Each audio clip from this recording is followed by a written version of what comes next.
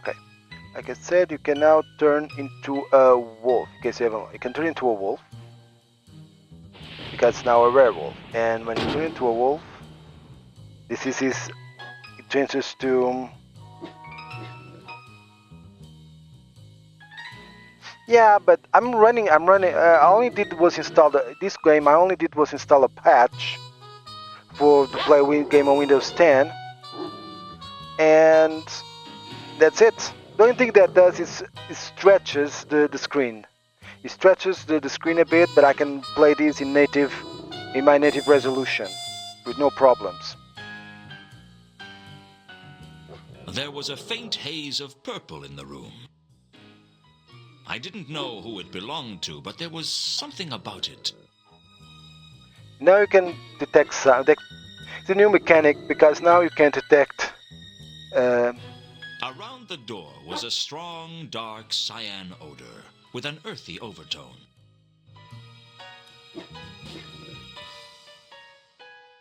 The cloud of teal-colored scent was the smell of tobacco and petty theft. Definitely nobbies. The maroon scent wasn't recent. It suggested the tangy red of iron. And now you can... all the scents you pick up...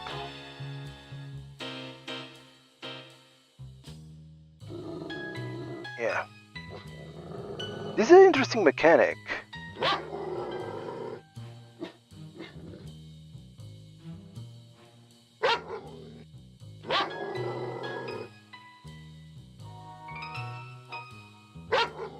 Now I have to pick up all the scents.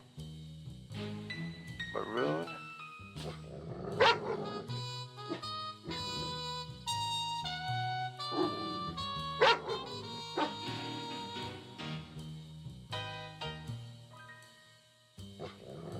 And to have identified the scents, and we can track the scents.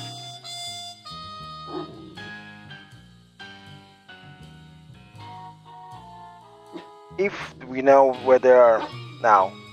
This is a very interesting mechanic.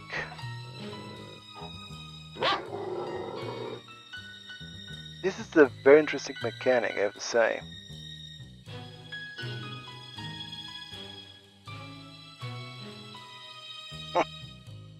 Kleptomaniac, yeah.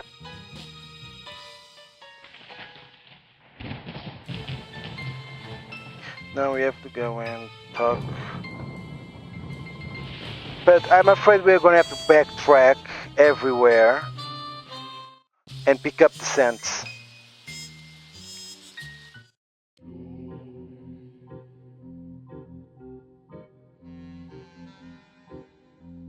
I'm wondering now, I was thinking about this. I think Luton might have killed Malachite. Because just before he blacks out, he was looking at the moon. I don't know if it was a full moon or not, but that could have varied. He was looking at the moon, and the moment he looking at the moon, that's when he turned into a werewolf and killed Malachite. I think that's what happened. And when did he become a werewolf? When he was knocked out when he found Mundy. That was the first time. That could have been when he turned into a werewolf, or it was when he was stabbed by the sword.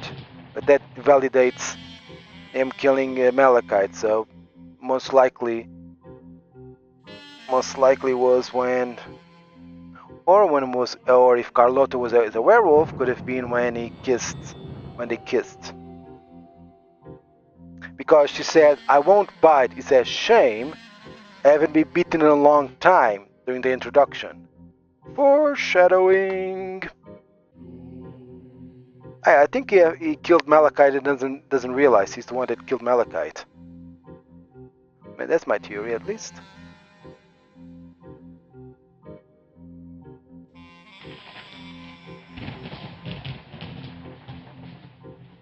At least that's my theory.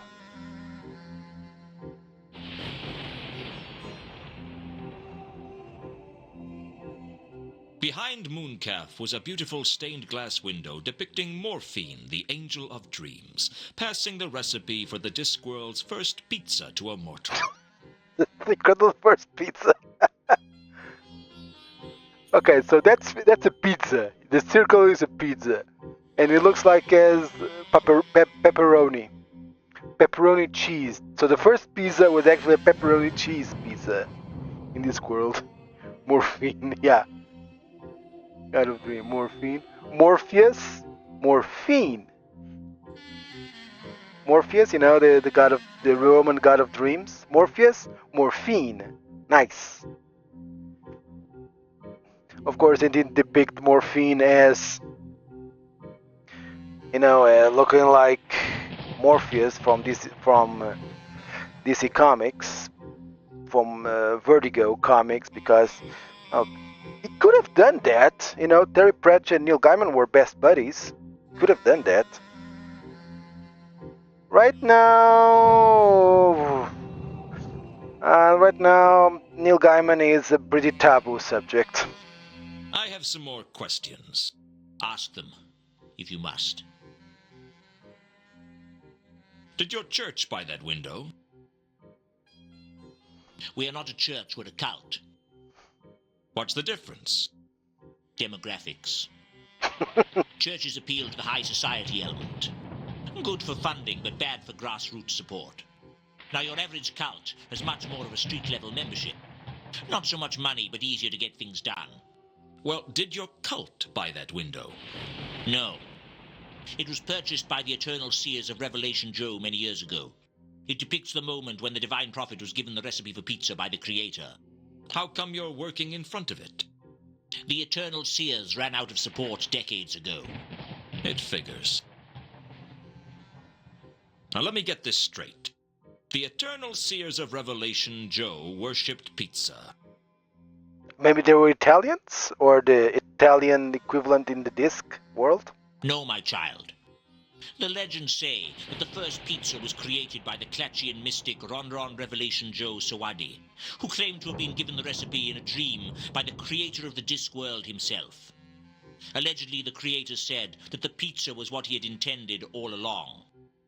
Those who have seen the original say that what the creator had in mind was a small cheese and pepperoni affair, with a few black olives, and things like mountains and seas got added out of last-minute enthusiasm, as so often happens. And the turtle? So who were the Eternal Seers? And the turtle and the elephants? The survivors of the schism of the Turnwise Ones and the resulting Grand Jihad. Grand Jihad? Yes. After the deaths of some 25,000 people, the faithful were allowed to add one small bay leaf to the recipe. So is this divine figure in the window the creator? Oh no. It is blasphemy for any to depict the rat face of the creator.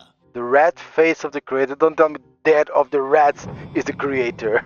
Because of his divine stature? No. Because it is clear that world creation is not a divine act, but a rather straightforward mechanical function. Hence, to praise the creator would be blasphemy. Oh. How does the creator feel about that? He seems content. He's had some success with his design, apparently. The details are sketchy. I bet. So...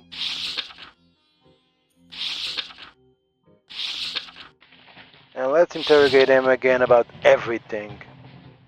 What can you tell me about a golden sword? Ha ha ha ha! You should talk to Malaclips, the mad priest over on the other side of the temple. I'm sure he'd be delighted to talk to you about golden swords.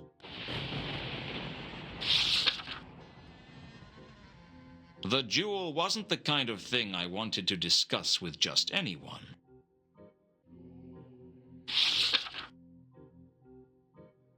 I asked Mooncalf where he was when the murder took place, and he told me he was holding a sermon. I asked Mooncalf where he was when the murder took place, and he told me he was holding a sermon. I asked Mooncalf where he was when the murder took place, and he told me he was holding a sermon. All three murders? So, sermons everything he does? Have you heard of the counterweight killings? I have not. Nothing at all? Heard about any ritualistic killings in Ankh-Morpork? Again, I have not. I was suspicious. Most religious fanatics would have turned the counterweight killings into fuel for their zealous fire. Mooncalf's silence spoke more than words. Not literally. It wouldn't be much of a silence if it spoke. I imagine silences get kicked out of school for that sort of thing. The point was, I was suspicious of Mooncalf. There was something he wasn't telling me. I mean, a werewolf named Mooncalf is just a bit on the nose.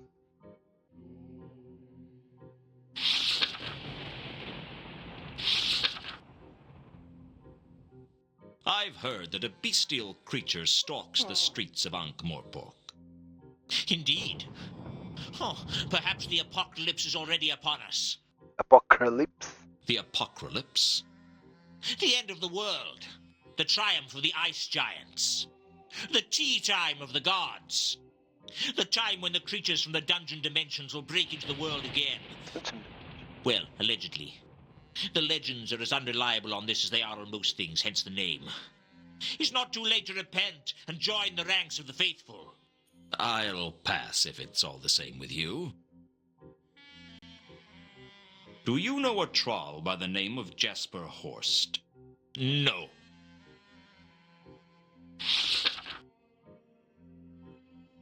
I asked Mooncalf where he was when the murder took place, and he told me he was holding a sermon. He always seemed to be holding a sermon.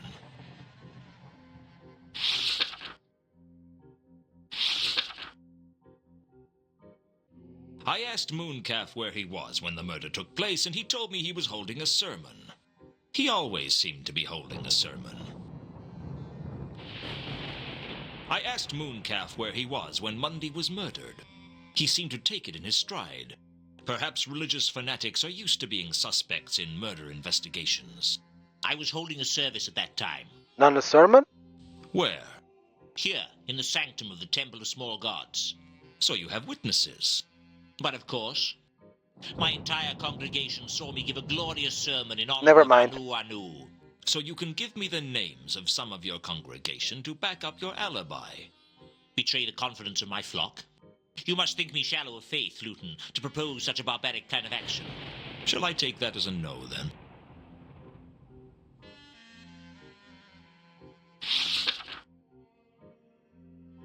Do you know a woman named Ilsa or a man named Two Conkers? They are not followers of Anu Anu, and I do not associate with infidels. What do you know about a dwarf named Al-Kali? My time belongs to the god Anu Anu, and I'd thank you not to waste it. I asked Mooncalf if Carlotta was in the temple when Mundy was murdered. Frankly, he didn't seem very sure. His face took on a vacant look, like someone trying to remember who won the boat race in the year of the asthmatic antelope. Yes. Yes, I believe I saw her in the temple that night. Does she come here often? She is indeed a regular of the Temple of Small Gods. I myself have lectured her at great length on the virtues of the cult of Anu Anu. Why does she come here? Why does anyone come here, Luton? For answers. For absolution. Perhaps simply out of boredom. But mostly for something to give her life a meaning. What makes you think life has a meaning? 20 million zealots can't all be wrong. There are 20 million members of your cult? Not of this cult, but every religion is testament to the quest for meaning, even if our cult is the only true religion. Don't you feel like you're just servicing a group of selfish, self-obsessed, half-wit deities whose ability to survive without you is considerably less than your ability to survive without them? Watch your tongue, Luton. Talk like an atheist, and you can expect a lightning bolt to strike you where you least expect. I'll take my chances.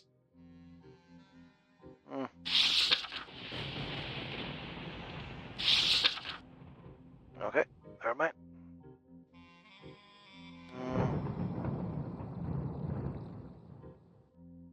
Well, I'll be on my way. I'll be here should you choose to repent. Did I tell you that we're giving away free tea towels to anyone who joins this week?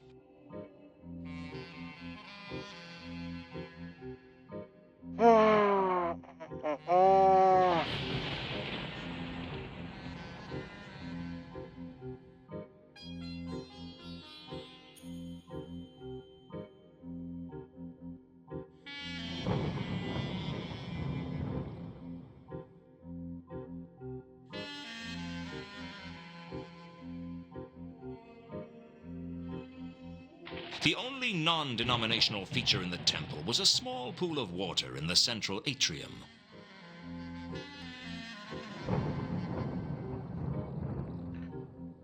Temple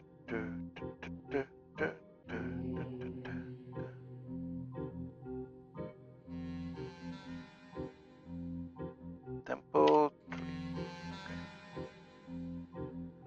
Okay. Let's go to parents.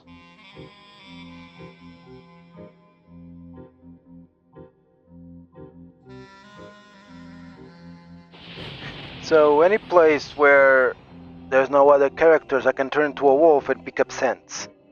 And then find where the scents belong to? I think so. I think that's how the new game mechanic works. I can't turn into a werewolf here because Monkey is here, but if I go backstage here...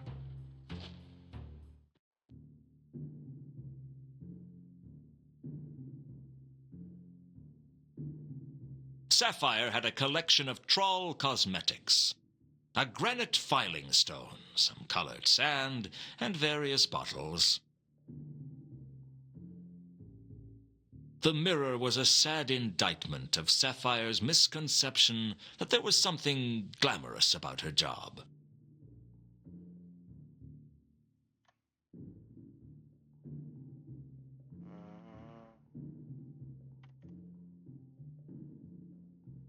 Now I can. There was a hint of an apple-colored scent in the air.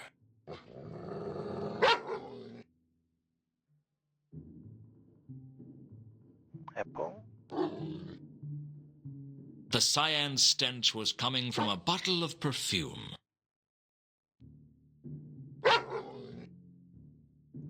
This is good. Troll perfume, I can follow that. Dark cyan was the most prevalent smell in the dressing room. There was a booming bass quality to the scent.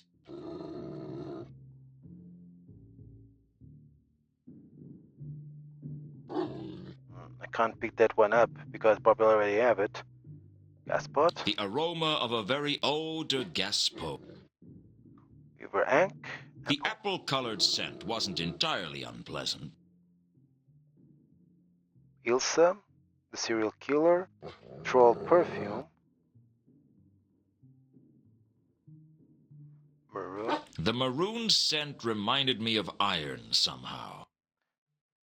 The dark cyan scent was strong and earthy, with a hint of something potent about it. There was something about the purple scent that reminded me of werewolves. So, the serial killer is not... Though the werewolf... Serial killer is not a werewolf. I think this one is Carlotta. Nobby's teal scent reeked of tobacco. Okay.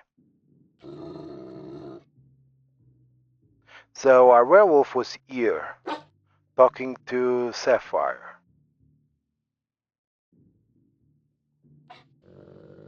Yeah, to track, and third is to track the scent.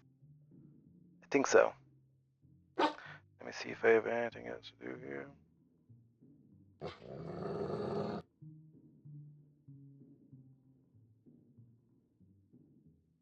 Mm-hmm.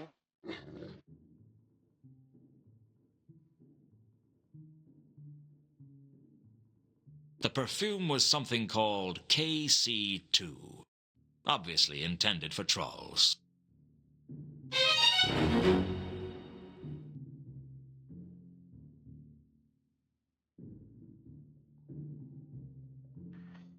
I'm not very keen on games introducing new mechanics halfway through, but... He's bad tracking. That bad tracking... Okay, that reminds me... Lucho, that bad tracking that reminds you of something? Okay. Not very good backtracking, I know. Or I... Okay. Okay, the backtracking here is a bit weird.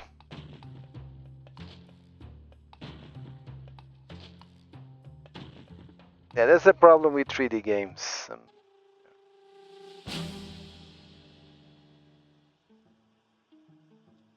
They'd put a chalk outline where Mundy's body fell.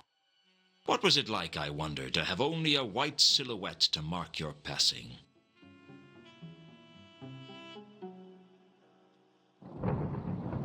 The bed looked neither comfortable nor inviting.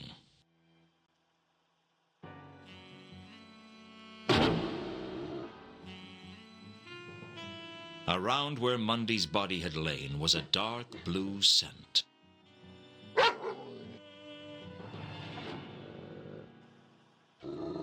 There was definitely the remains of a magenta scent in Mundy's room. The scent was too dispersed for me to remember it well. There was a bold scent of navy blue in the air.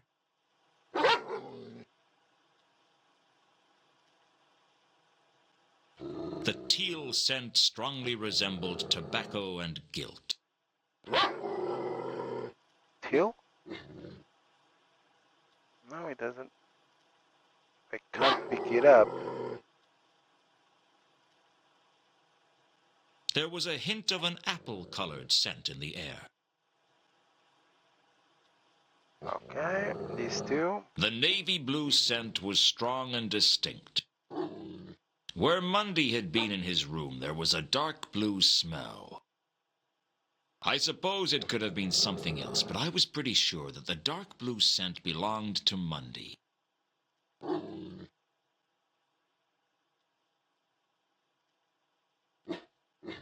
Definitely Gaspod's scent. The citizens of Ankh-Morpork are proud of the smell. On a really good day, they carry chairs outside to enjoy it. I wasn't sure who the apple-colored scent belonged to. The fuchsia scent appeared to belong to Ilsa. The killer had got around. Mundy, Malachite, Alkali, me. The potent scent of the perfume was far from pleasant and far from subtle. I hadn't worked out who the maroon scent belonged to. I didn't know what to make of the dark science scent, but it was a deep, earthy smell. I wasn't sure who the werewolf was, but I'd know their scent if I smelled it again.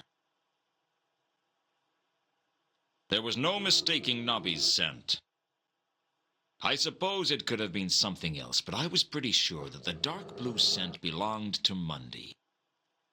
I wasn't sure who the navy blue scent belonged to.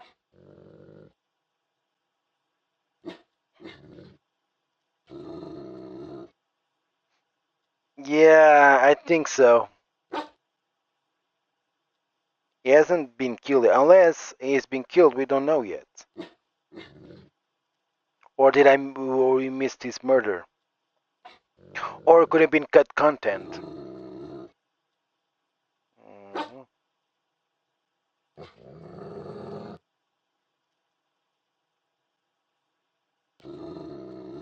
Okay.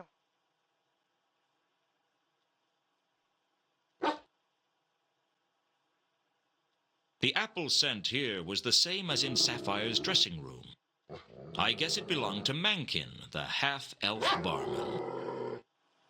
This is how you decide. The apple-colored scent wasn't... The apple-colored scent was probably Mankin's. Yeah. You have to combine scents to determine who they belong to. Okay. It's an interesting mechanic, but it's not very intuitive. It's not very intuitive because we don't know we have to combine scents unless it specifies in the manual, which I haven't read.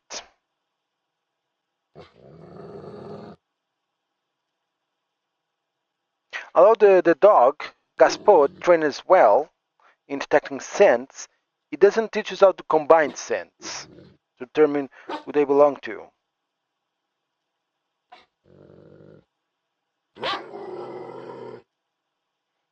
Okay.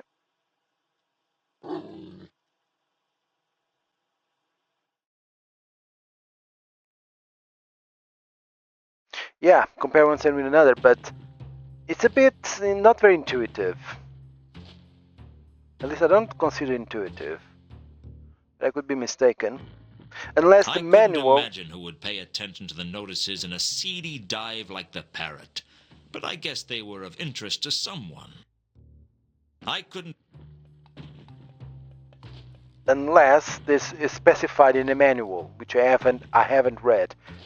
Big mistake. Never play a retro game without reading the manual first, just in case. Wanted, bedmaker and laundryman for Unseen University. $2 for each day survived. Contact Mrs. Foames at the new hall.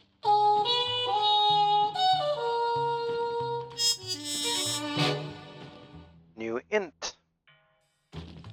The story of the Sortian War, as 'twas ne'er wanted by the watch in connection with the sale of genuine authentic Soggy Mountain Dew, one Soggy CMOT Mountain Dibbler of no Dibbler. fixed abode. If you see this man, consider him stocked up and extremely persistent.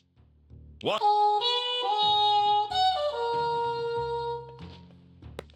The story. Interesting. Where to go now? Mhm. Mhm.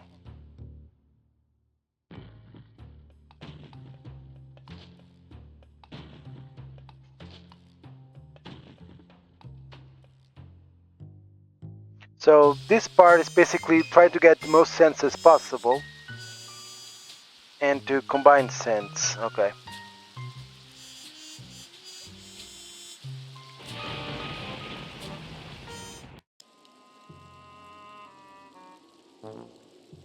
Can we turn into a wolf here?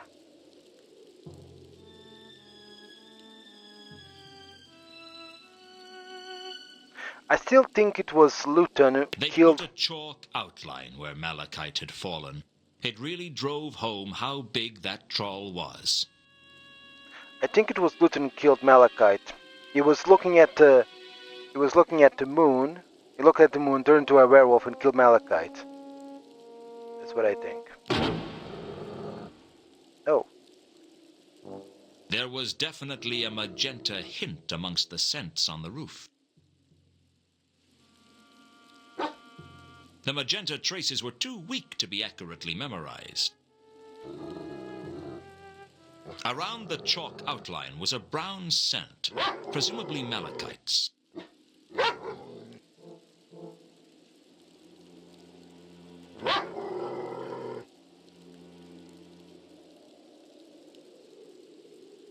Some parts of the roof had a navy blue scent to them. There were signs of a teal scent on the roof. The scent had a distinct hint of tobacco.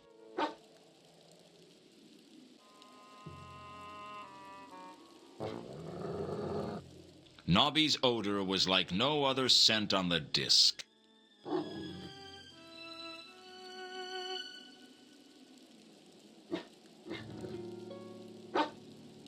I guess the navy blue scent had to belong to Commander Vimes. Okay. The navy blue scent. The navy blue scent belonged to Commander Vimes. Magenta. Do I have this magenta? Purple. Do I have magenta? Serial killer. I was pretty sure that Malachite's murderer was the same as mine. Of course, I survived the operation better than the big dumb troll did. Okay.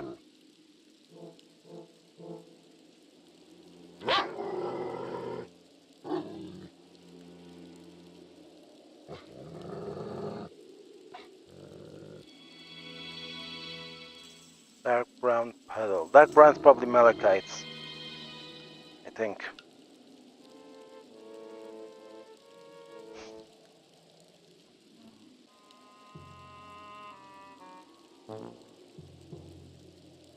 Roof. There we go. Roof.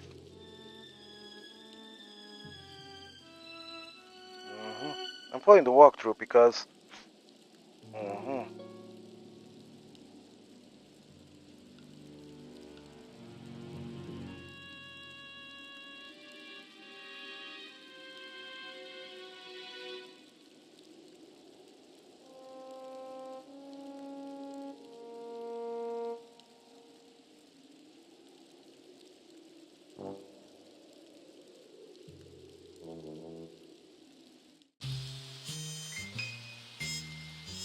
I'm just gonna check something here in Saturnalia.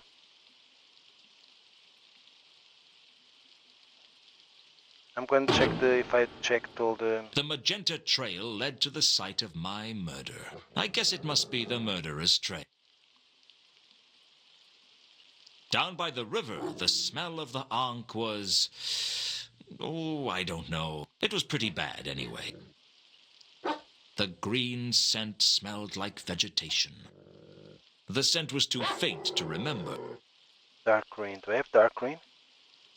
River Egg. Definitely not the same scent. No. Okay, it's River Egg. Malachite?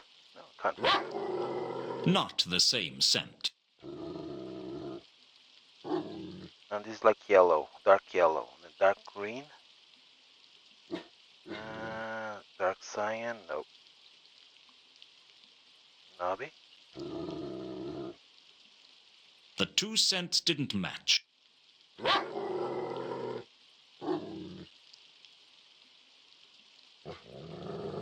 No.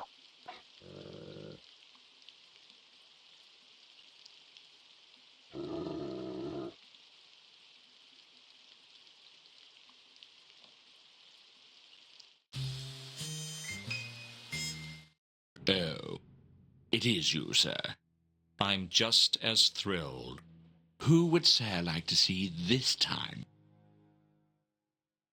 I'd like to see Carlotta. Is she home? I will go and check.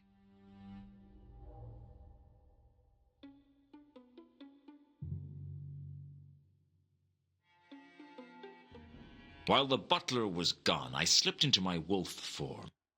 A purple scent stretched across the hallway, and I instantly knew it was Carlotta. But that wasn't all.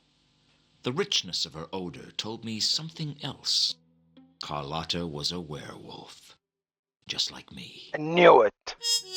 I think the entire clan are werewolves. It seems that Carlotta is not in her room. Take a message. Tell her to meet me at the Café Ankh later tonight. As Sir wishes. If Carlotta was the werewolf who infected me, I wanted to speak to her as soon as possible. Sheesh. You'd think a guy could take one kiss and wake up the same shape next day, wouldn't you? It was the kiss? I'm pretty damn sure you need two werewolves to bite you to get infected. It wasn't with just one kiss. I mean, there is a webcomic where a werewolf, and actually someone was born a werewolf, turns into human form after having sex with another werewolf. It's a long story. And then in this case was someone who looked like a werewolf, like a furry, okay? That wolf form. Had sex with a werewolf, and then the furry can turn into a human. Basically that's it.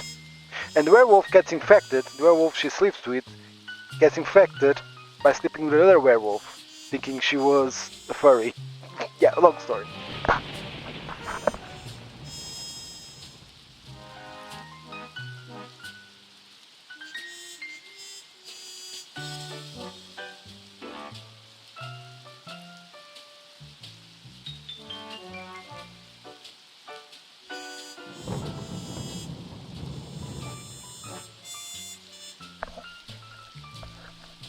Sorry, someone just rang my doorbell, but there was nobody. Probably kids. Okay, where do I need to go now? The tree ship.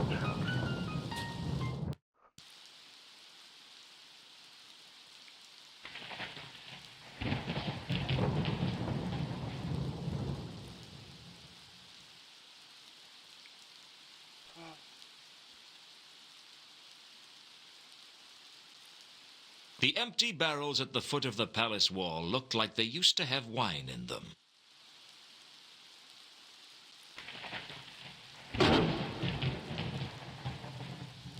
One of the empty barrels had a faint magenta trace to it. The empty barrels were surrounded by a cloying red mist, and it had the shrill pitch of red wine, if I wasn't mistaken. The garbage was giving off a distinctive green cloud, not dissimilar to the smell of the River Ankh.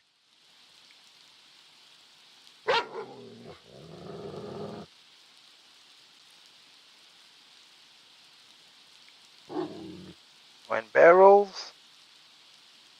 The scent was too weak for me to really remember it. Magenta, magenta. Okay, let's go. Carlotta, is that you? Although they were similar, one had a much sharper quality. Godfather? Father-in-law? Because I think the whole clan is werewolves.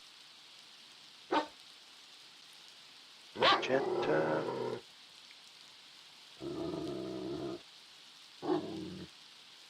Definitely the same scent as my killer, which meant whoever it was made it into the palace concealed in a wine barrel. Why did that bring to mind the phrase, "You wait, time passes," and Thorin sits down and starts singing about gold? Okay, I don't get that reference. And Hilsa is also magenta. That's my impression. The two scents had a superficial similarity. Is Ilsa also a werewolf? One was more supernatural than the other, though. No, Ilsa is from... It's also from... whatever. It's also from there. Wow, this thing must have a... Okay, Luton must have a thing for women from that...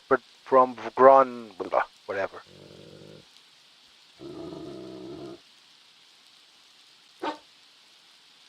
When I smelled Carlotta's scent in the von Uberwald mansion, Uberwald. I knew she was a werewolf.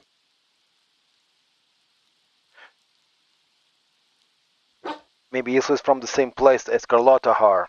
Carlotta is. Are.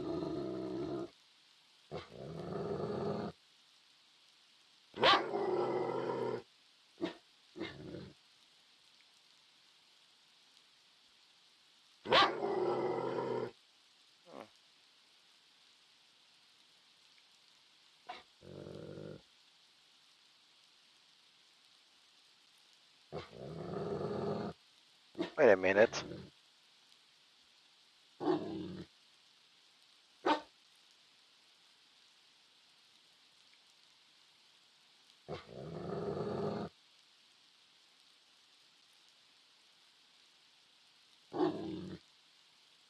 Wait a minute.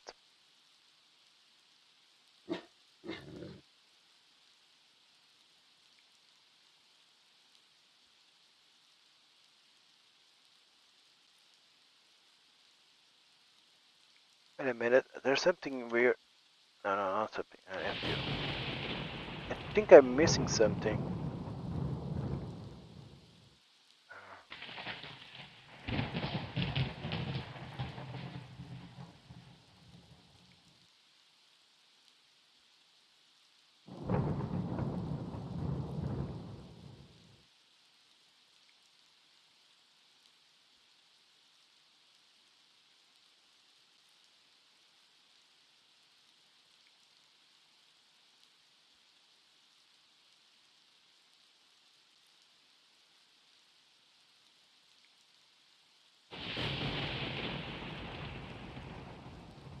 Oh, I missed something. I missed something.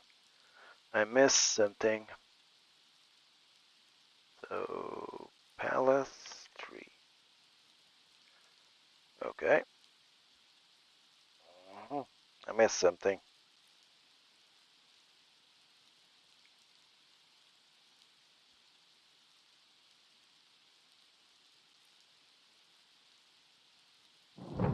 Ooh! Great scene. Great scene is coming up.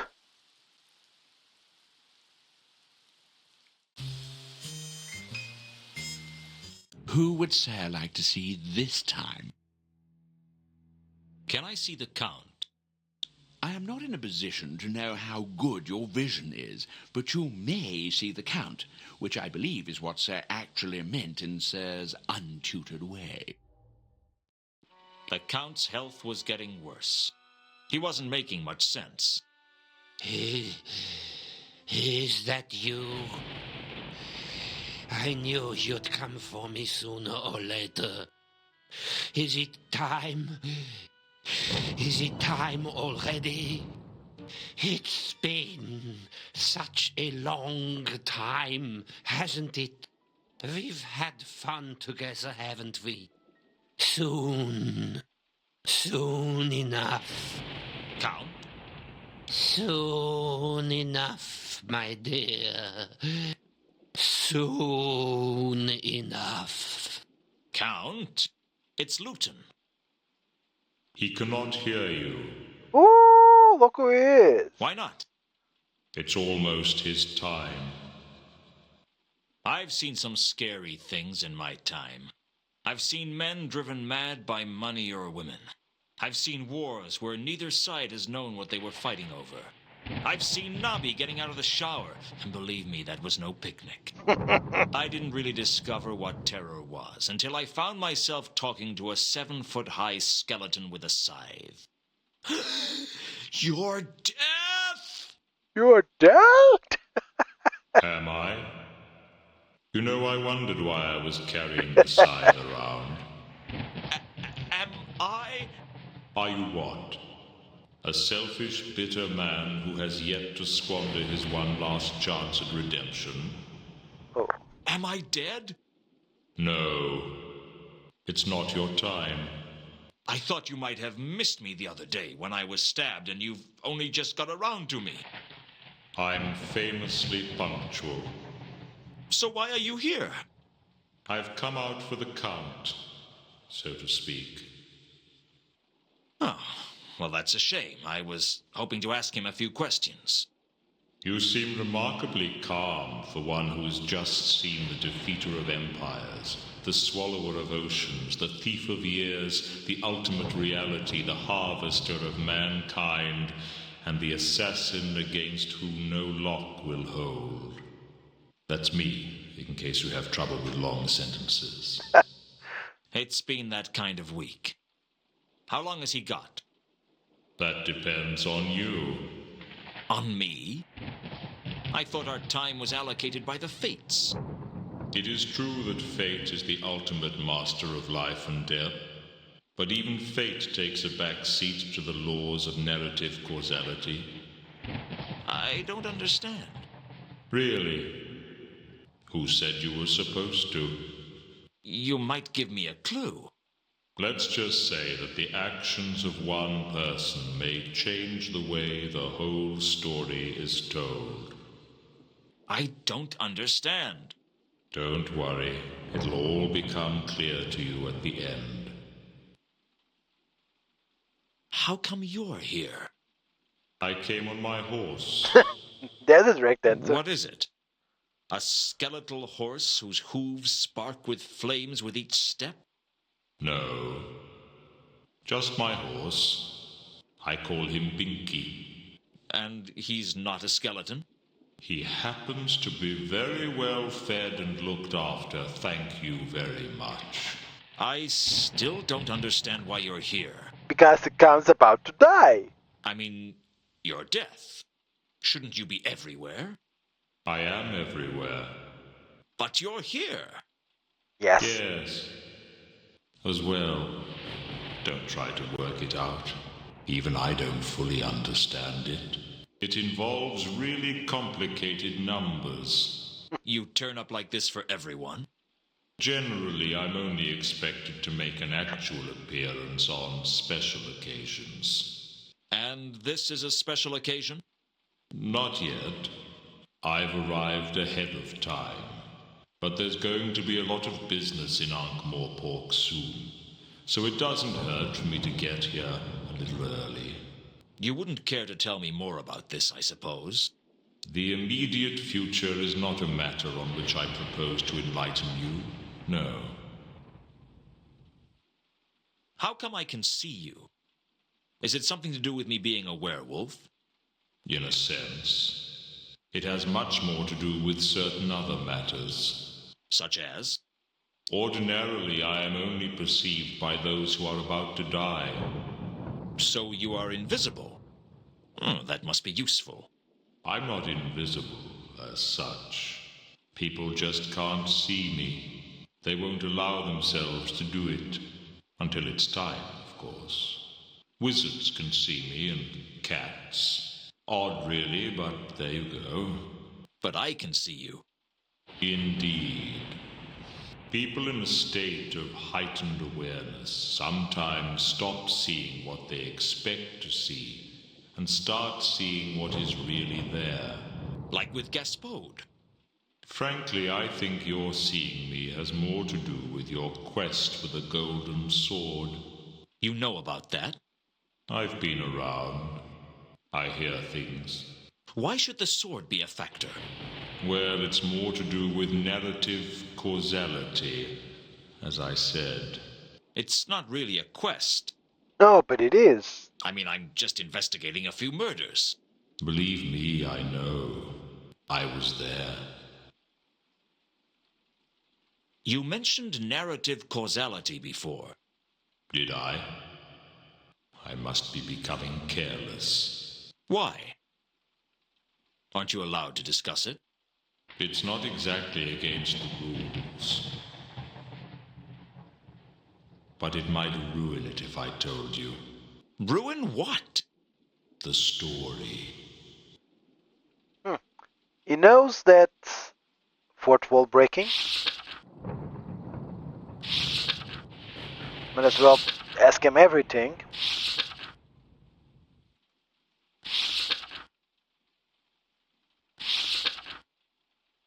Can you think of any reason that Mundy might have been hung upside down before he was killed?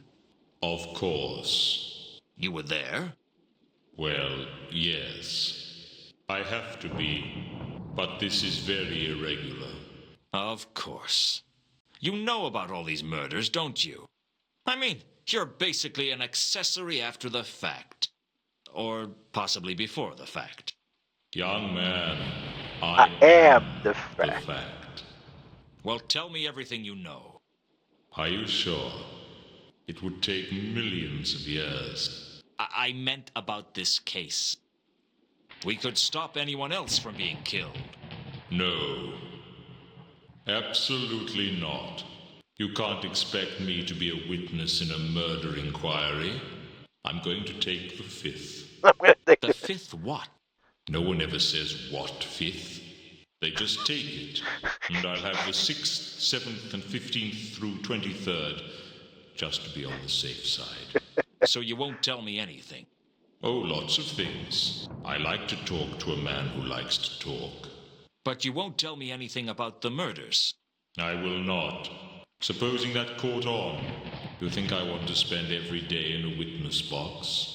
Even though Death said he wouldn't tell me anything, I had a suspicion that I might be able to learn something if I could just trip him up. I'd have to be careful, though. The last thing I wanted was to get Death upset with me. He's not a guy you want as your enemy. What do you know about a woman named Carlotta? I haven't met them yet. What do you know about a dwarf named Alkali? I haven't met them yet. Do you know a woman named Ilsa or a man named Two Conkers? I haven't met them yet. Do you know anything about the counterweight killings? I already told you that I cannot discuss the details of my work with you. There must be something you can tell me about Reagan's murder. What would be the point of your job if I did all your work for you? I'll make you a deal. You help me, and I'll help you. Oh yes, that'd do my reputation good, wouldn't it? You sidling up to people and saying, "Hey, sister, you're deader than a bucket of fish." No, thank you. Okay. I was only trying to be friendly. I don't have many friends. Don't have the knack, I suppose. You and me both, pal. Still, we both have jobs that allow us to get out and meet people. You can at least tell me why the murderer killed Reagan, Mundy, and Malachite. Surely that wouldn't be a problem. Look, if I tell you about him, where does it stop? No, I will tell you nothing. I think it's too late for that. Bugger. I don't suppose you could forget I said that. Sure. Thanks for eliminating half of my suspects. So, the murderer was male. Well, that put Carlotta and Sapphire in the clear. Ah! Okay. It seems a woman that I've been involved with is a werewolf. Indeed. Her name's Carlotta. She's the mistress of the house, I guess. Carlotta, Yes, of course she is. Couldn't be part of the von Uberwalds if she wasn't, You'd be a werewolf, too, if you married her. The von Uberwalds are all werewolves. I knew it. Really? How do you know that? How do I know that, eh? How could I not know that? I was married myself, you know. Do you remember my wife? Yes. No. Before your time, No one was before my time.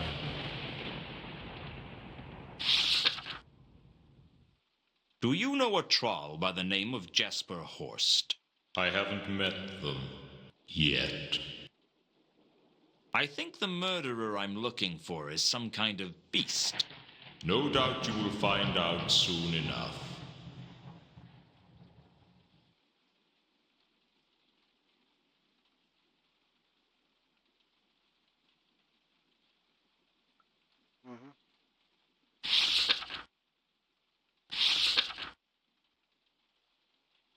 Is there anything you'd like to tell me about the murder of the patrician's clerk? Only that he was a lot less tiresome than you and didn't have such a colorful vocabulary. Wizards can see you, right? Indeed. So they know when they're going to die. That is also true. So the reader of esoteric occultism must have known he was about to be murdered. Knowing when you are going to die and knowing how are two different things. I was just thinking that I could really use some information on the merchant's murder.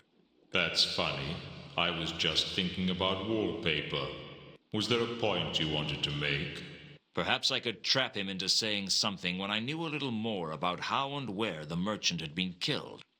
You know, that's very good, the way you make your voice go all tough and gritty like that. Do you have to go to elocution classes? No. Do you have a secret code ring or anything? No.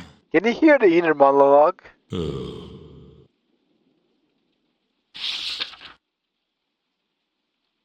Do you know anything about golden swords?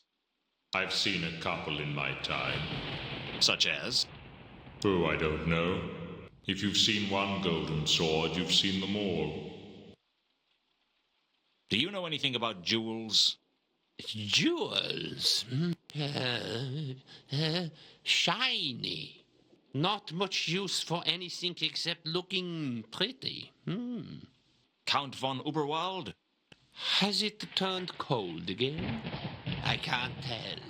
There's life in the old Count yet. There will be, right up until the end. What about you? I'll be there. No, I mean, do you know anything about jewels? I once had to acquire a diamond for a friend. Where did you find it? In a temple. They thought it was the tear of a god. Was it? No. Gods never weep. Sometimes the imagination of mankind astonishes me. You don't know anything about gold-plated jewels? Sorry, no. I hear there's a job going at the new hall for a bed maker and laundry man. I cannot help you with that.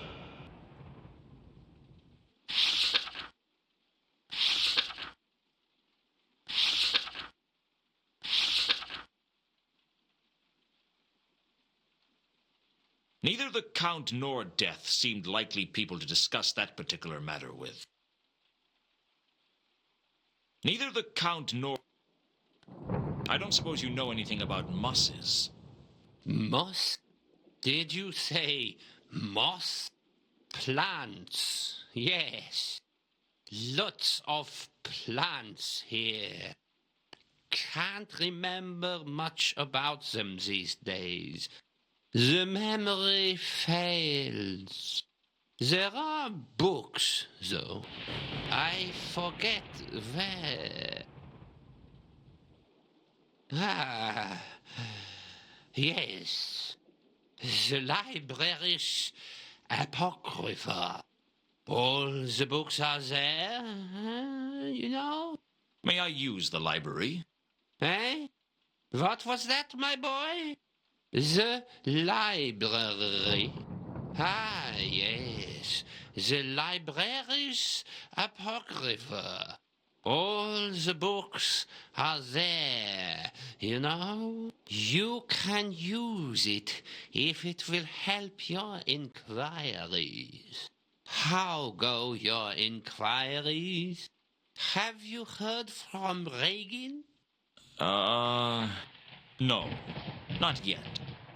This room contains the von Uberwald's Libraris Apocrypha. So will, I trust, be careful not to damage any of the priceless tomes housed within. I'll be careful. One would be very upset if one was to return to find, sir, perhaps folding paper animals from a priceless folio edition of the Dictionary of Eye-Watering Words. What are they? They are books, sir. I realize that. What are they about? The Libraris Apocrypha is a collection of obscurities and rare volumes from across the continent. If knowledge were an animal, the Libraris would be a great dragon. Sir, by the same scale, would be a kebab on an ant's barbecue. I'll be careful.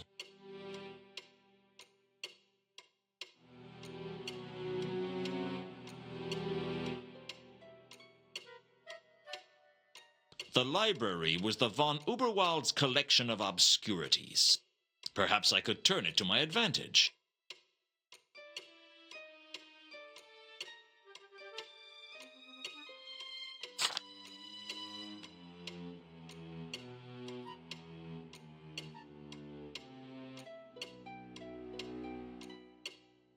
The animation is sometimes jerky, but I don't know. The It's books were all neatly indexed by a vast series of cards in a wooden case.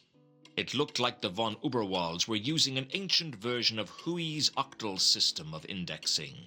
It was complicated, but I reckoned I could at least use it to find out what books they had on a particular subject, and then wander around until I saw a bookshelf with the right number on it.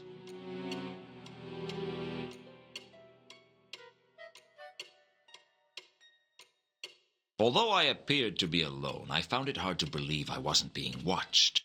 I wouldn't trust me with all those valuable books, and the butler certainly didn't.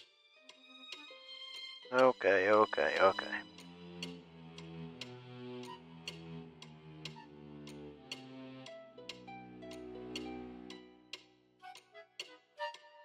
I found a copy of Orange Crate's On the Nature of Plants.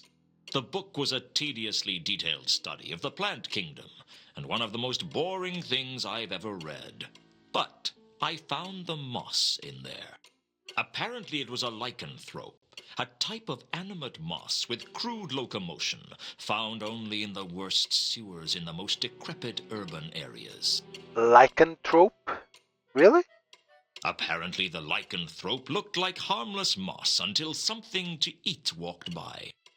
Then they transformed into a deadly lichen and devoured their prey, at least as long as it was small enough.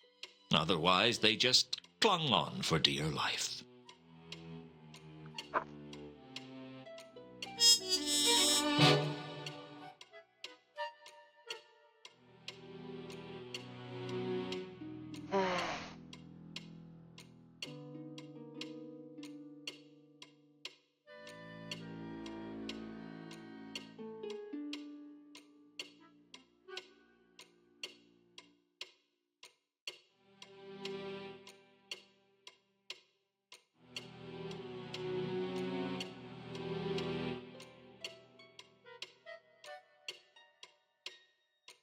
Okay.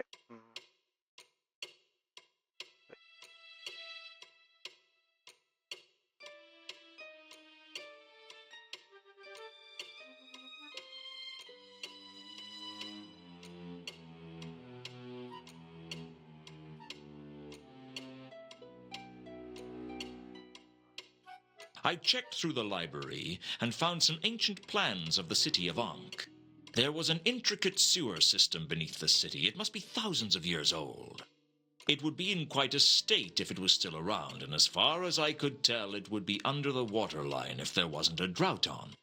Given the rains that we'd had recently, I could only find one section of sewer that might be above water. There was a shallow sewer running from the Magdalen Bridge around the rimward side of the Royal Winter Palace of the Kings of Ankh, now the home of the patrician. I guess the designers weren't allowed to put sewers under the palace grounds, which might have been why the Royal Summer Palace of the Kings of Ankh was a long way from Ankh-Morpork. That and the stench of the River Ankh, anyway.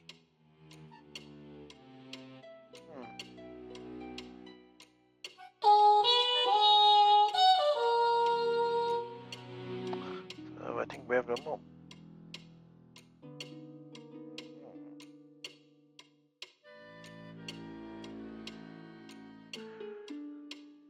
Okay.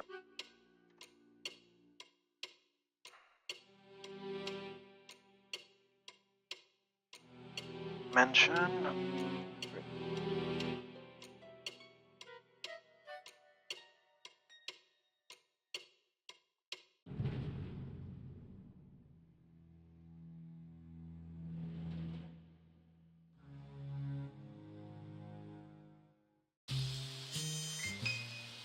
Sewers. Mountain Bridge.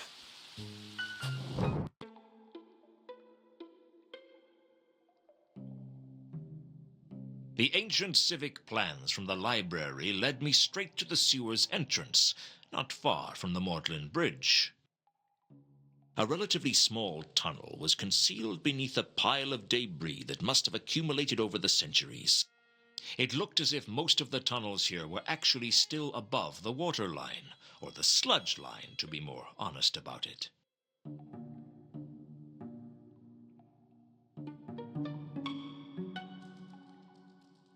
I wasn't even sure it really was water.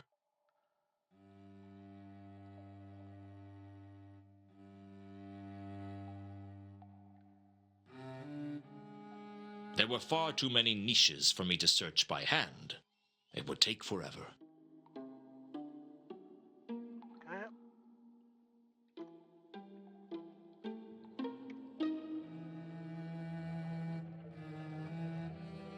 Okay. The smell of the Ankh was unbearably strong in the sewer, and it was all I could do to remain conscious.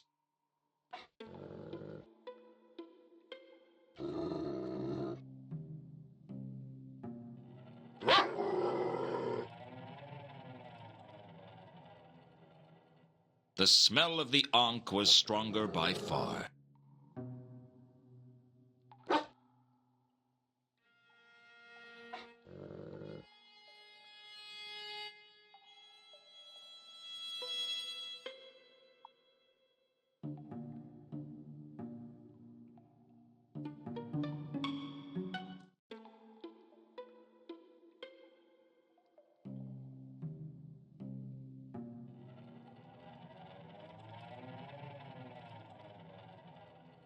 I wasn't even sure.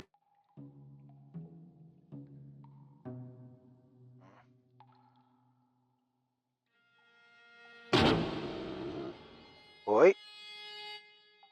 The trail that I had seen in the cemetery seemed to continue down in the sewers, starting at one of the pipes and disappearing into the passageways. Uh-huh.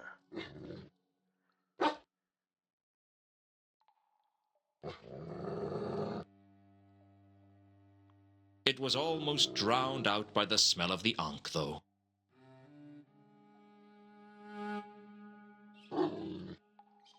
The trail, it was...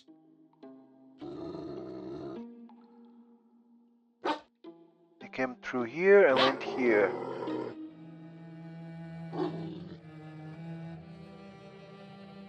Definitely the same scent.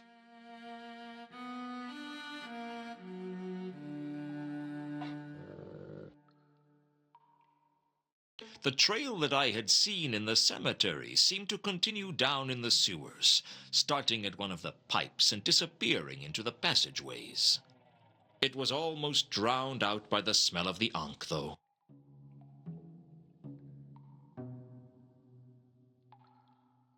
The lair was concealed in one of the sewer's many niches.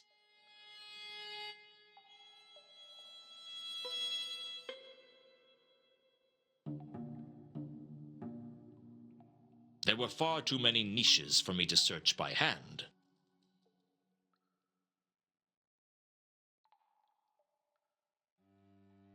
It would take forever.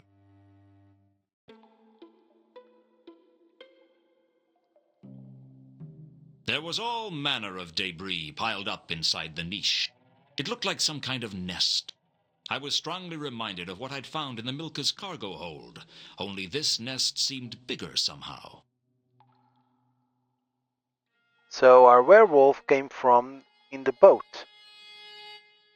So it was not just 3 passengers, it were 4 passengers. Unless it was Hilsa.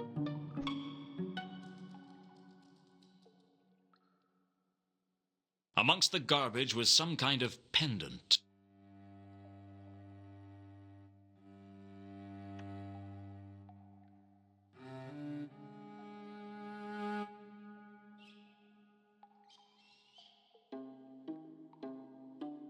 The metal of the pendant glinted amongst the debris.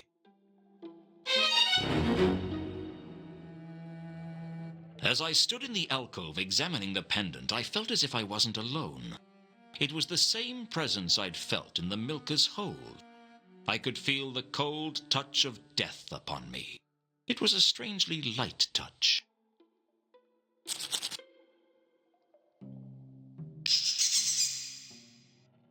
Size obviously isn't important, I agree.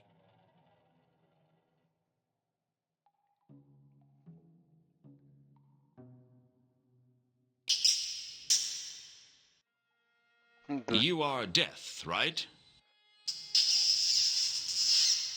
Rats have their own death? No offense, I mean, you're very, very intimidating. For a skeletal rat, at least. So what's your connection to the big guy? You're sort of like relatives, then. You probably get together for birthdays and Hogwatch night. I'd like to see that. If you don't mind me asking, were you on the Milka before? I thought so. What were you doing on the Milka?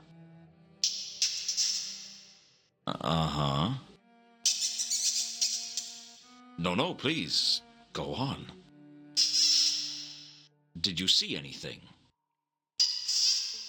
Well, I don't know, anything unusual. Anything else? Yeah, I saw that. And that's here? This is its lair? It can't be very big. That's not very comforting. But I guess that's not your job. Comfort, I mean.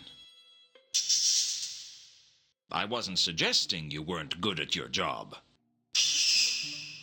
I've never looked at it that way before. I couldn't believe it. I was talking to a phantasmal rodent. I hoped he couldn't read my thoughts.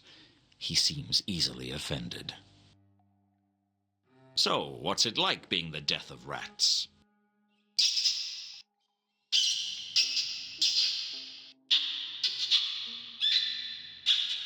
Damn, that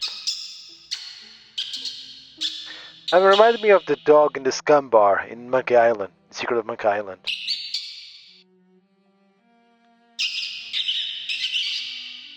You don't get to talk much, do you? So, do you come here often? I'm sorry, it's not easy to think of things to say to something like you. Well, it's not often I find myself in the sewers talking to a... What are you exactly? Exactly. Exactly. Oh boy.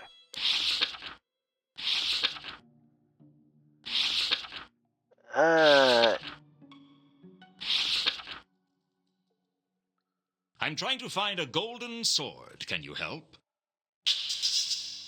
Yeah, that's the one. Yeah, that's the last time I saw it, when it was sticking out of my ribs.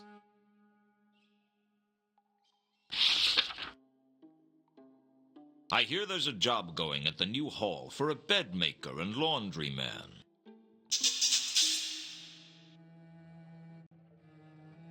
Can you help me find a jewel? Sorry, I forgot. You're a busy entity. Have you heard about the recent murder of a rich merchant? Do you know anything about the murder of the reader of esoteric occultism? Do you know anything about the murder of one of the patrician's clerks? Well, can you at least give me a hint? I see. Do you know anything about the counterweight killings? Well, no, it's not the rats that are being murdered. That's fair enough, I suppose. I'll be sure to come to you the first time I'm investigating a serial rat killer. Wee Mad Arthur? He's not a serial killer, he's an exterminator. Well, fair point, I suppose. Exterminator. Do you think there's a connection between the creature who made these nests and the beast that killed Malachite and the beast that killed me? Can't you give me a little help? No, I understand. Professional ethics and all. Do you know a troll by the name of Jasper Horst?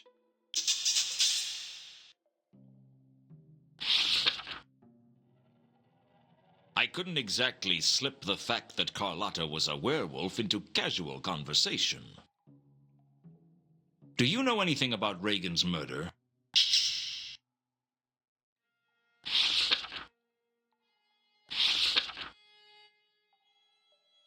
What do you know about the murder of Mount Malachite? Can you think of any reason that Mundy might have been hung upside down before he was killed?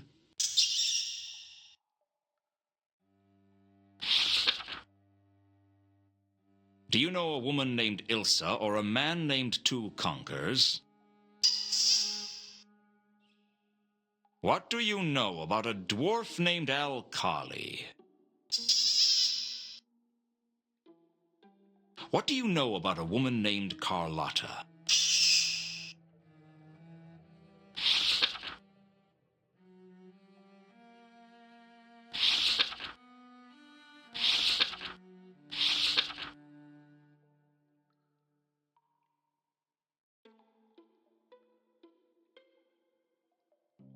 I found this in the nest. Do you know anything about it? It was on the Milka. So this thing brought it here for some reason. I could really use some help, you know. Oh, forget I asked.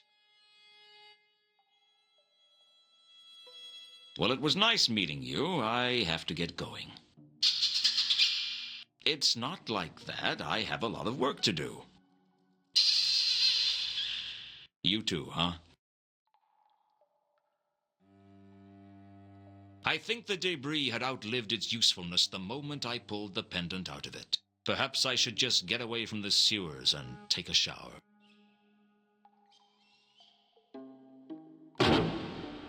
The magenta scent permeated the niche, stronger even than the smell of the ankh. There weren't many times in life you got to say that.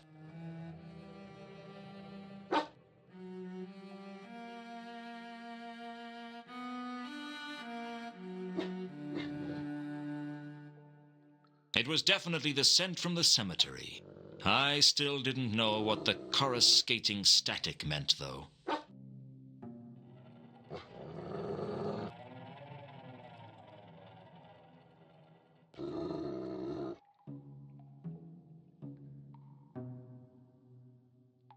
Whatever it was 6 inches high, robed in black, and wielding a small scythe in one skeletal paw. I really needed to lay off the booze. The Grim Squeaker.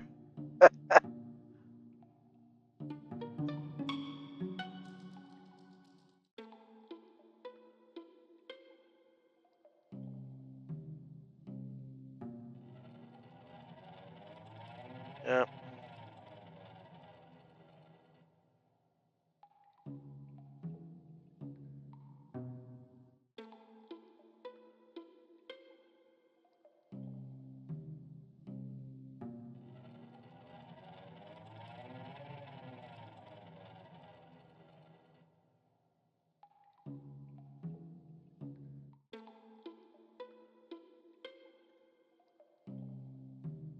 Yeah, this looks like a labyrinth. Well, the werewolf mechanic, the sense mechanic comes very handy in here. If it's a labyrinth. Where to go? Where to go now? Get back.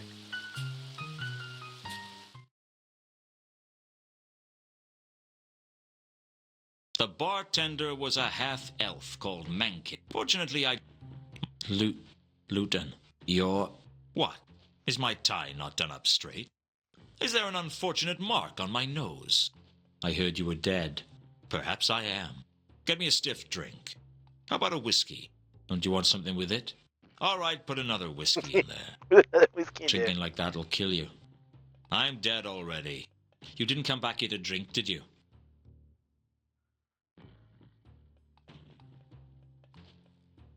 Should I ask them everything else?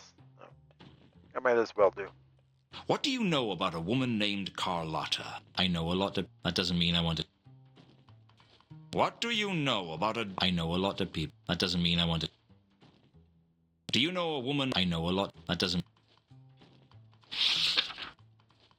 Have you heard of the counterweight? You mean, have I heard that there's an unstoppable assassin from the counterweight continent in Ankh-Morpork, and he's slaying everyone and everything that gets in his way? If you like. Haven't heard a thing. I thought it best not I'd bring up. Just remembering it was a weight loss plan. Do you know anything about Reagan's murder? No. Don't even know who he is. What have you heard about Malachite's murder? Nothing. Come on. You know there's no point lying to me. I heard you done it, all right? Happy now?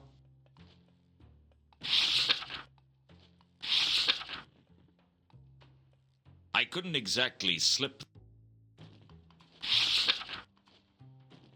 Do you know a troll by the name of Jasper Horst? I know a lot of people. That doesn't mean I... Do you know anything about some kind of beast stalking the streets? Leave me alone, Luton. This is species harassment.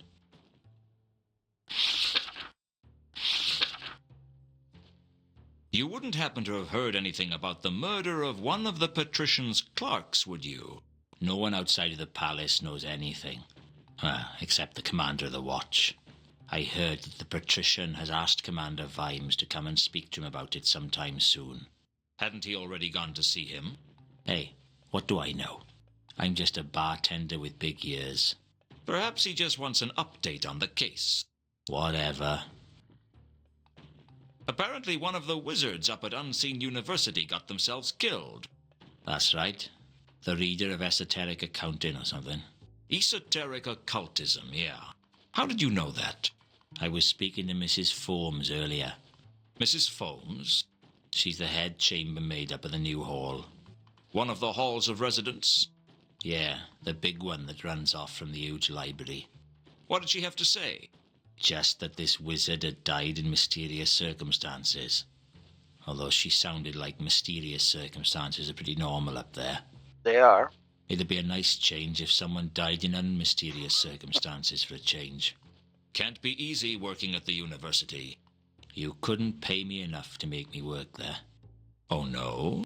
No amount of money would make you work there? Well, obviously not a huge amount. For enough money, I'd do anything. Anything? Well, not involving fish, broccoli, or vinegar. I hear a prominent merchant has been killed. Heard anything about it? All I heard was that someone in the Merchants Guild got killed. That's all I know.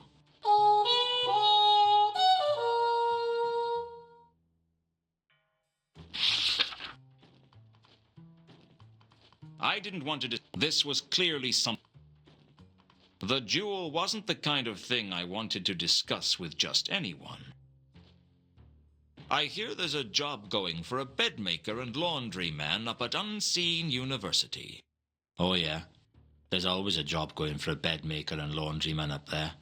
That has to be the worst job imaginable. I can imagine worse, but that doesn't fill me with confidence.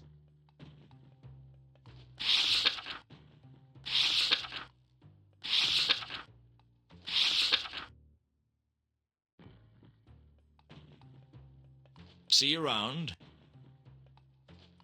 Yeah, whatever.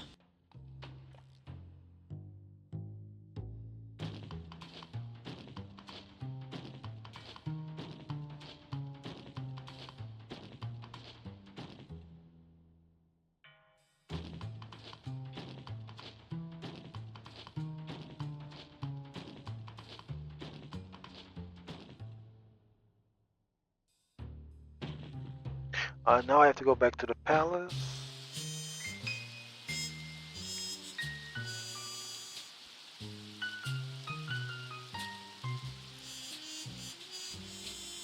Merchant's Guild.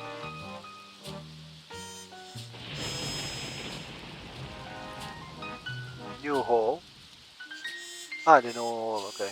University.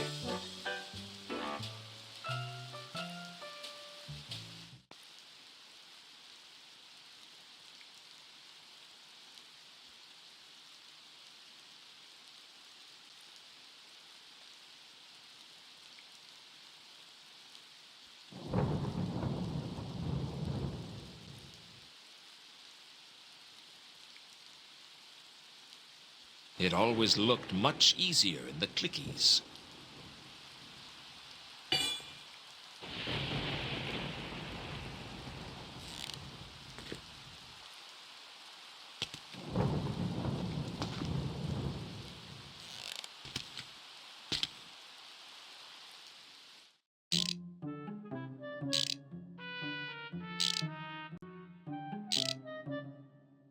Can I ask you a few questions?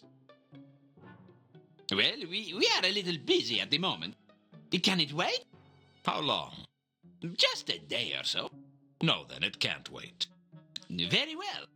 What did you want to know?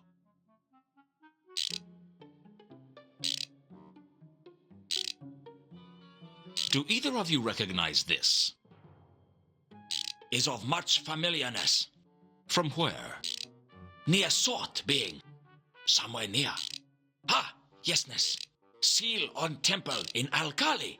It's the seal on the doors of a temple? May I see? Sure. Why not? Ah, yes, I recognize that. That's from the temple with the intricate door locking mechanism, isn't it? Quite a marvel of technology for the era it was built, those doors. I was very impressed with them. Now, what was the name of the god it was dedicated to? I can't quite remember. I know. I know. I knew. I am sure you do, but give me a moment and it'll come to me. I think he meant it's from the temple of Anu Anu. Ah, yes. I remember. The Temple of Anu Anu at Al-Khali. A lovely building. And this is a replica of the seal. Of much sureness. Replica of most exactitude. That might be helpful to know. Thanks. Anu Anu. Who do we know that worships Anu Anu and has Moon on his name? I swear, if the Moon Calf is the werewolf, I'm gonna be disappointed because a werewolf named Moon Calf? Come on. A little on the nose.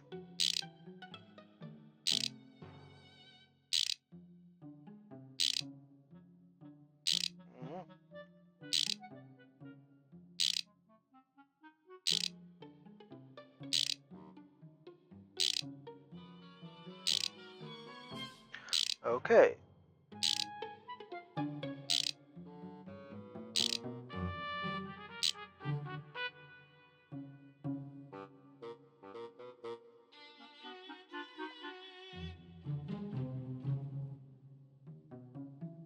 Useful though they are, an exit is just an exit.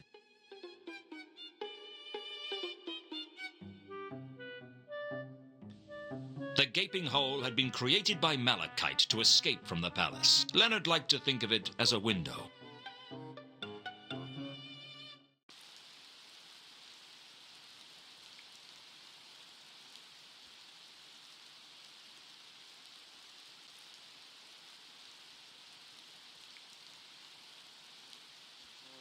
Balance 3.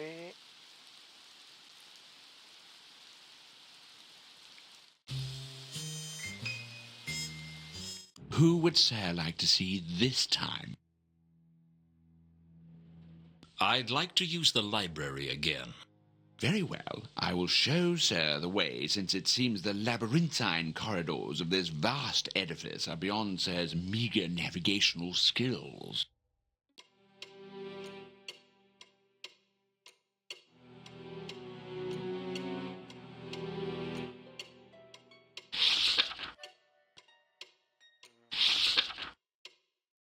Two conkers had told me that the pendant I'd found in the sewers had the same design as the seal of the temple of Anu Anu in the city of Al-Khali.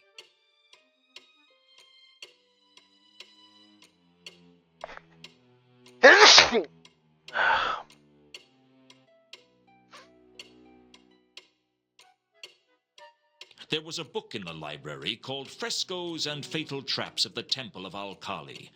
But when I turned to the page on the door mechanism, it had been torn out by someone. I was going to have to find another copy of the book. There were only 2 other libraries in Ankh-Morpork that I knew about, and one of those was in the Assassin's Guild. Oh, great. The Assassin's Guild. They're not happy. I'm sure they're not happy.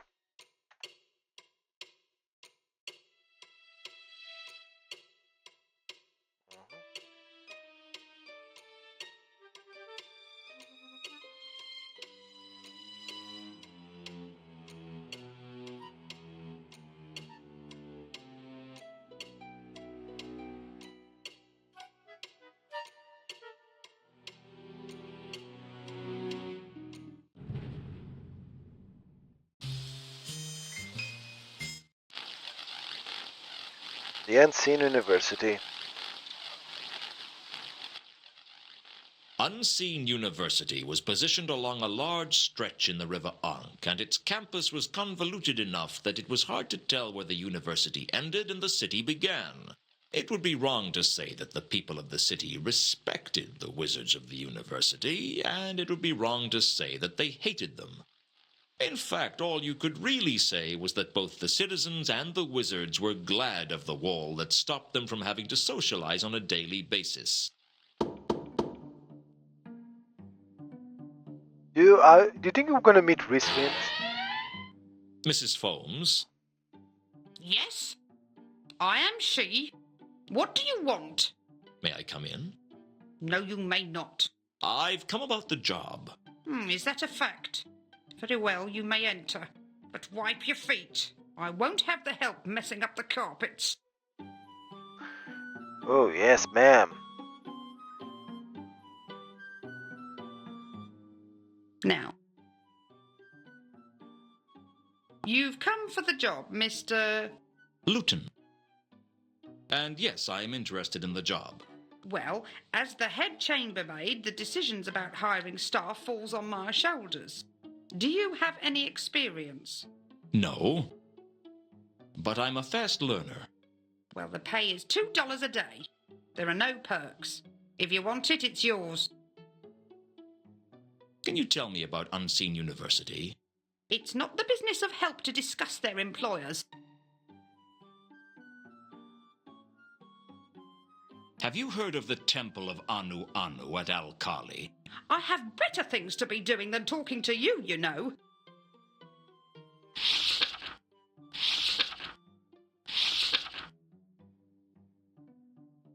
I didn't want to discuss the Golden Sword. This was clearly... I'll take the job. When do I start? You can start now by making the beds. The dorm is through that door. I advise you to leave before the students get back. Why?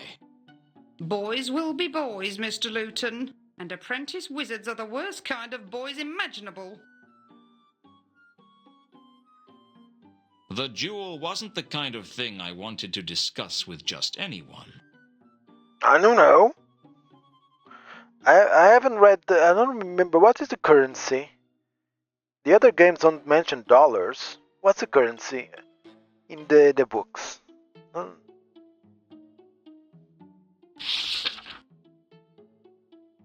Have you heard about the recent murder of a rich merchant? Murders are hardly a suitable topic for polite conversation. Is it dangerous working here? Only I heard that one of the wizards was murdered. Don't let that bother you, Mr. Luton. The affairs of the staff are not our concern. You don't think I'm in any danger? Goodness, no. The odd death is just the natural course of campus politics, I'm afraid. It's a shocking turn of affairs, but we mustn't question it. Dead men's pointy boots, and all that.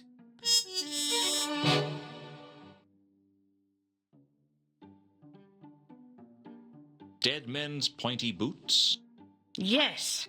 No questions asked as to the manner of their emptying, if you know what I mean. I see.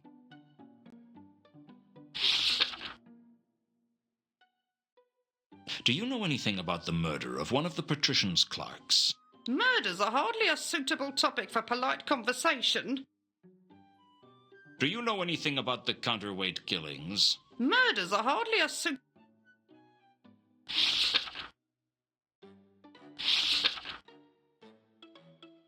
Do you know anything about some kind of beast stalking the streets?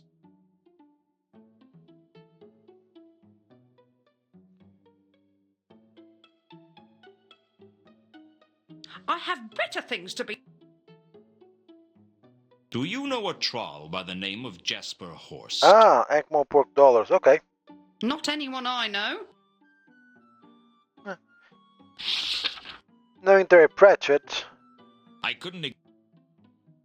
Do you know anything about Reagan's murder? Murders are hardly a...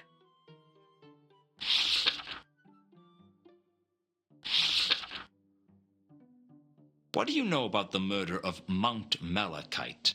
Murders are hardly a... Can you think of any reason that Mundy might have been hung upside down before he was killed? Murders are hard... Do you know a woman named Ilsa or a man named Two Conkers? Not anyone I know. What do you know about a dwarf named Al-Khali? Not anyone I know.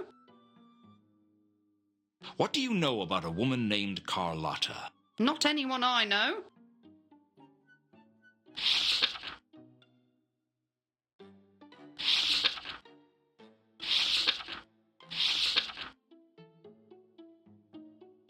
I guess I'd better get to work.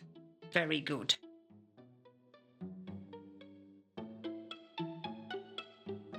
The lair of the redoubtable Mrs. Foames, the head chambermaid.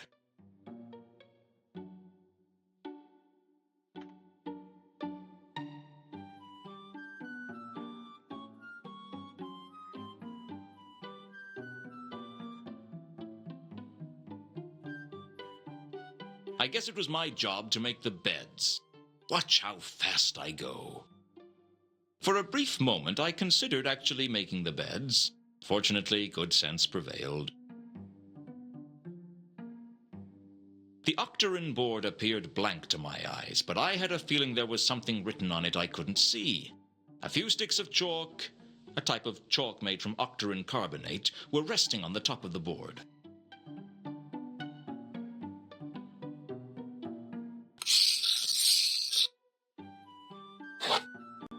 I tried to write on the octarine board with the chalk, but I couldn't see what I was writing. The chalk marks were invisible to my eyes.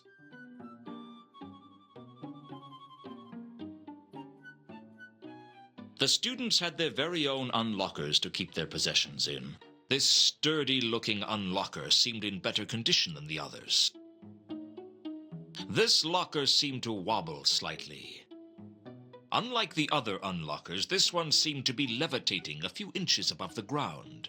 Probably one of the students' cantrips that hadn't worn off yet. As for the unlocker's contents, the less said about them, the better.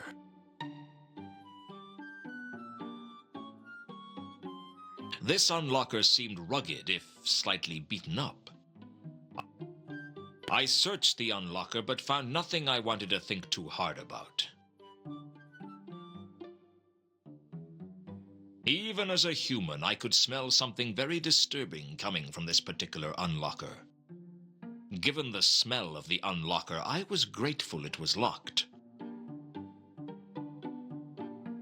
The only interesting thing I could find in the unlocker was some books. I guess the rumors about the students weren't true. They did do some studying.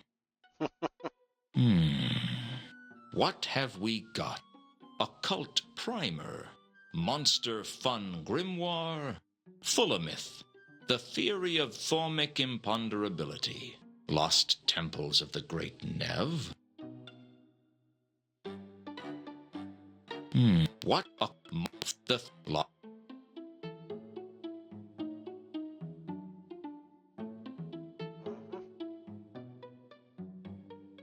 The dorm was full of the jangling scents of the students, but the most surprising thing was the octarine board. As a wolf, I smelt the words on the board. The chalk marks showed up as sparkling traces against the odorless board. It seemed to be a list of subjects the young apprentices were studying. Occult perils of lace-making, basic myth and monsters, principles of Color thaumic of magic, yeah. imponderability, and temples of the Great Nev. Under the list of subjects were the words, "You must read a chapter on each before the next lecture."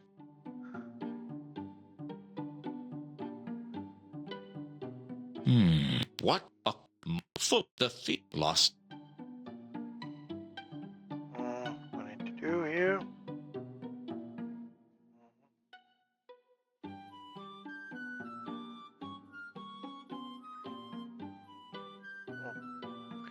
Temple of Andu.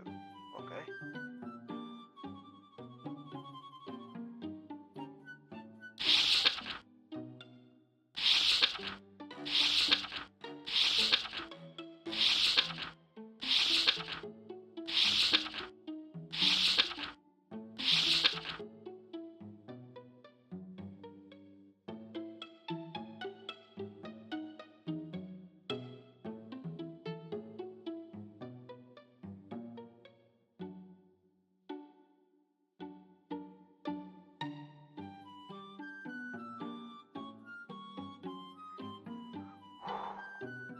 Formatted it was.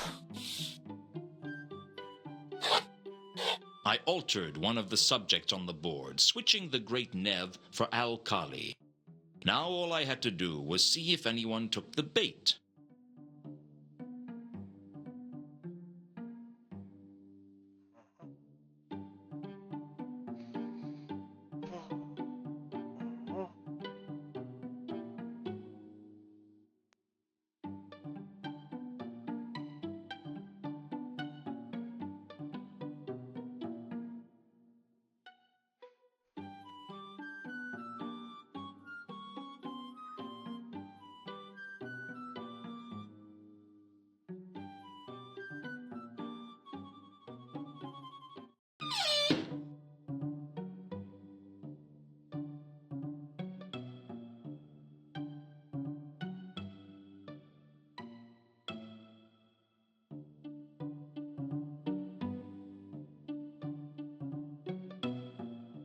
The burly porter had inflexible written all over him in large ironclad letters. What are you doing here? The name's Luton. I'm working for Mrs. Folmes. You're the new bed maker, eh? Well, you can't come any further than this, Luton. Wizards only in the library. Wizards only? Well, wizards, apprentices, and orangutans. Whew. Are you a He porter? didn't say monkey. No, I'm a Bledlow. And there's a difference, all right? What's a Bledlow? We look after the students. Look after them? Just like the watch looks after the city. You throw your weight around and beat them senseless when they do something wrong? It's about the size of it, yeah. You don't mess with the lobsters. Lobsters? Just a nickname we've picked up over the years. Why? If you see us get our hands on a student, you'll understand. You make it sound like you're hunting them down. Of course. All students are guilty of everything. Where are all the students? They're off playing Unseen University Challenge against the students from the Assassin's Guild. What does that involve? I don't know. Given the way most sports are conducted round here, it probably involves a very careful inspection of half the pubs in Ankh-Morpork. What makes you say that? Heard of the City and Guilds? No. When the guilds started setting up their own colleges, there was a lot of rivalry between the various students. Rivalry? Well, the university students used to be ambushed by gangs from the guilds, really. Used to be. Well, given the faculty's relaxed attitude to sudden death, most of the staff prefer dead students on account of them being easier to teach. But I gather the guilds decided that enough was enough because all the bodies around the place made it very hard to open doors. So what did they do? They founded the City and Guilds match.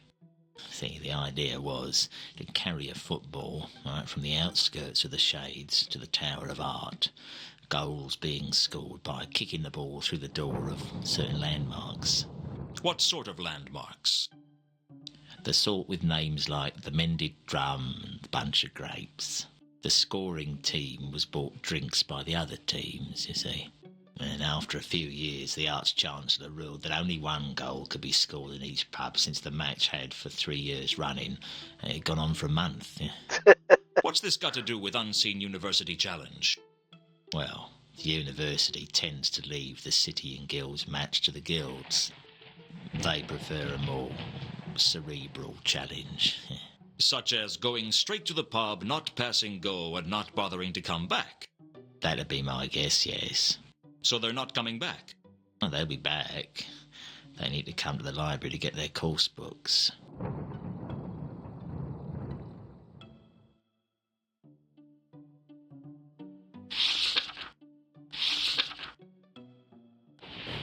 Have you heard of the Temple of Anu Anu at Al-Khali?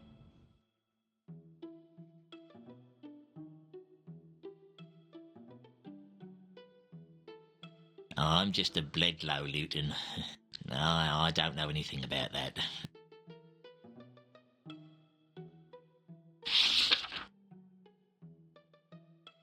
I didn't want to discuss the Golden... This was... Have you heard the expression, dead men's pointy boots? Of course. What does it mean? Well, towards the upper levels of magic, where the number of positions get few and far between, wizards advance primarily by the untimely death of their bosses. And the pointy boots? Well, the point is, no questions are asked as to the emptying of those pointy boots. Yeah, that's basically how they get promotions. You kill who's the top of you to get their job. The jewel was... Have you heard about the recent murder of a rich merchant? It's not me place to discuss murders, Luton. I hear the reader of esoteric occultism was murdered. Yep. Old Mathan was so full of poison, even the worms wouldn't touch him. He was poisoned? That's right. Right here in the Widdershins wing of the university. You don't sound concerned. I just keep an eye on the students. The wizards can do what they like to each other.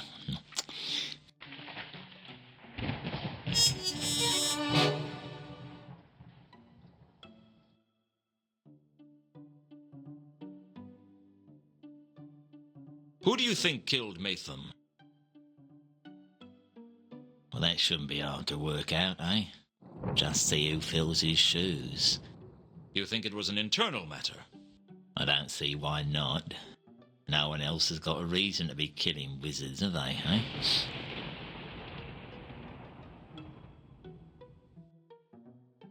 Do you know anything about the murder of one of the patrician's clerks? It's not me place to discuss murders, Luton. Do you know anything about the counterweight killings? It's not me place to discuss murders, Luton.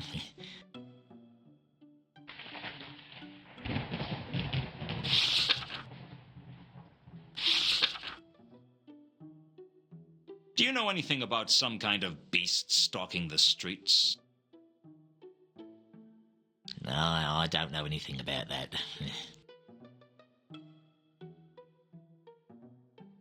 Do you know a troll by the name of Jasper Horst? No one I've heard of.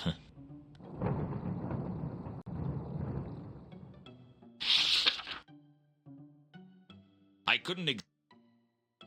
Do you know anything about Reagan's murder? It's not me place to discuss murders, Luton.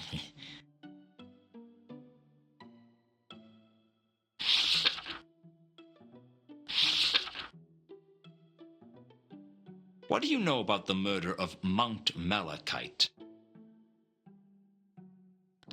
It's not me place to discuss murders, Luton.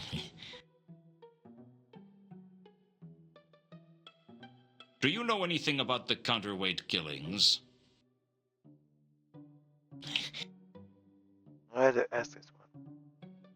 Can you think of any reason that Mundy might have been hung upside down before he was killed? It's not me place to discuss murders, Luton.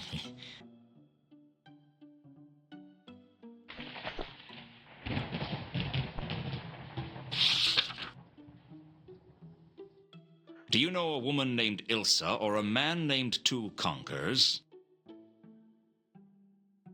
No one I've heard of.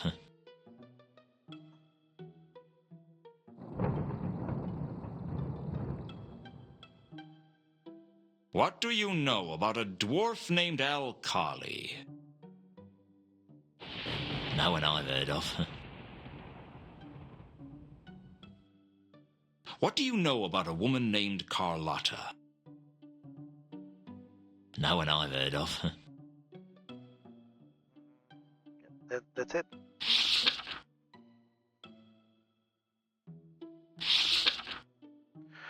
Okay. Well, I'd better leave you to it. Okay, so yeah, we're gonna make a pause here. So what I do need to do now is go back.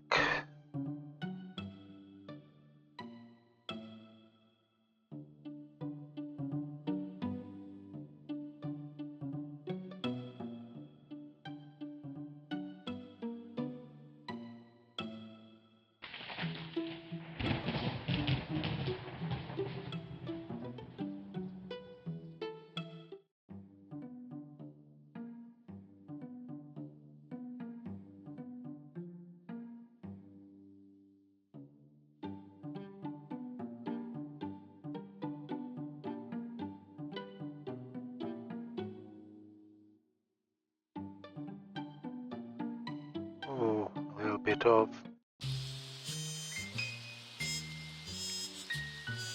Where do I need to go?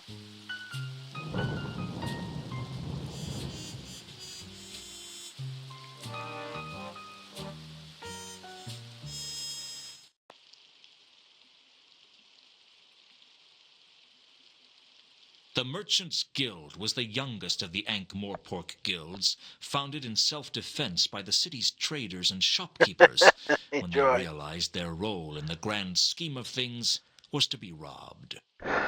Enjoy. Robbing fat merchants, it seemed, was a perfectly socially acceptable, even heroic thing to do. It is. Well, depends. Not with violence, of course. Consequently, they weren't the friendliest of guilds either. I wasn't holding out much hope that they'd help me. Evening. Usually is when the sun sets. Is everyone in this city a smart aleck? Who's he? He used to be a regular at the Mended Drum.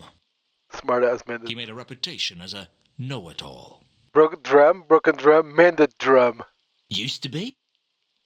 The Mended Drum is a bad place to use the phrase no. Where did they find his body? The Shades. And the Diesel Gate. His kidney down a well in Dolly's sister's, I think. Bits of his innards all over the place. Sounds like he had a lot of guts. A lot of guts. So how did you end up working on the door? Oh, there's only so many good positions to go around. I take it this isn't one of them. Oh, it's not that bad. I get to hear all the interesting news with this job. And has anything interesting happened recently? Oh, yes. Such as? We got a new kettle. Oh, that's cool. Much nicer than the one with the leak that we used to use. No new pot? You boiled water in a kettle with a hole? Well, we made a lot of steam anyway. It wouldn't stay in the cups, though. And that's the most exciting thing that's happened here. Oh, exciting. If you want exciting, you should see the new colour scheme in the coin shaving room. Come on. Someone was murdered. Wasn't that exciting? Oh, sure. Why didn't you mention that? A guild policy. We're not to discuss the incident with outsiders. What's all this about coin shaving? You haven't heard of coin shaving? No. I didn't even know they grew hair. Well, you take a coin and you carefully shave off some of the gold, which you can then melt down and sell. Easy money. Yeah, but then the coin. I think I see a problem with that. Yeah? Well, I didn't think there was any gold in Ankh-Morpork dollars. Ankh-Morpork dollars. See? Well, there isn't. And not anymore. We kind of shaved them too much. So what do you use the coin shaving room for? We keep the kettle there. It sets off the new decor superbly. That's why you redecorated it? No. We used to keep the old kettle there, only all the wallpaper fell down. Because of all the steam. I don't understand. Why is it guild policy not to discuss the murder? Well, as you probably know, we formed the guild to stop the dreadful habit of visiting heroes robbing all the fat merchants. Yeah, I heard that. Ah, yonder lies a fat merchant, they'd cry, using that special landlord a flagon of your finest ale hero talk. Let us relieve him of some of his ill-gotten gains. Pon my scalliard. Next thing you know, they'd robbed you blind. That's the thanks you get for years of service. Years of service, carefully mixing sand in the sugar and switching the number plates of the donkey carts. Donkey carts. Hey! That's a very stilted view. What about all the other top-quality bargains we offer? Ah, yes. All those once-in-a-lifetime, never-to-be-repeated, absolutely didn't fall off the back of a cart offers. I'm getting me throat. I'm sure Dibbler doesn't belong to this guild. Exactly. Plus, we keep the economy of the city running. By giving small sums to the less smelly beggars? Annually, yes. You were telling me about guild policy. Ay, ay. Ah, yes. Enjoy the kubata. Anyway, it was decided that it would be the Merchants Guild's policy to fully further the aims of its members, advertise the civic charms of Ankh-Morpork, and beat 7 kinds of hell out of anyone with a leather loincloth. Advertise the civic charms of Ankh-Morpork? Are you saying you don't like Ankh-Morpork? Oh, no. Absolutely not. I heard what you guys did to Castroaster. Damn straight. He got tired real quick. This doesn't explain why you can't discuss the murder with me. Well, the Merchants Guild is supposed to be the shining beacon that shows the rest of the world how unsurpassably wonderful Ankh-Morpork is. By robbing them blind? Exactly. Oi! Watch it. Sorry. Continue.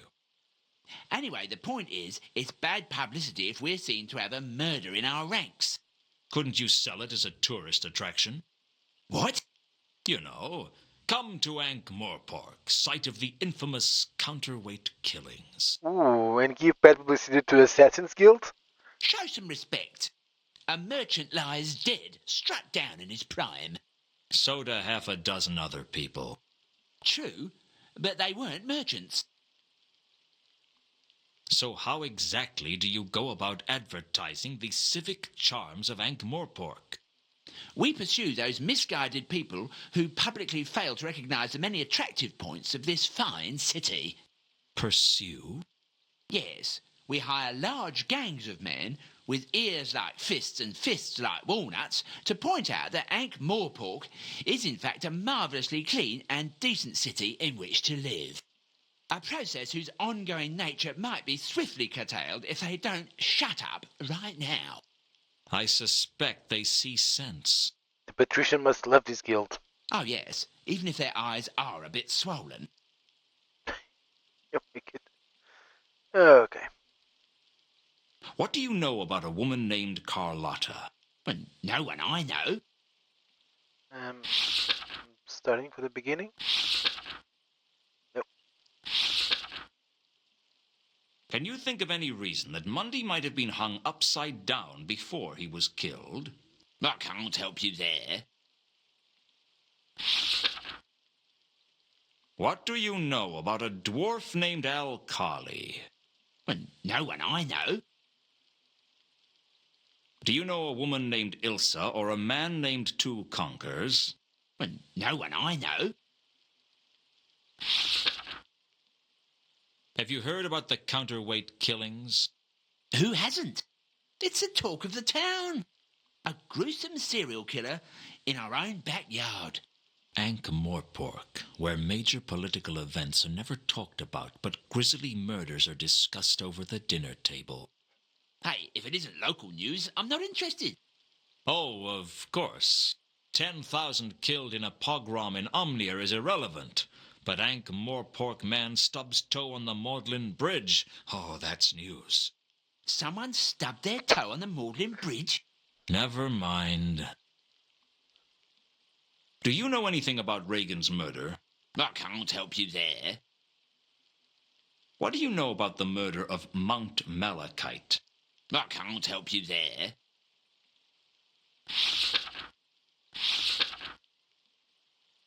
Do you know... I can't. I couldn't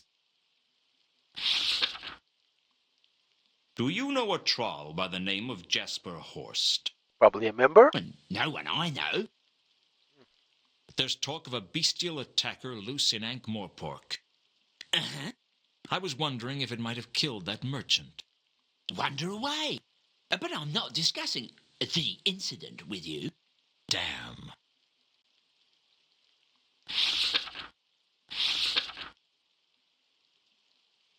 Do you know anything about the murder of one of the patrician's clerks? I can't help you there.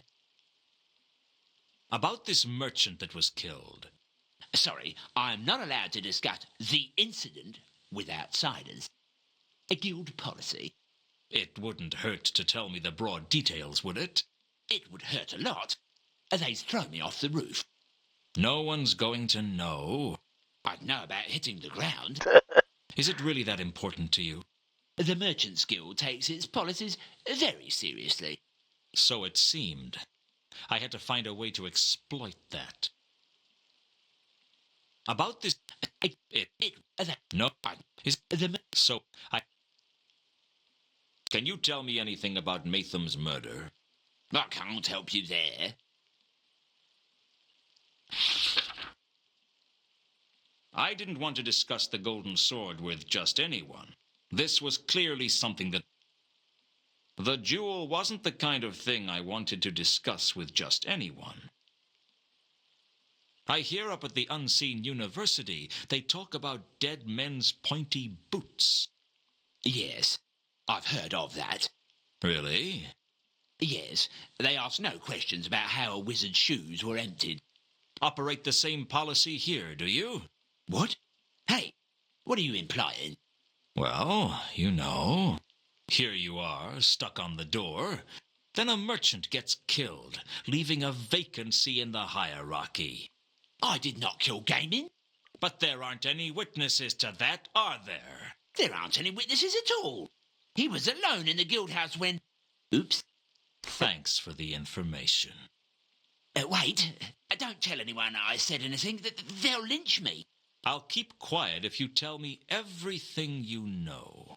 No, I've already said too much. Well, it was good while it lasted. Now all I had to find out was how Gaiman had been killed. And I had a feeling I wasn't going to learn that here.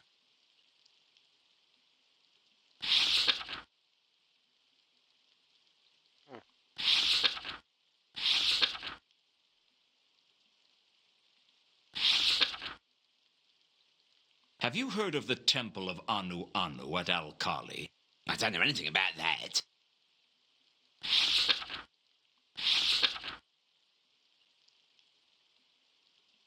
Well, goodbye for now.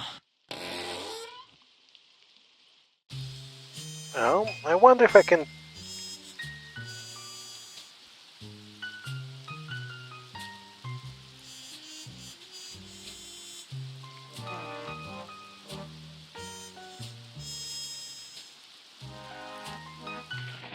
Who would Sarah like to see this time? Can I see the Count? I am not in a position. Still here, I see. In a sense.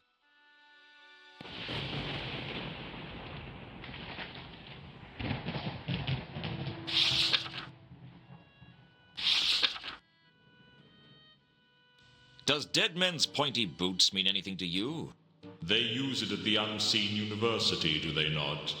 So I understand. It is accurate. The wizards do have pointy boots. It's traditional. I think it has some other meaning. That would explain why I have heard it mentioned in the guilds. Their boots are seldom pointy.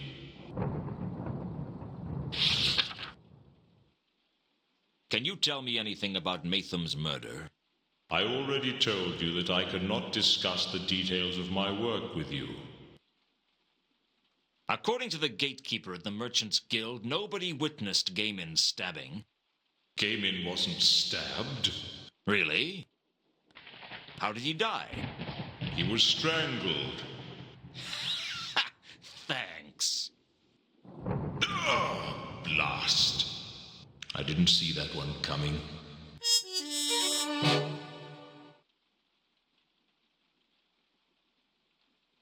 Thanks for filling in the missing pieces about Gaiman's murder. I'd deem it a favor if you forgot that I told you.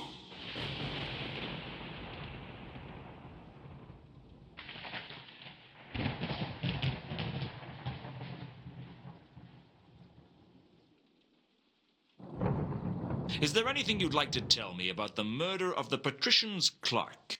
Only that he was a lot less tiresome than you. Well, goodbye. I'm sure we'll meet again. Oh, you can be certain of it. Incidentally, I rather like your hard-boiled monologues. You do? Oh, yes. 6 buckets of fish bait. That was a good one. And of course, the way you can actually think out of the corner of your mouth. Very impressive. I didn't know I was doing it. Oh, yes. Take that, you dirty rat. Wonderful stuff. Very entertaining. You know, sometimes I've wondered if I should take the scythe around in a violin case. It would certainly add to the atmosphere of menace and uncertainty. Really? Of course, I don't play the violin, and I can't talk out of the corners of my mouth. It's a great shame.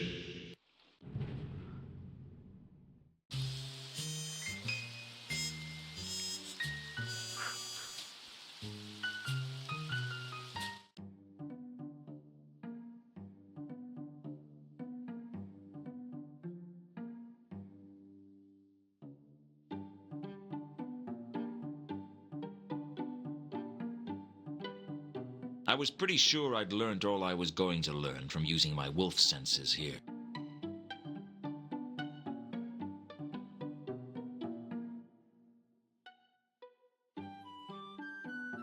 A copy of Frescoes and Fatal Traps of the Temples of Alkali miraculously appeared after I changed the octarine board.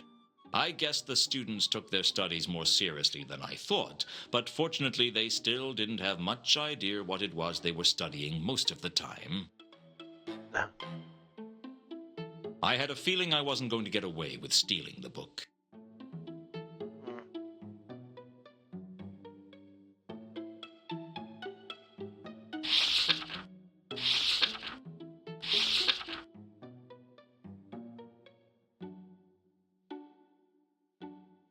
The pendant's design matched the one in the book for the seal of the temple of Anu Anu at Al-Kali.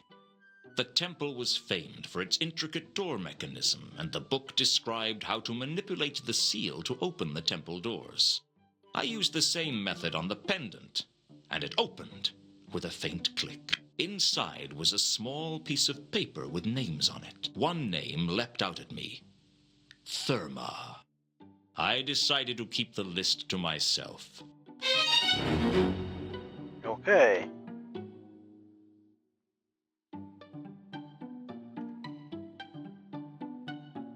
I'd found a list of 8 names in the pendant. The name that stood out was Therma's. The envelope had come from Reagan's safety deposit box, and I had a feeling that it was important somehow. The thing was, it seemed to be empty. What I wasn't expecting was to find that the envelope was empty. There wasn't even anything written on the inside. I wonder.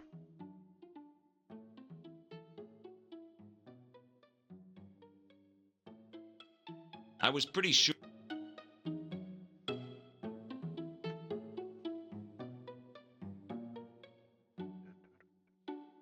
Soundtrack is interesting.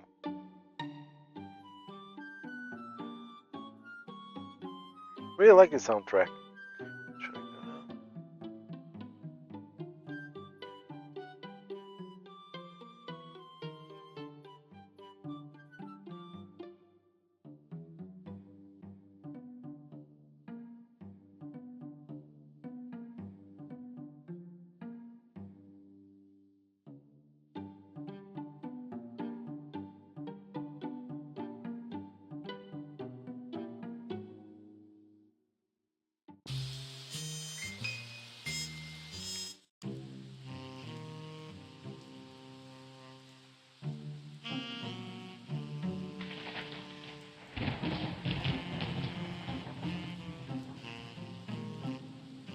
Let me see if I can do something here that I want to do.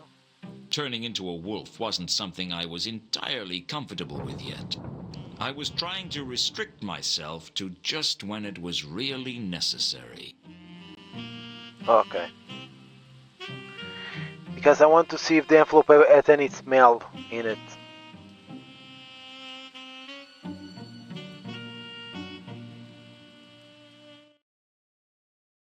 You wanted to see me. I tried to reach you at the mansion, but you're never around when I need you. You never need me when I'm around. A funny thing happened to me the other day. You arranged all this just to tell me an anecdote? It's a funny little story. I think you'll like it. I'm listening. The other night, someone stuck a sword through my ribs. Ah, it must have been someone who knew you well. The thing is, not long afterwards, I was in my coffin thinking about it when I realized I wasn't dead. That was lucky. Luck was not a factor. Why did you do it, Carlotta? Do what? Make me a werewolf. If I hadn't, you'd be dead. Would you prefer that? That's not the point, and you know it. You did something to me that was going to change who I was for the rest of my life, and you didn't even tell me. Consent is important. I didn't think you'd understand. Besides, it wasn't as if I planned it. Are you telling me you turned me into a werewolf by accident? How long have you been a werewolf now? Not long. Have you felt what it's like? That force that pulls on you, that draws your attention to every jugular, pulsing with life? The irrepressible call of fresh blood? A sudden attention to the phases of the moon? I have to fight to keep control. We all do. Coming to a city of 1 million people, it's like a starving monkey wandering into a banana plantation. You learn to live with it. And you decided to infect me with lycanthropy? Yeah, don't remind me. I know. Infect is such a negative word. At 2 a.m. it's already 3 a.m. Ugh. I prefer blessed. You think this is a gift? Of course it's a gift. It's the greatest gift I could give to someone. And I chose you. Why? You're a smart man, Luton. Figure it out.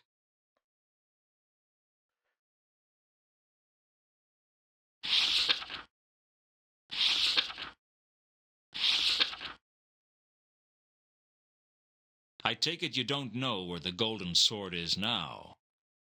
Of course not. Do you think I wouldn't tell you? Frankly, my dear, I don't know what to think. Frankly, my dear, don't give a damn.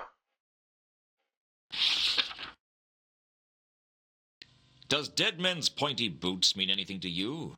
I'm sure you can think of something better to ask me, Luton. There didn't seem much point to... What do you know about Gaiman's murder? Sorry, Luton. I'm not an expert on murders, despite what you may think. Can you tell me anything about Maytham's murder? No. Do you know anything about the murder of one of the patrician's clerks? No, I don't.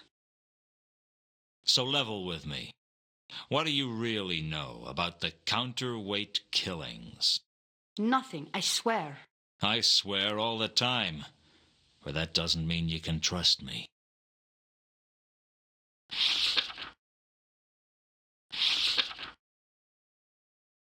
Have you seen anything strange around town recently? What kind of strange? A little birdie eater told me that Malachite was killed by something bestial. A werewolf? I don't think so. Whatever, it was vicious. You don't think werewolves are vicious? You should hear my aunts talk about me behind my back. I think whatever this thing is, it's more powerful than just a werewolf. Interesting. Tell me about Horst. What's to tell? He's a treasure hunter, as ruthless as they come. He'd sell his own mother to get what he wanted. Rumor has it that he pushed his father off the mountain when he was just a pebble. Have you had any dealings with him in the past? Occasionally. Horst is the kind of troll you try not to work with unless you really have to.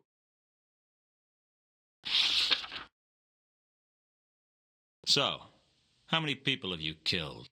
I'm not that kind of a werewolf. I suspected you were a killer even when you were just a woman. Now, I'm certain of it. I was never just a woman. You expect me to believe you've never killed anyone? I have a lot of self-control. It didn't seem that way when we kissed. Don't mistake passion for a lack of self-control. Do all werewolves see the world the same? Everyone sees the world differently, Luton. That's what life is all about. I meant the colors. Do you see the same colors I do? What color is the smell of the River Ankh to you? A kind of cacophonous bright green. I guess we do then. Whoever killed me had a distinctive magenta scent. You wouldn't know anything about that, would you? Doesn't ring any bells. There was something else about it. Like a kind of fluorescent sparkle. Like a greenish yellow purple? That's the one. That's octarine. Octarine? Sounds like a type of fruit. It is. It's the 8th color of the spectrum. The color of magic. The werewolf, the killer, is a wizard? 8th? The basic color of which other colors are merely pale shadows impinging on conventional reality. The color of magic. Conventional reality? Ah, Or what passes for conventional on the Discworld. What's that supposed to mean? If I always knew what I meant, I'd be a genius. So what smells of octarine? Anything magical. Then how come I've never seen it before? There must be 100 magical things in the city. Unseen University should glow like a sparkler. Mortals can't see it, only wizards. Although we can smell it, of course. That doesn't explain why Unseen University doesn't reek of it. Well, it fades quickly in sunlight, and in extreme cases, walks away. walks away. Reagan's dead. I'm not surprised. You don't seem to care. Everybody dies, Luton. Mundy, Reagan, even you. What's your point? No point. That's just life. Where were you when Reagan was killed? When was he killed? Shortly after dropping you off at the Temple of Small Gods. Well, there's your answer then.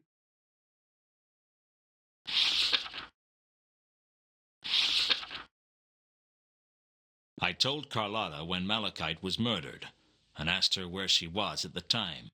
I was at a service then. Why do you ask? A service? I happen to enjoy services. I bet I would too. Why don't you invite me to one? I wouldn't be allowed to bring an unbeliever. How do you know I'm an unbeliever? I doubt you believe in anything. A man can change. Don't you have a recruitment policy? I'd rather not talk about religion. It's such a controversial subject. I can't help but notice that your recurring alibi for the murders is that you were at the Temple of Small Gods. Everyone needs a little solace now and then. You seem to need it a lot. I'm not easily satisfied. Which god is it that you worship? I really don't like to discuss religion. Come on.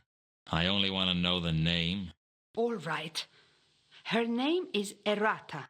But I don't appreciate you prying into my spiritual affairs like this. Can I pry into your physical affairs? My affairs are never just physical. I bet you say that to all the boys.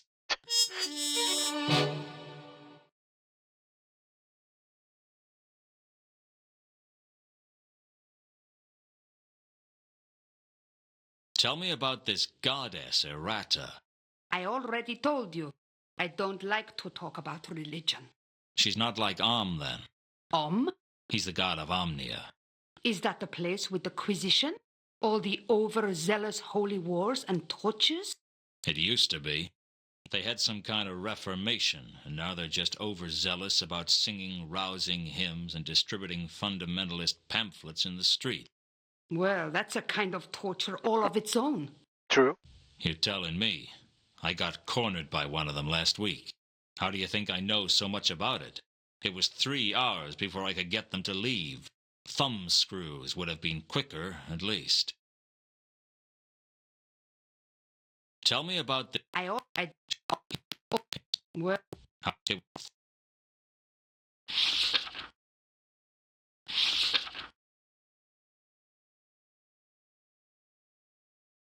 The person who killed Mundy hung him upside down and poked his eyes out. Can you think of any reason they might have done that? what? No. Why should I? Well, you knew Monday. I didn't. I thought you might have an insight on it that I didn't. Did you kill Monday? What? What do you think I am, Luton? It's got nothing to do with what I think of you, Carlotta. But the Watch are investigating, and if they find out about your connection with Monday, you're bound to be a suspect. So why are you asking me if I did it? Let's just call it professional curiosity. If I had done it, would you turn me in? That depends. On what? On why you did it. You don't strike me as a moralist, Luton. I'm a simple man, Carlotta. I have simple ideas of what's right and what's wrong. The trouble is, things are seldom that simple. It's always somewhere in the middle ground. I try not to jump to conclusions. In my line of work, that can get you killed. That must be a tremendous incentive to think everything through. I do my best. You still haven't answered my question. I didn't kill him, Luton, if that's what you really want to know. Do you have an alibi? I told her when the murder took place and asked her if she had an alibi. I wasn't surprised when she did. Frankly, I reckon I could have said any day and any time, and she'd have had an alibi. She was that kind of woman. There are witnesses who can corroborate where I was. And where were you? I was in the Temple of Small Gods. Spend a lot of time on your knees, do you, sister? We all need a little absolution. For your sins? Everything I do is a sin in someone's eyes.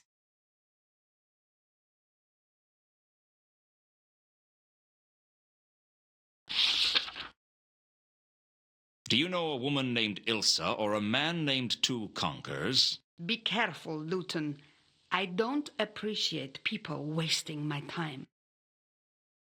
What do you really know about Alkali? He works with Horst, and that's about all I know. With him or for him? It's hard to say. Are you working with me or for me? I'm working in spite of you.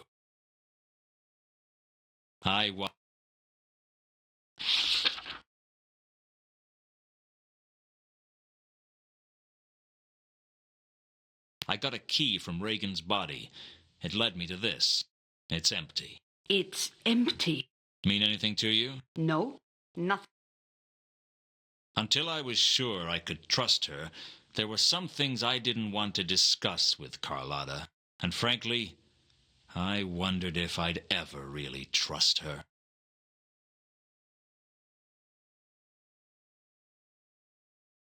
Where can I find you? I'll be around. That's not very helpful. What can I say? I go where I want to, with anybody I want. I just happen to be that kind of girl. This isn't over, Carlotta. I hope not. We don't have to be enemies, Luton. We'll never be friends. Let's not fight, Luton. We can work together, recover the sword together. I don't know who you are anymore. I'm the same girl I ever was, Luton. It's you that's changed. You're telling me. You know, Luton, you don't have to work with me. You don't have to say anything, and you don't have to do anything. Not a thing. Oh, maybe just howl. You know how to howl, don't you, Luton? You just pull your jaws apart and blow.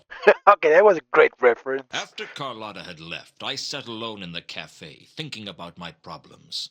As bad as it seemed, my life was still better than it was a few years ago. Back then, I would have sat alone in the cafe, drinking through my problems.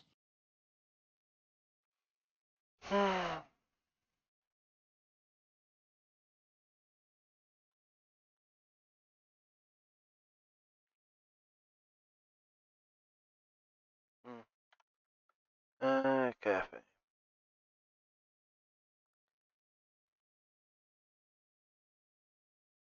I'd always respected Samael. I don't know. I guess it didn't really matter. Mr. Luton. How's business? It's pretty good. How are things? Not so. I think I'm so deep in... You haven't had much luck, have you? Not since the... That was when... Oh, I see. That's okay, Samael. I don't mind talking to you about it. You're like family.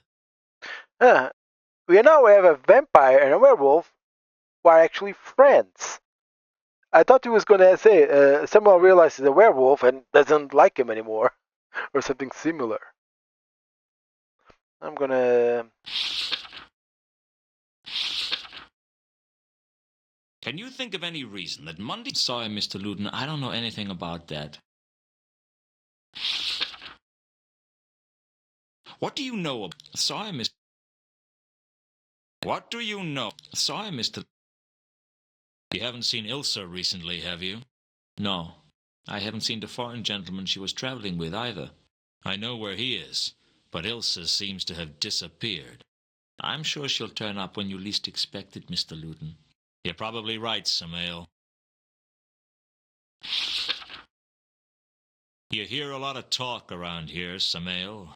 Have you heard anything about the counterweight killings? Oh, yeah. I've heard the talk. It's making the customers nervous. What do they say? Just rumors. You know how rumors spread. Well, let me know if you hear anything that has the ring of truth to it. Can you think of any... Sorry, Mr... Do you know anything about Reagan's murder? Sorry, Mr. Luden, I don't... What do you know about the murder of Mount Malachite? Sorry, Mr. Luden.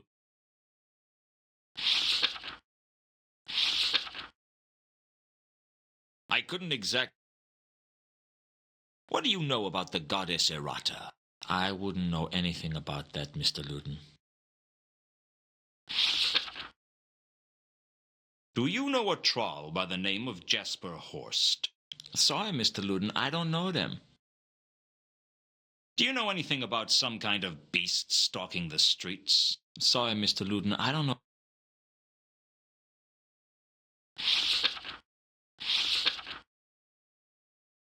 Have you heard about the murder of one of the patrician's clerks?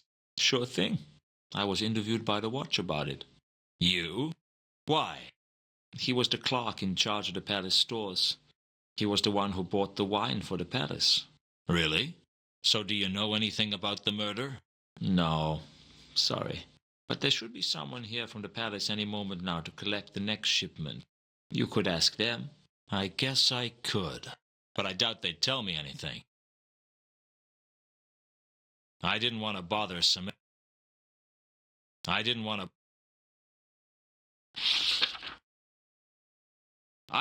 to discuss... This was clear. The jewel... Does dead men's pointy boots mean anything to you? I wouldn't know anything about that, Mr. Luden.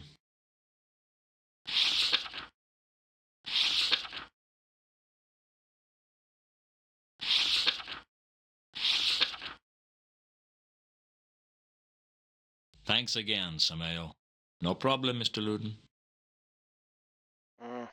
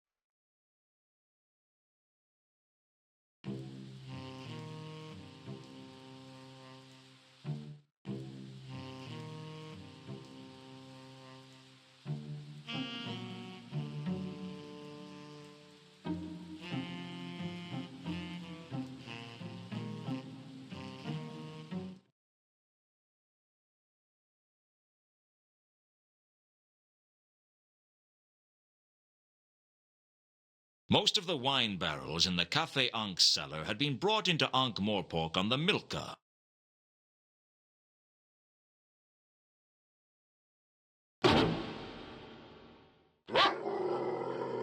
There was a lingering smell of purple in the corner. It was too scattered for me to remember it. The predominant smell in the cellar was of red wine, considerably more pleasant than the smell of the river, at least. There were some faint traces of a light blue scent in the corner of the cellar. The scent was very weak, and I didn't think I would be able to remember it very well.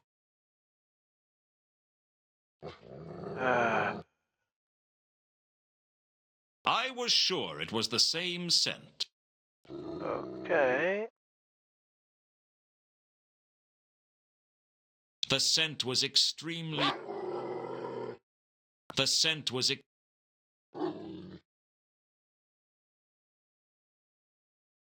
The scent...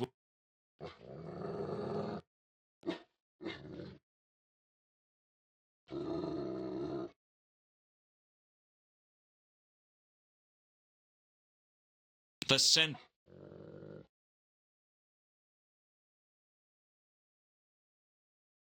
Although superficially similar, there was no mistaking the metallic maroon scent for the sharp smell of Ephebian red wine. The maroon... I hadn't worked out who the maroon scent belonged.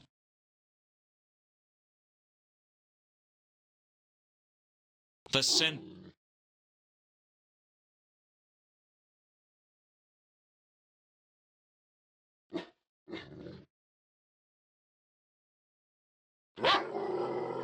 The scent was... The scent...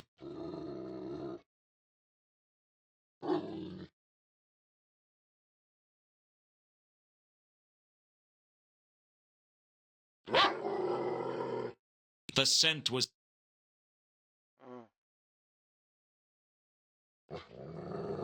The red wine here had exactly the same scent as the barrels outside the patrician's palace. Okay, it's the same. Definitely red. I wasn't sure of the vintage, though.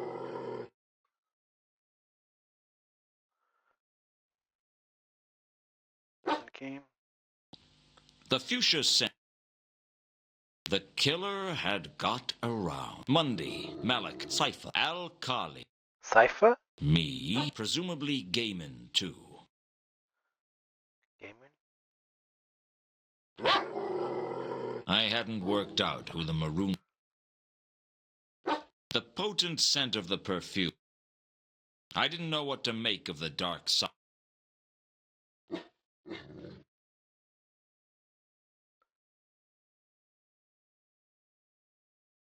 The envelope had come from Ray. The thing was, what I wasn't there wasn't even any...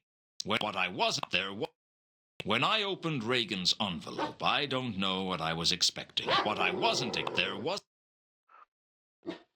The perfume smell... No.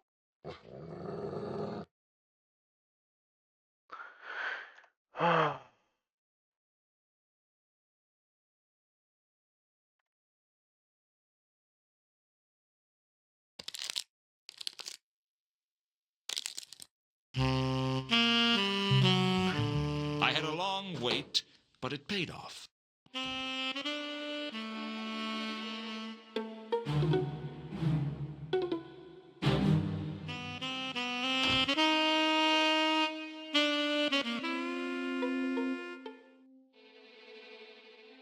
The wine barrels had allowed me to break into the palace. It didn't speak too highly of the palace's security, but I wasn't complaining.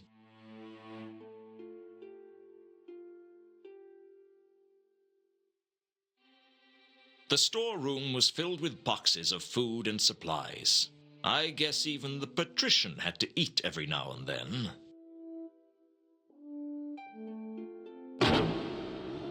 The scent of red wine wasn't as strong as in the cellar, but it was still noticeable.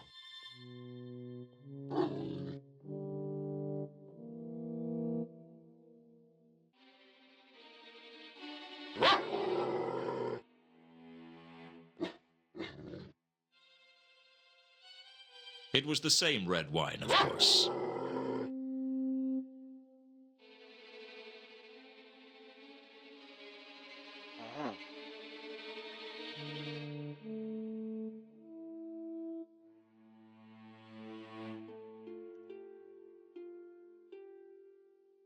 I really didn't...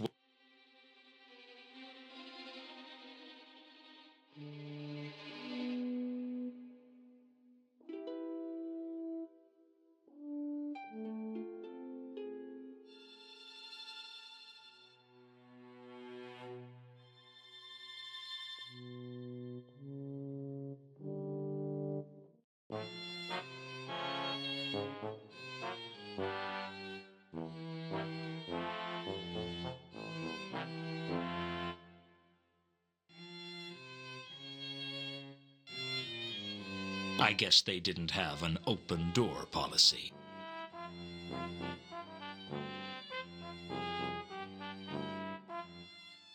I guess they didn't have an open door policy.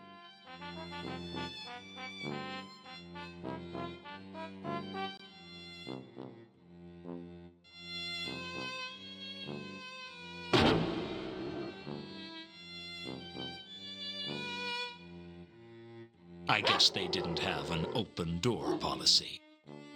I guess they...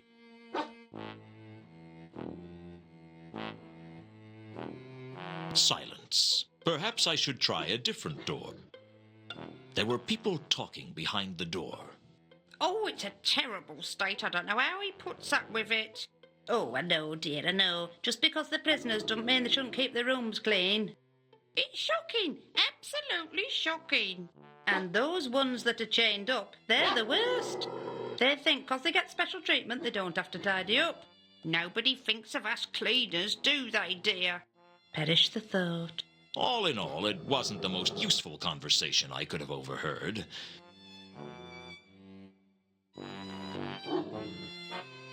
Silent. Perhaps I doubted the cleaners had anything more interesting to say.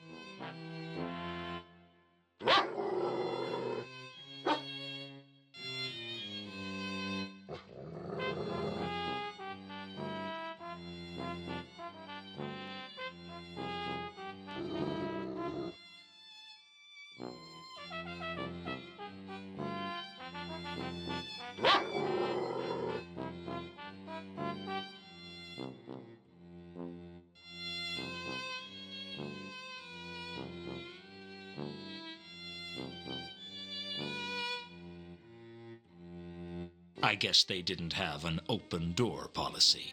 The door was locked. I thought I could make out voices, but I couldn't hear what they were saying.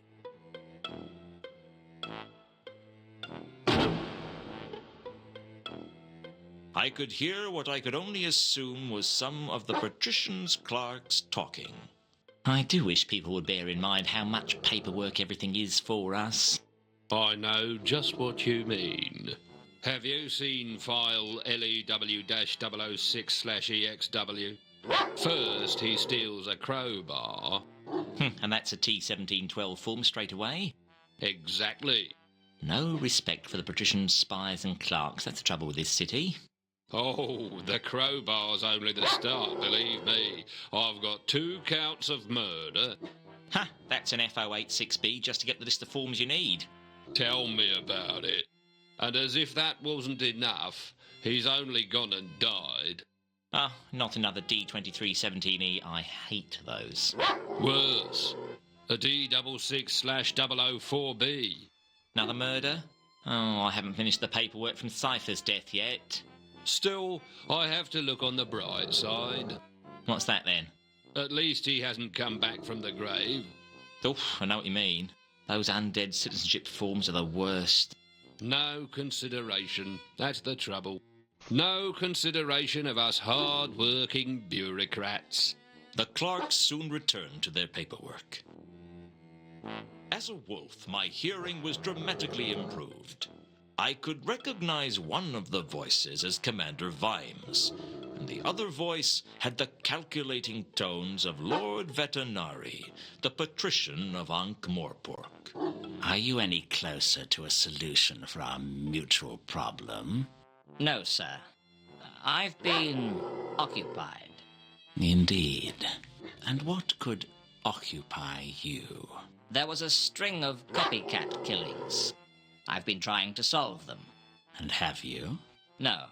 My lead suspect was killed. That is very unfortunate. It certainly was for Luton. So there has been no progress in determining who killed Cypher. Not as such. I had been given to understand that this was precisely the situation you were well equipped to handle. I will solve this case, sir. You can count on me. Do you recall what I said the city reminds me of? You said it reminds you of a clock, sir. Indeed. Big wheels and little wheels, all turning at different speeds to keep the machine working. That, after all, is the most important thing. The machine keeps going. You've told me this before. Do you know why it keeps working? Because you want it to keep working? I'm flattered that you think I have such importance. But no, it keeps running because the people believe it will keep running. Faith is a powerful force. There is a point to this, sir? I always have a point. Sometimes it's sharper than others. I'm sorry. Continue.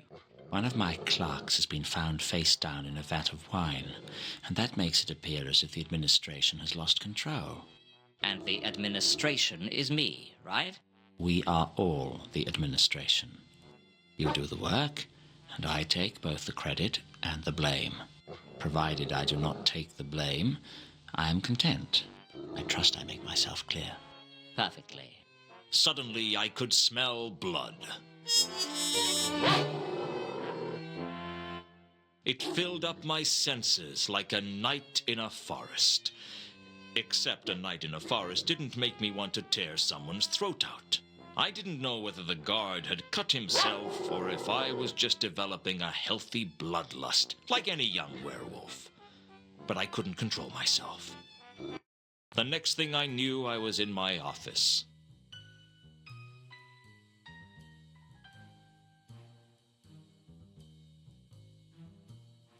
It had been that sort of night. I was sitting at my desk, thinking over the case, when there was a knock at the door.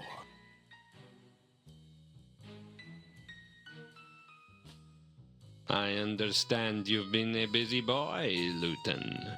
It's a busy life when you're a private investigator. Plus, you get to see interesting foreign places and learn a trade. There was a commotion at the palace last night. Perhaps you know about it? What goes on at the palace has nothing to do with me. Indeed it is not. And if for some reason you did take an interest in the palace, I'm sure you would not be so foolish as to be caught breaking into the palace. Of course not. Think I'm suicidal? Strange you should say that. I heard you'd been killed. I expect you hear a lot of things that aren't true. I bet someone has to explain them to you using very small words. The thing is, the intruder at the palace appears to have been a werewolf. There's a lot of that around this time of year, I understand. Must be the moon. I paid my respects to your grave. Oh, that was nice of you. It was empty. Oh, you know how it is. I get claustrophobic in narrow spaces. So do werewolves, perhaps? I wouldn't know about that. Remember when I said how disappointed I was that I couldn't take you out for free? Oh, that was a very touching sentiment. Well, Lord Vetinari has generously offered to pay for the inhumation of last night's intruder. He has a big heart. It's a shame no one can find it. Was there a point to your visit? I was just passing through. Thought you might benefit from my advice. How generous of you. Well, I'll be on my way. The door's behind you. I can explain how to use it if you want. Watch your steps, Luton. I will be.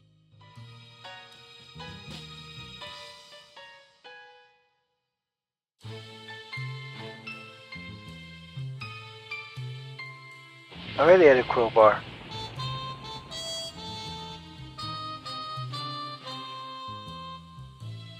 Okay.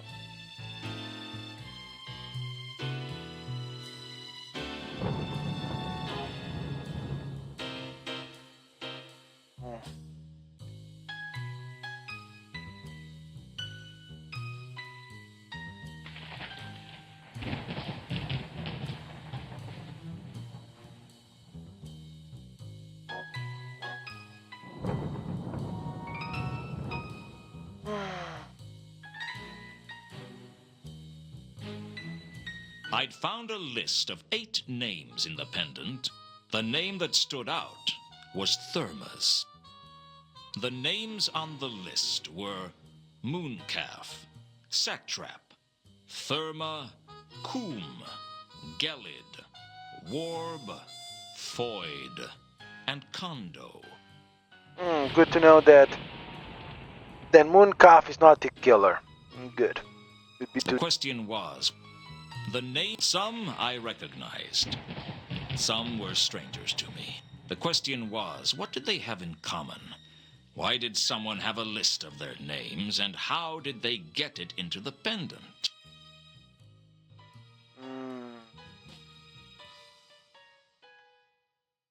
Sorry about.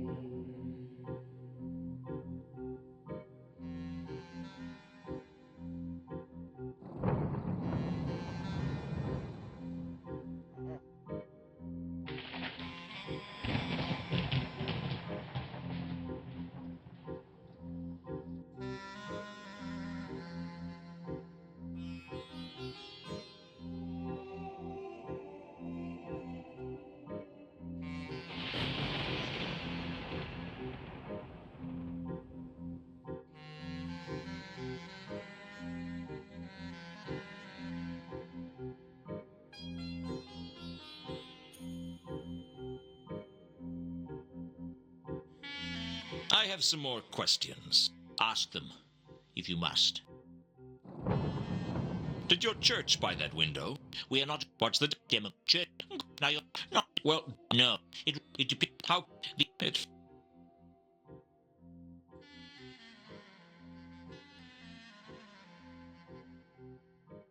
I asked Mooncalf where he was. He all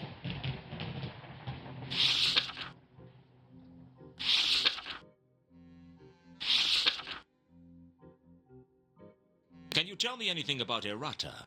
Bah! Malaclipse's deranged goddess.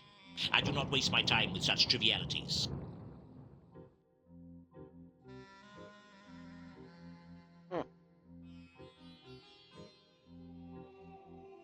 I wasn't about to reveal that I had the list to Mooncalf. I had a feeling that would be suicide. But perhaps I could use it to trap him. Someone told me that you know Therma. Indeed. And who might that have been? It's not important. Is she part of your cult? No. No, she's not. But you know her. No. I've never met her. I see. What about Satrap? Are you intending to bore me with a list of people's names? I haven't time for this tomfoolery. I must preach the gospel of Anu Anu. Thy kingdom Coom and all that. Thy kingdom Coom. Yes. Indeed. I'd clearly unsettled him mentioning Coom. Now I just needed to sit back and watch what he got up to. Well, I'll be on my way. I'll be here should you choose to repent.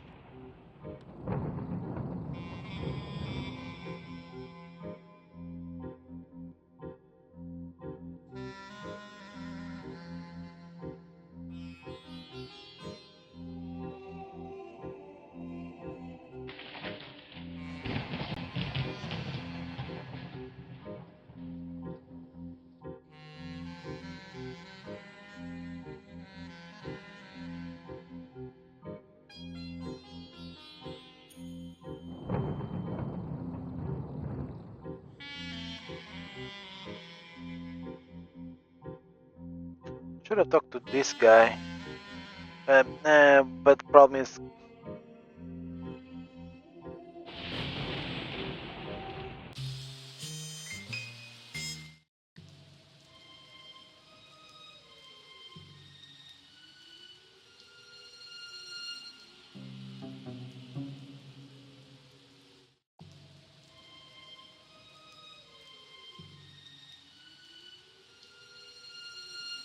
This was the other side of the...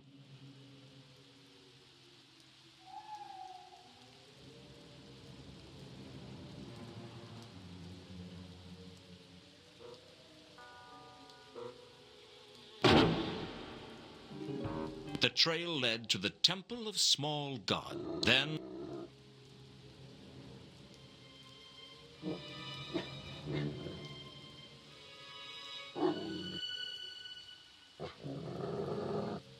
I'd found a matching scent.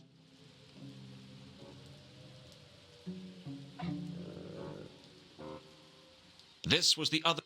This was... With my sharpened wolf senses, I could hear what Mooncalf was saying to the troll. And I think we may have to do something about it. We will have a meeting of the true believers after this evening's sermon. Sure thing, boss. You want I should go now? No. You keep an eye on Luton if you can. I'll go back to the sanctuary and leave a message for the others. You got it, boss. There were two silhouettes at the... Interesting.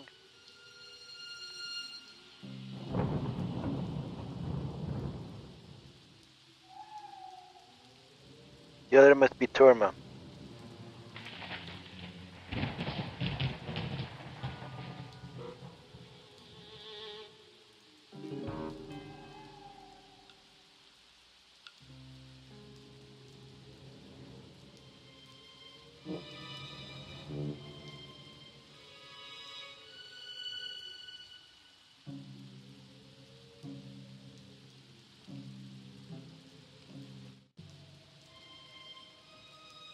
These gas pods.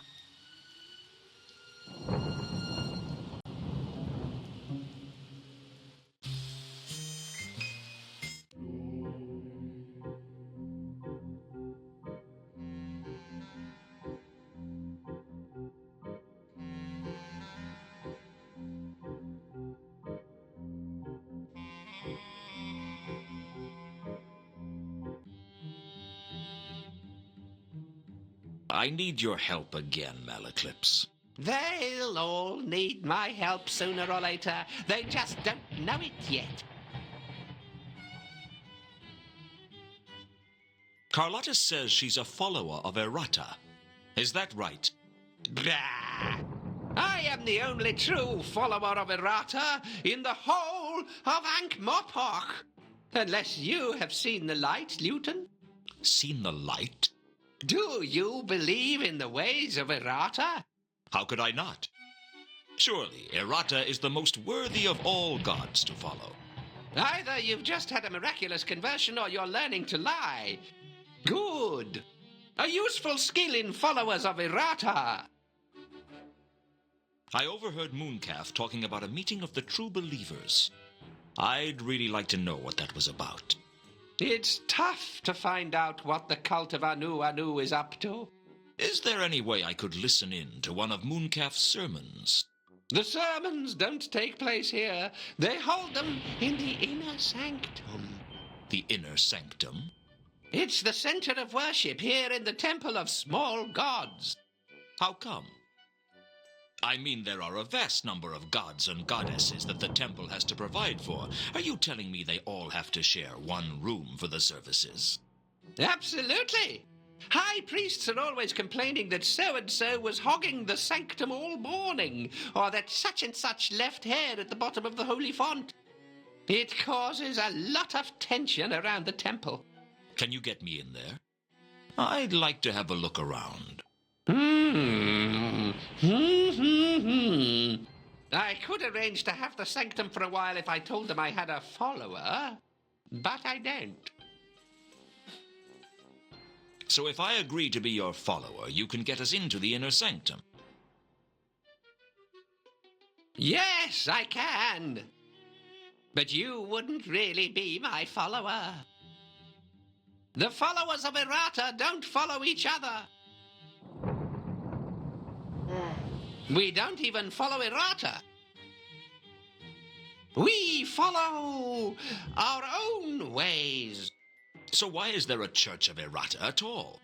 You're learning, Luton. Keep thinking like that and you'll go far in the church. So can you get me into the inner sanctum?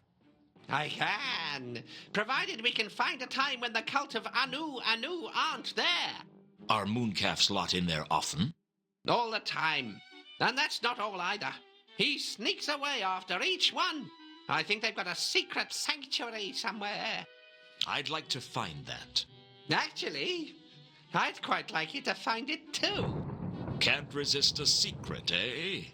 No, I'd just like to get in the way of everything Mooncalf does.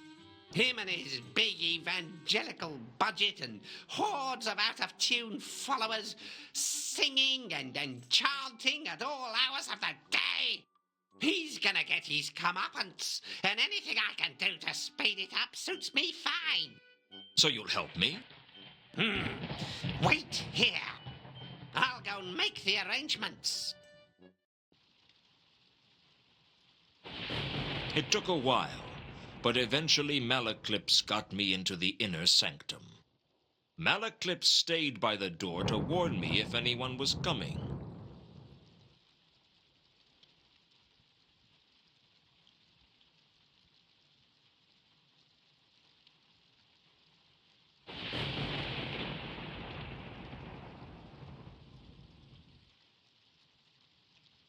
The inner sanctum sported a beautiful lectern. The plaque said it was donated to the temple by Mr. Fidean, of the militant servitors of Ikebana, goddess of topiary.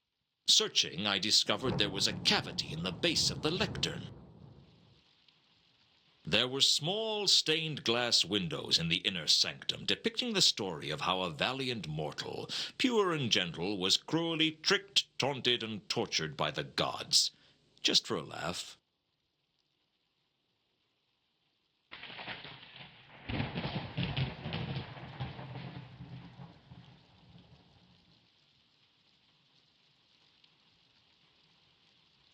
The space under the lectern was large enough to fit a whole person inside.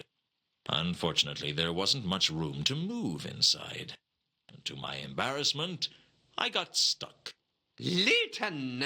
They're coming! Hide!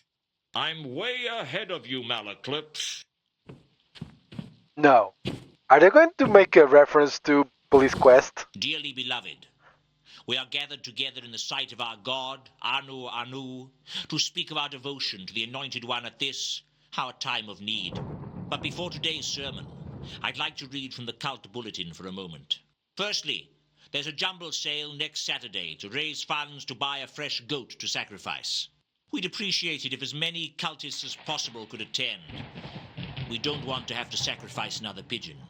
It hardly befits a deity of the illustrious wonder of Anu Anu to be sacrificed another of Mrs. Jerboam's gerbils either. Yes, I know they breed like flies, but that's not the point. The sermon was one of the most tedious things I'd ever had to listen to. And as if that wasn't bad enough, then the hymns started. Why the gods wanted to listen to such droning monotony was a mystery to me, but I suspected they just liked to make the mortals suffer. The temptation to sink something sharp into Mooncalf's feet was getting very hard to resist.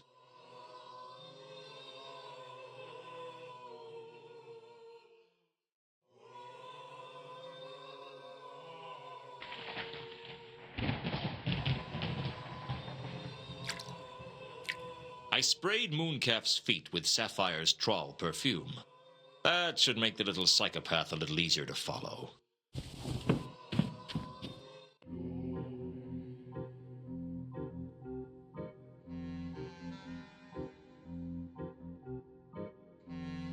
Okay, that makes sense. I knew the perfume was going to end up being used like that.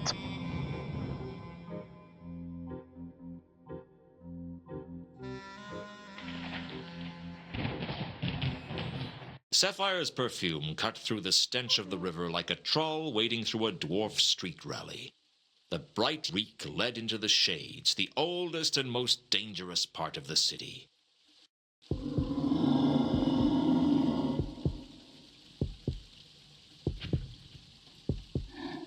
As a wolf, I listened to what the so-called true believers were saying through one of the windows of the sanctuary. Greetings, brethren. I call to order this extraordinary general meeting of the secret cabal of the true believers of Anu Anu. You smell nice tonight, boss. What? What is that? KC2? What are you blathering about, Foyd? Anyway, I see we're all present. Therma not present, boss. Therma has to keep a low profile at the moment. Do not concern yourselves with her absence.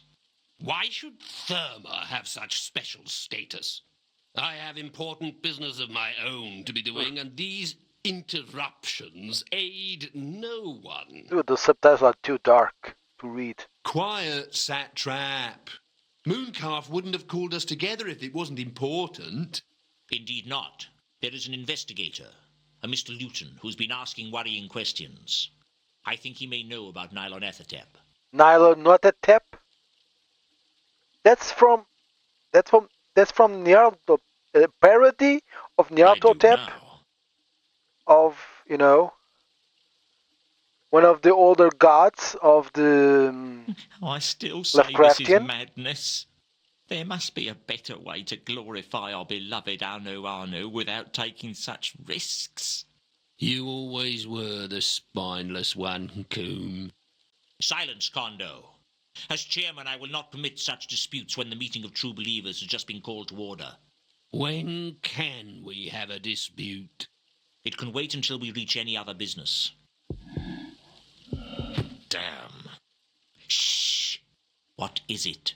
I heard something outside. They say bravery is what tells the men from the boys. Well, I was a wolf, so I figured I could be brave and still run away.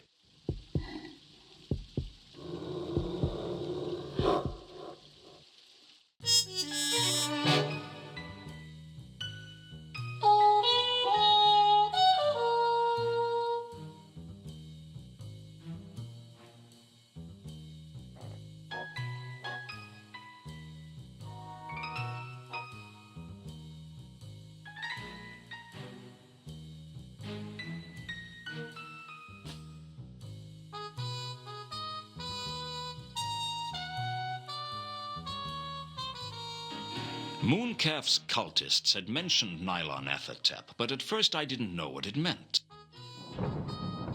Nyarlathotep is one of the older gods from Lovecraft.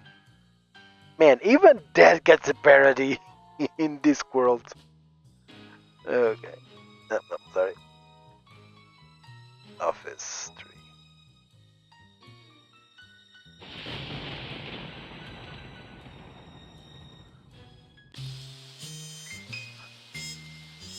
Oh.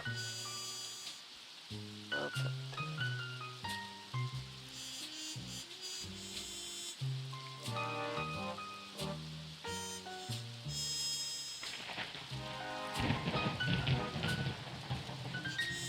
Sanctuary.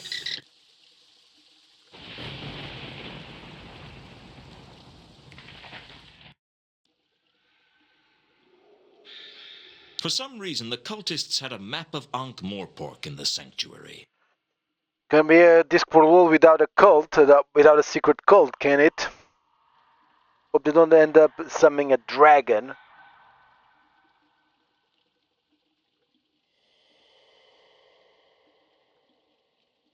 The sanctuary was decorated with a strange and disturbing fresco.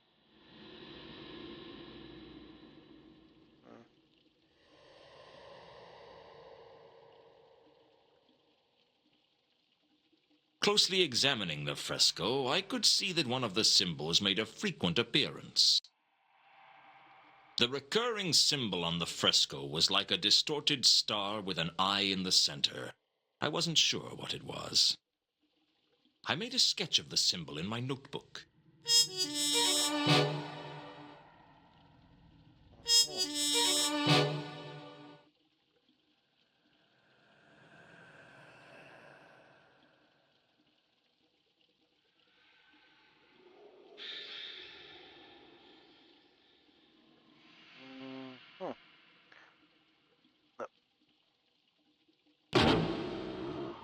The scent of the trawl perfume blotted out everything else in the sanctuary.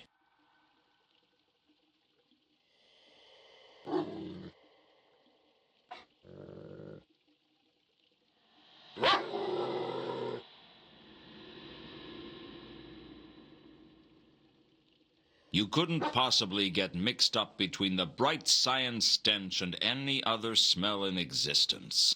Perhaps that was the point.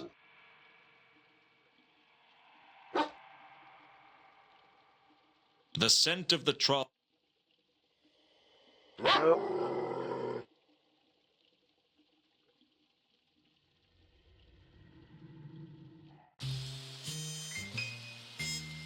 Who would Sir like to see this time? I'd like to. Very well. I will. Okay.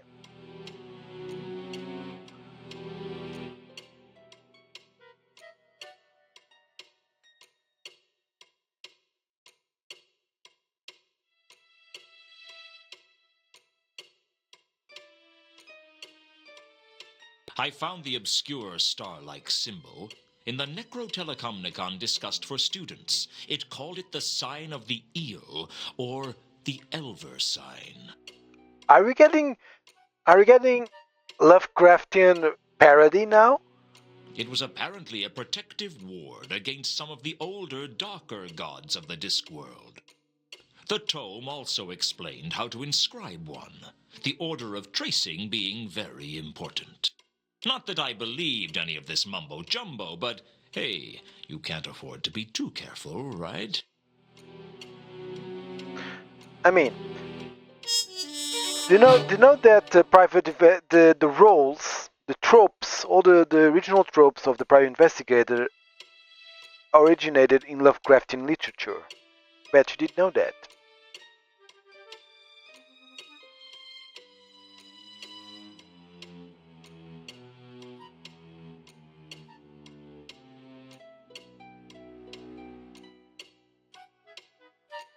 I checked that I had remembered how to draw the sign of the eel correctly, and I had.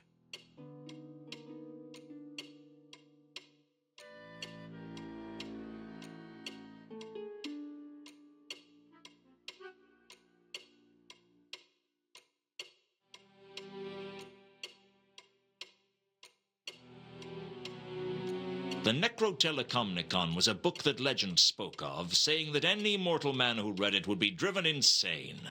Necrotelecomicon. Oh my goodness.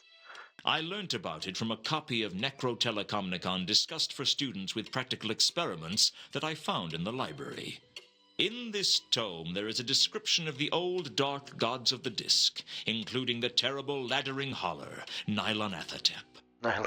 Apparently, Nylonathotep was once summoned by a series of 8 murders, forming a perfect octagram, focused at the center of the Circle C, thus releasing it from the sunken city of Leshp, where he was trapped, along with drunken Cthulhu Bapalulu.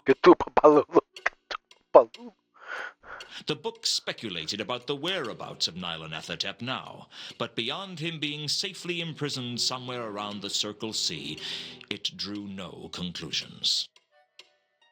Oh my goodness. We now have Lovecraftian parody.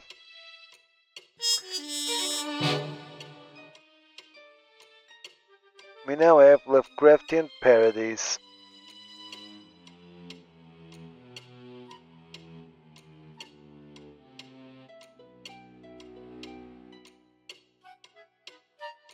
We now have Lovecraftian. I looked up the octagram of murders in the library, but I could only find the entry I'd already seen in Necrotelecomnicon discussed for students.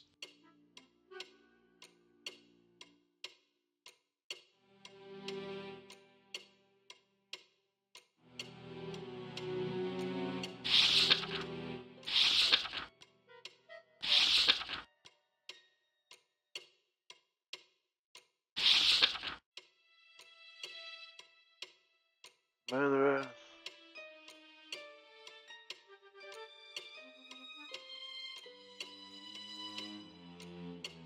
The only literature I could find on errata in the library was a leaflet published by Malaclips, who gave his permanent address as the only really holy corner of the Temple of Small Gods.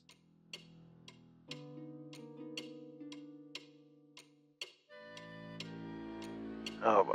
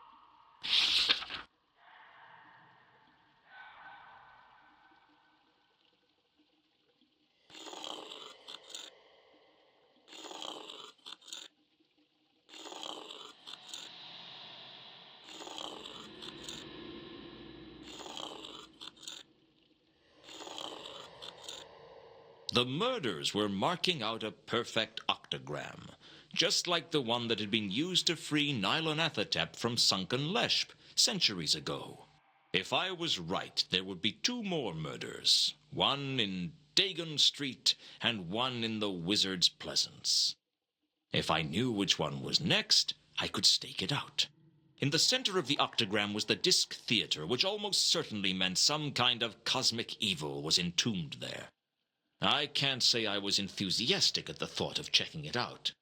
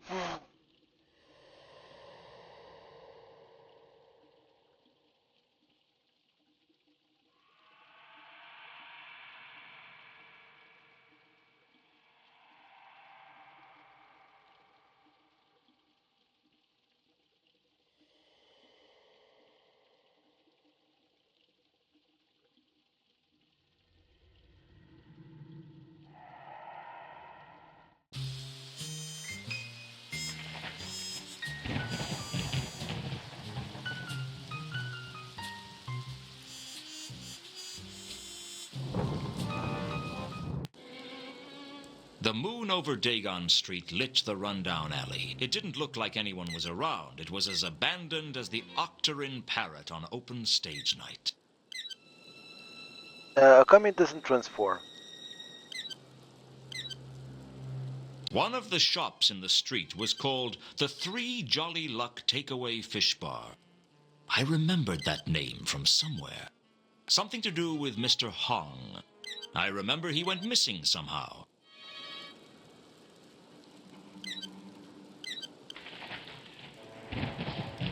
The abandoned fish bar was boarded up tight. I couldn't... Wait. One of the shops in the street was called the Three Jolly Luck Takeaway Fish Bar. Oh, the fishman from the first game. I remembered that name from somewhere. Something to do with Mr. Hong. I remember he went missing somehow. Yeah, he's the fishman. The fishmonger from the first game, I think.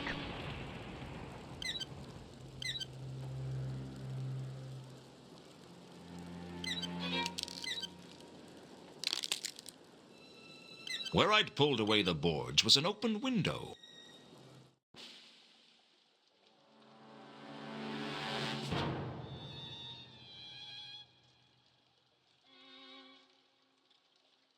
The fish bar was littered with assorted debris. Amongst the debris, I found a bone that seemed a little out of place. The bone seemed out of place somehow. I wasn't sure why. I didn't want to take the bone. It was bad enough that I'd been carrying around some dead troll's tooth all this time.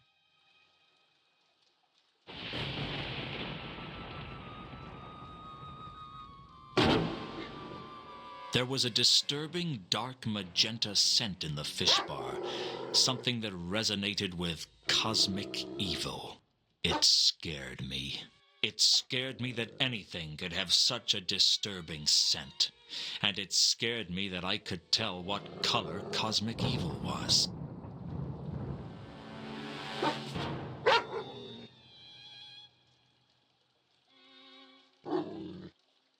The dark magenta scent was deep and sinister.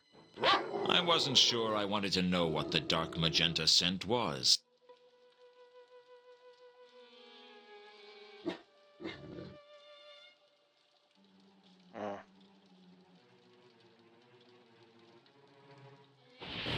Dagon Street, another Lovecraftian reference? You mean the main street in the first game is actually called Dagon Street? Yep, that's not.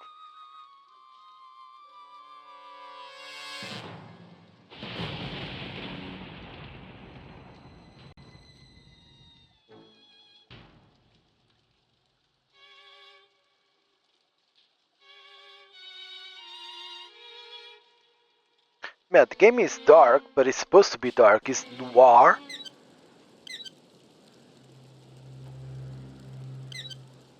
How come the full moon how come the full moon isn't forcing him to turn into a werewolf?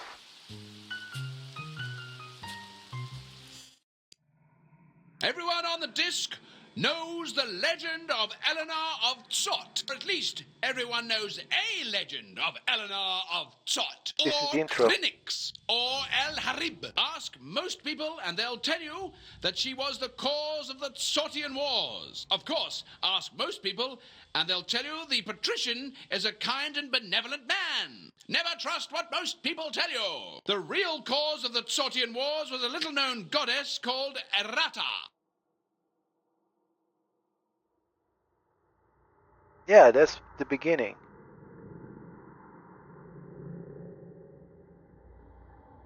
There was a flyer left behind on one of the seats.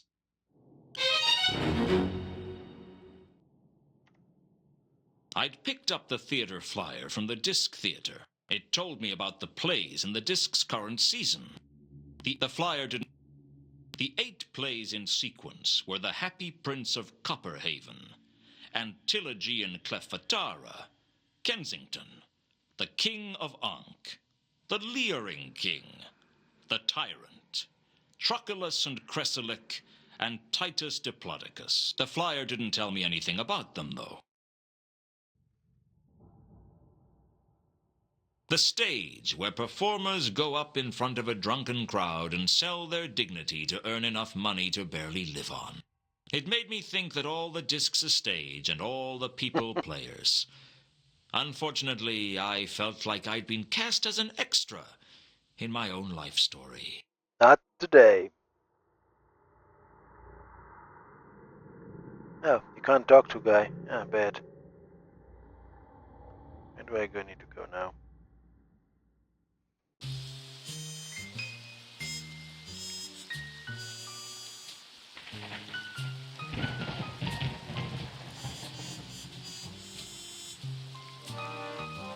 Who would say? I'd like to... Very well, I will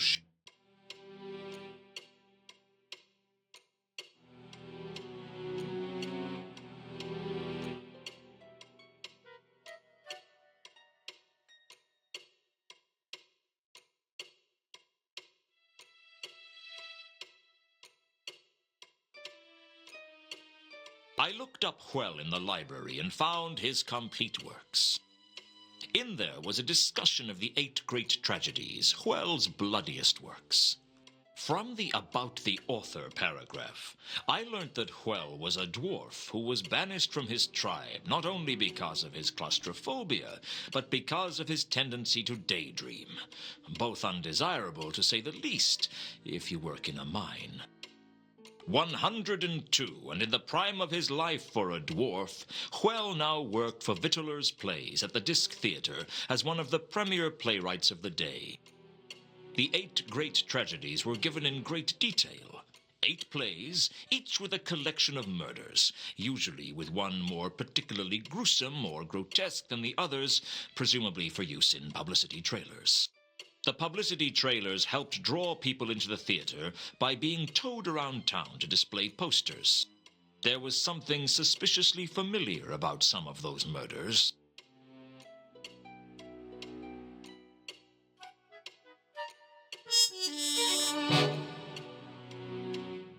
Don't tell me all the murders have been transcribed into plays?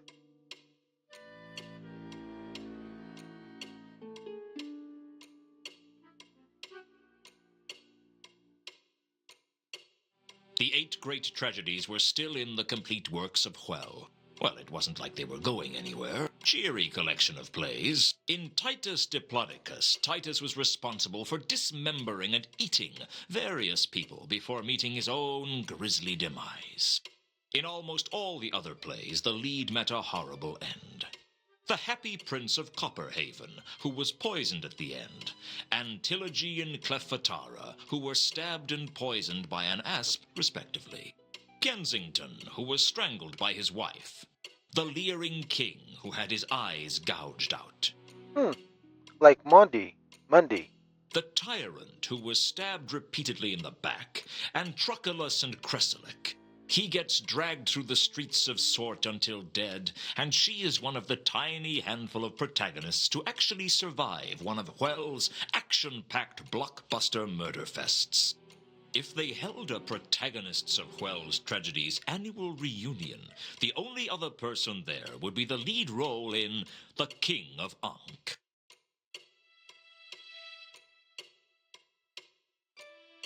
Hmm.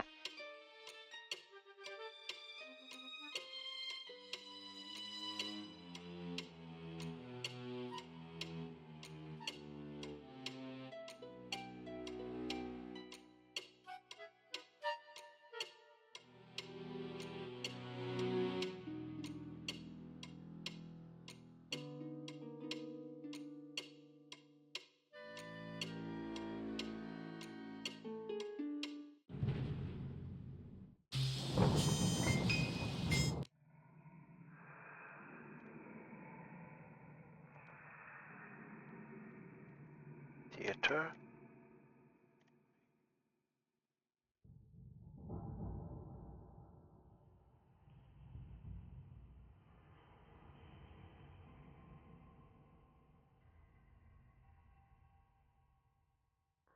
The pompous windbag on the stage was Previtier. He went beyond being a ham. He had 2 eggs, fried mushrooms, and a gigantic rasher of bacon. That's pretty good. You've been acting long? One is either born an actor, or one is never an actor. Yeah, I can just see you paddling about the womb with a script in hand. Do you doubt my credentials as the disc's premier performer of dramatic scenes? As far as I'm concerned, one actor is as good as another. Oh, I didn't say You that. come on, you speak your lines, and then you get killed. How hard can it be? Here I stand, your slave, a poor, infirm, weak, and despised old man. Do you slight me such? What? You are not abreast of Hwell's fair pen, then, stranger. The name's Luton. And no, I don't know Hwell's work at all. My name is Previtier, and my realm is that of tragedy and comedy. The finest arts are my purview. Yeah, if you say so. So you're an actor. It is my calling to tread the boards, and for this I am called an actor. Translation, yes. Why do you talk like that? When one is blessed with silk, one does not wear cotton. What's that supposed to mean? You are not familiar with the ways of the theater, are you, my boy? No. I always thought it was about getting killed in a different way every night. Well, that's part of it. But it's also about the lines, the pomp and the circumstance. Men in skirts. Yes, yes. The play's the thing. To catch the cash flow of the dim. You disapprove? A man must his living make. If he could make it with decent grammar, I wouldn't mind. You should come and see the spectacle. Perhaps then you would cast less scorn upon our merry ways. You want me to go to see a play? Come to hear the wooden dialogue. Wooden? That's not much of a quote. It was the best I could do at short notice. What's playing at the moment? Truculus and Cresselik, the tale of the frailty of woman and the stupidity of a man in love. With a lot of bloody deaths thrown in for good measure. But of course. Tell me about the plays. Would that I had the time to sing the praises of all Hwell's masterworks. But time is short and life is fleeting. Just tell me about the plays. Our current season is a groundbreaking interpretation of Hwell's most famous works, pushing back the boundaries of art and style. Groundbreaking? 'Tis a term we of the noble calling use to describe the way each generation improves and expands upon the themes laid bare in the soul by inspiration.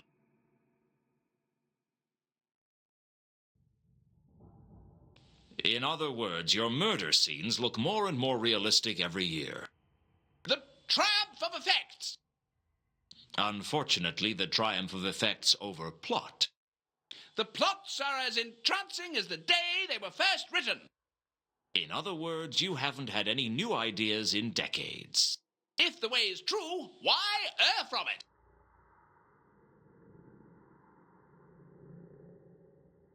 Tell me about the 8 great tragedies, and don't make me regret asking you about this. The 8 great tragedies are considered to be among the finest of Huel's plays, each one a poignant drama with an insight into the mortal condition. That's all you have to say? I could tell you much more. Such as? I could tell of the soul-searching anguish of Village in The Happy Prince of Copperhaven, as he struggles to decide whether to avenge the death of his father, whilst in the meantime inadvertently stabbing and poisoning the entire cast in oh so many humorous misunderstandings. Yeah, No, it's that's a fine. Shakespeare parodies, in case you haven't noticed. Oh, in the dead vast middle of the night, he cries. Oh, that my lover's father had not hidden behind that tapestry whilst I was practicing with my poignard. Yeah, it's not Macbeth, it's, shit, I played that role back in college. That's enough. And the famous soliloquy, to be or not to be. To be or not to be, I don't remember. I did that soliloquy. I did all that. I did that. Oh, what's the point? Nobody's listening. Or perhaps I could tell of the tempestuous love of Antilogy for Cleopatra, queen of the Jelly Baby. Jelly baby. Stop it! Perhaps the unspeakable acts of Titus Diplodocus. If one good deed in all my life I did, I do repent it from my very soul. That's all, folks. That's all, folks. All right! Enough! Our revels now are ended. Stop! I knew I shouldn't have asked. Okay. Does dead men's pointy boots mean anything to you? I can't help you with that, my boy.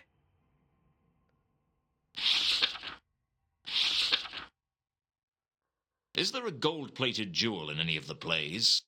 Not that I'm aware of, dear boy. But Clef Petare is described as the jewel of the jelly, if that's any help. What happens to her? She gets bitten by an ass. It's very moving. Yeah, I bet it gets the audience moving for the exits. Tell me what you know about golden swords. Alas, I know of but one such blade, the falchion from Troculus and Chrysalic. The falchion was a slightly curved sword, cast in gold. Well, the real one would be if it existed. Our prop is an old table leg whittled to a point. Interesting. About the prop? We have many other props, you know. I meant what you said about the sword was interesting. I think it was the blade that killed me the other week. You look surprisingly well for a cadaver, my boy. Well, they don't make murders like they used to. Oh, I know what you mean.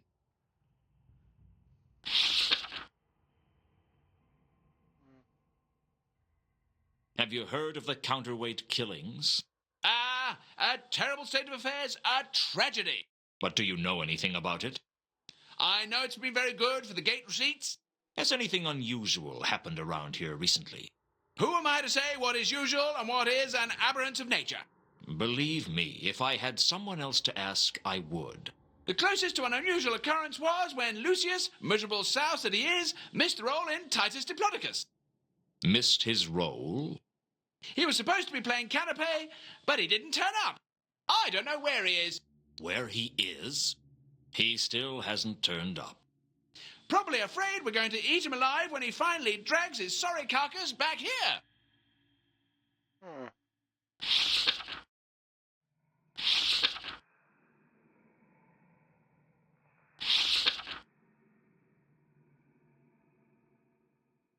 Have you heard of Errata?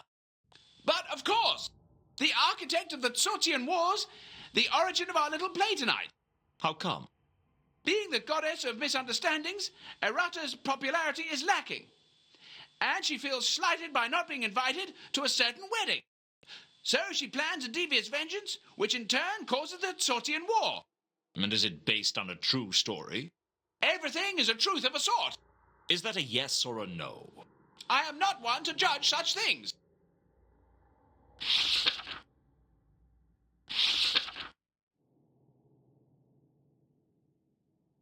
A man named Mundy was killed recently. Slain amidst the bright flags of peace, eh? Well, hung upside down in his room with his eyes plucked out, actually. Indeed. It reminds me of Will's epic, The Leering King. Ah, such sweet sorrows. What's that supposed to mean? It means that the gods exploit our weaknesses to show us our faults. More like the gods exploit our weaknesses because it's a bit of a laugh. There may be truth in what you speak. Do you know anything about the dwarf who rode his carriage off the Magdalen Bridge the other week? Indeed, I do not. I trust he was not a friend of yours. No, I didn't know him. His name was Reagan. Reagan? I did not know him, although I thank you for the news all the same. You thank me for the news? Though it be honest, it is never good to bring bad news. Did the other children beat you up when you were little? There was a murder up in the rooftops recently. A troll named Malachite was stabbed to death. Did you hear about that? I know naught of stabbings, save the foul betrayal in The Tyrant. The Tyrant? A play? We performed it but recently. Ah, the grandeur of the stage. Cry havoc and let slip the dogs of war. The dogs of war? In the play, the tyrant leads an army of dogs into battle, but Henry they the kept Fifth. slipping all over the place because of the general muddiness. Does he win? Well, in the end, he's betrayed by his closest ally and stabbed to death by the people of Ephebi. It's a mixture of Henry V, dog, let cry havoc and let go the dogs of war. If Henry V, but stabbed to death by his closest allies is Julius Doesn't sound Caesar. like much of a victory. No, but it's a glorious death. Et tu, Cletus. Pure poetry. Head to. Okay.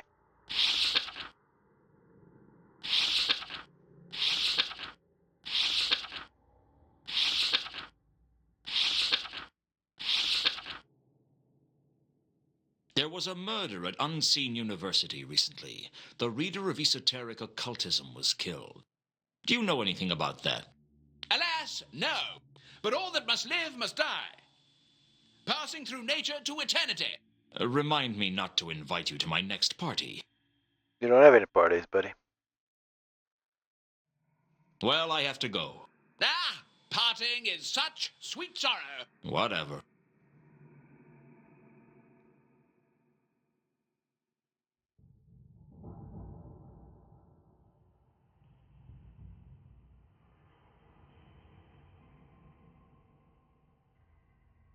God damn it, what am I supposed to do?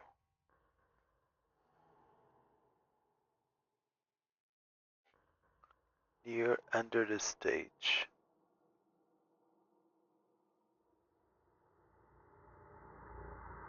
I quickly transformed into a wolf and had a sniff around. There was an eerie, dark magenta scent in the theater. But what caught my attention was the magenta scent that seemed to disappear into the stage. My murderer had been here. Where the scent had disappeared, there were some marks. I couldn't quite make them out, but they seemed to be a definite shape of some kind. I ran my finger around the marks casually.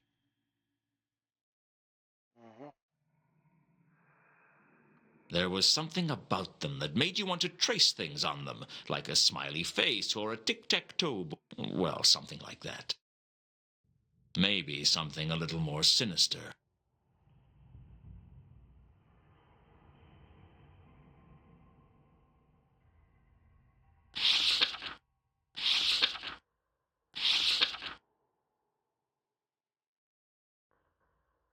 I traced the sign of the eel across the marks, exactly as I learned how to do in the Libraris Apocrypha. There was a faint click, and the next thing I knew, there was a passageway under the stage.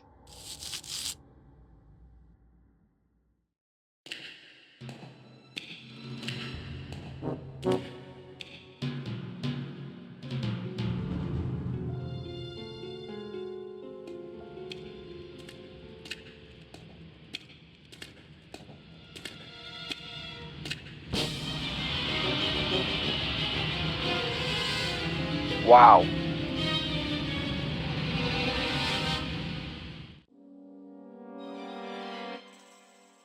That's the River Ankh. The passageway led into a dark and ominous vault. The whole sepulchral temple seemed to be formed from curves and angles that would give geometry teachers nightmares.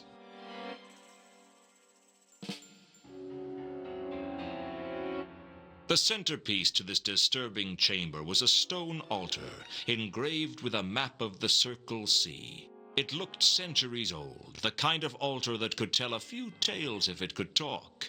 I was glad it couldn't. The map of the Circle Sea seemed to be the only interesting feature of the altar.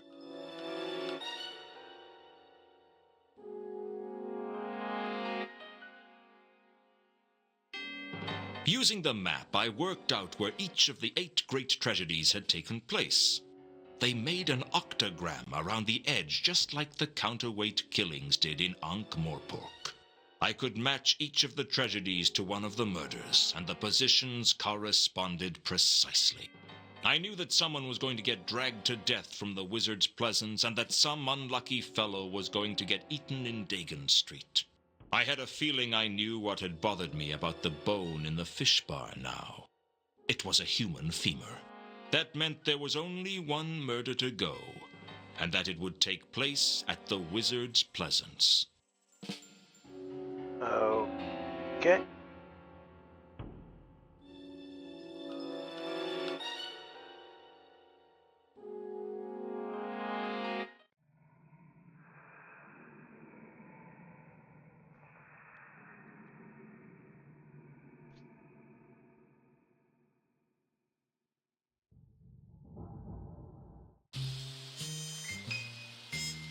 The Wizard's Pleasance was a small, newt-haunted meadow in a horseshoe bend in the Ankh, inside the grounds of the Unseen University, separated from it but connected to the university gardens by the Bridge of Sighs. On summer evenings, if the wind is blowing towards the river, it is a nice area for a stroll.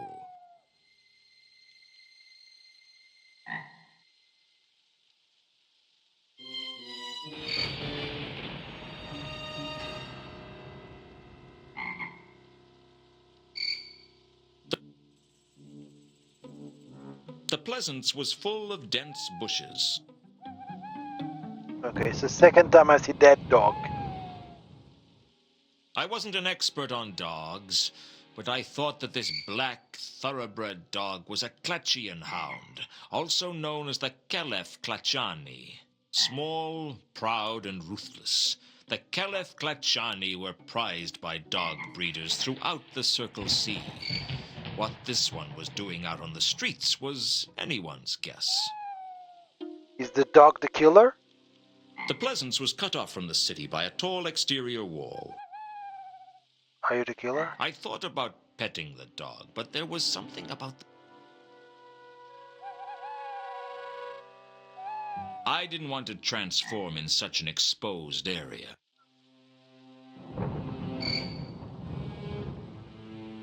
The Pleasance was full of dense bushes.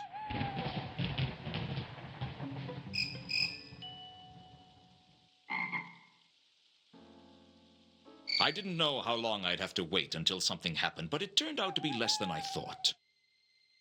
I'd suspected I'd been being followed, and I wasn't surprised to find that Al-Kali was skulking around behind me. Gods alone knows how he got into the university, but if I could do it, I guess anyone could.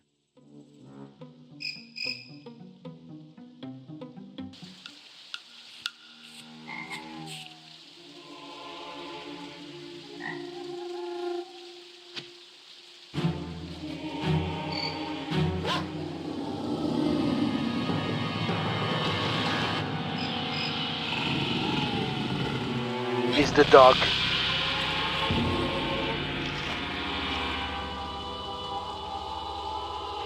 No, it's the dog. It's not him. That's a fake out. It was over in seconds.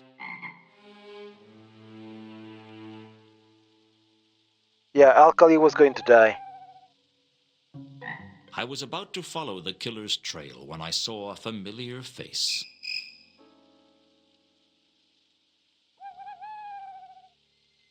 Why did you carry on with the case, Luton? Too many people told me to stop. I was hoping it wouldn't come to this. I like you, Luton. It didn't have to be this way. So you're behind this, are you? I'm just a servant. My master, Anu, is behind this.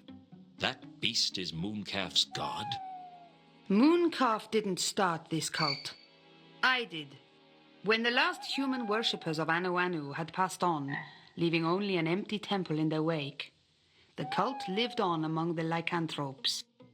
My late husband got me involved, and I came back to Ankh-Morpork to arrange everything. Came back? I thought you'd realize, Luton. I'm Therma. It figures. You killed Malachite, didn't you? I didn't kill any of them. My master did that. We just arranged everything for him. He's stronger when we gather together and pray. You were in the Temple of Small Gods each time there was a murder. It was a perfect alibi. Why was Malachite looking for you? I'm his sister. His sister? Malachite? Hands up who can spot the big problem here. I was adopted by Mr. and Mrs. Karst. They named me Therma. And Malachite and I grew up together. What happened? It's a tough life when you're a poor troll. And tougher still when you weren't born a troll. I used to sit at the table eating bread while the rest of the family was chewing coal sandwiches. That kind of thing leaves its mark on a girl. All right. My heart bleeds for you. Malachite and I broke into the von Uberwald mansion and made off with some of the Count's valuables, including that pendant you've been carrying around. And that jeweled box in the carriage that presumably held the asp that poisoned Reagan. That's right. How did you and Malachite get separated?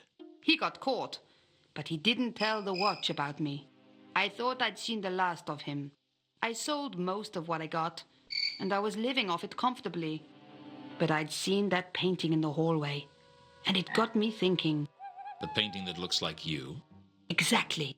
I reinvented myself as a debutante, and I seduced Ulrich and married into high society. So the fact that she looks like the woman in the painting is just coincidence? I went back to Uberwald with him, changed my name to Carlotta, and my life as a troll was forgotten. Therma was dead. Long live Carlotta von Uberwald. I thought she was Charlotte von Huberhold because she's a werewolf, therefore she's lived long. Or it could be a descendant. Did you know Ulrich was a werewolf? Not until the honeymoon. That was a surprise, I can tell you. Not entirely an unpleasant one, I have to say. How did you get involved in this cult business? Before he died, Ulrich inducted me into the worship of Anu, and it became my mission to engineer his return to power. I recruited followers and we prayed to him, gradually awakening his consciousness. He'd been stuck in the form of a small dog on the streets of Al-Khali for decades, not even remembering who he was. As our numbers grew, Anu's power grew, and eventually he was able to slip aboard a ship and steal his way here to Ankh-Morpork. The Milka. That's right. The Milka also stopped off at Sort, where it picked up Mundi. He was supposed to be bringing us the Sortese Fallschirm, having stolen it from a dig at Sorta. The archaeologists didn't even know it was there. Unfortunately, what we hadn't counted on was that Mundi was a man with few scruples and even less brains to go with it. Either he approached Horst, or Horst approached him. One way or another, he arranged to sell the sword to that devious troll. Only he didn't have the sword, did he? He'd concealed it in one of the crates in the cargo hold. We didn't know that. We just knew that Mundi had gone to ground. That's why I hired you to find him. And when I did, your cult killed him. Only you'd expected the sword to be with him. And by the time he was dead, it was too late to ask him where he'd put it. We couldn't believe our luck when you found the sword for us after Mundi's death. I'm sorry that my master had to stab you to get it. Did you know I was going to get killed? Was that why you made me into a werewolf? I suspected that things would get a little rough for you, and I believed you were too valuable an asset to waste. I'm flattered. And the counterweight killings were your cult attempting to summon Nylonathotep by mimicking the way he was summoned before. I don't get it. With the falchion, my master can defeat the laddering horror again, and he will grow in power, ascending to the ranks of the most powerful gods, where he belongs. That's all very well, but a lot of people died for that dream. You can't just go around killing people whenever the notion strikes you. It's not polite. What are the lives of a few people against the prize? Reagan knew, didn't he? Or at least suspected. I don't know what he actually knew, but he suspected a lot. He'd been blackmailing me for weeks. The envelope in his locker. He said he had evidence, didn't he? I didn't know it was empty. He said he had proof, and he knew enough that I couldn't take any chances. He had to go. Why are you telling me all this? It's customary for the villain to explain his evil schemes when the hero is captured. I'm no hero, and you're no villain either. We're just people. You know it's not too late, Luton. Join us. Join your cult. What happens if I refuse? There's no point in refusing. It's already too late to stop the summoning of Nylonathotep. Al-Khali was the 8th murder. Even now, the other cultists are gathering at the focal point for the invitation. So we summoned Nyarlathotep to kill him? That would be the temple under the Disc Theater, I take it. You're good. I'll give you that. Let's go, or we'll miss the pre-summoning. What if I try to stop you? Like I said, it's already too late for that. Join us, Luton. You know it's the only choice. I could kill you and make a run for it. You wouldn't hurt me, would you, Luton? After all we've been through. You arranged the murder of your own brother, and you'd have me killed too if I got in the way. So what? In this world, you get one chance at happiness. You may be right. All right. I'll go along with this for now. But I'm not making any promises for the future. Don't trust her. For me. Don't trust her. Carlotta told me she would have to bind me in case I got any foolish ideas, and then she escorted me into the depths of the temple. It looked like the whole crowd was there. As well as Carlotta, I recognized Mooncalf and Warb, the wizard from Saturnalia. 8 of them in all, 1 for each person on the list. But my attention was drawn to the hulking mass of Anu Anu, and the golden sword that he was wielding like it was a toothpick. It begins. It has begun. Everyone, remember your lines. Nylonathotep. Who summoned thee? In accordance with the ancient pacts, we have made 8 sacrifices in the manner prescribed. I can't read the. Come to us. I can't read the subtitles. They're too small. They're too dark. I was filled with an overwhelming sensation of dread. I guess summoning rituals have that effect on me. It is here.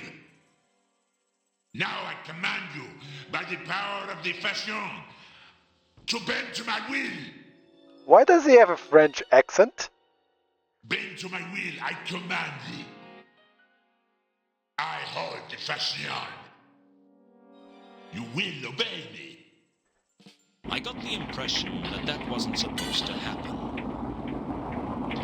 The next thing I knew, the temple was coming apart at the seams, and rocks were falling everywhere.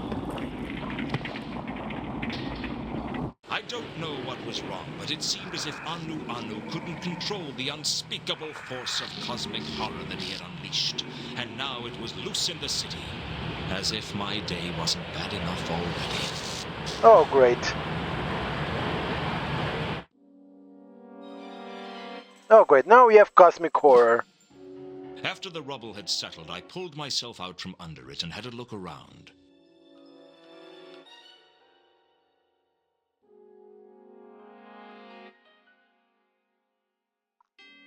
The temple seemed different somehow, and not just because the roof had caved in.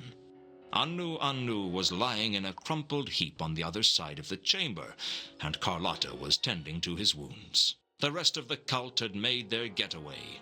Everyone but Warb, whose luck had taken a permanent turn for the worse. I guess the amulet you gave him wasn't very good. It looked as if part of the ceiling had rearranged most of Warb's head.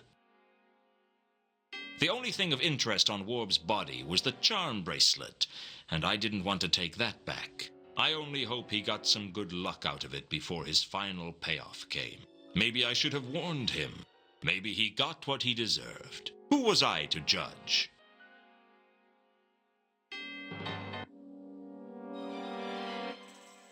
Sometimes I wondered if these ancient temples were designed to fall in on themselves at dramatic moments. I searched the rubble and uncovered the golden falchion. The sword was bad luck, but I had a feeling it was safer in my hands than anyone else's. For a god, Anu Anu was looking in a bad way. I tried to listen in to what Anu Anu was saying, but his voice was weak and faltering. I should have known. The inscription. I forgot the inscription. Quiet, Master. Conserve your strength. Carlotta was obviously upset by Anu Anu's injuries. I guess there was a heart in that cold chest somewhere. Come on, Carlotta, let's get out of here before the rest of the roof comes down. I'm not leaving my master. He's not going to make it. You can at least save yourself. Leave us, Luton. Leave. There was something about the walls that I didn't like. I think it was the way they wouldn't stop swimming. I decided against touching the walls.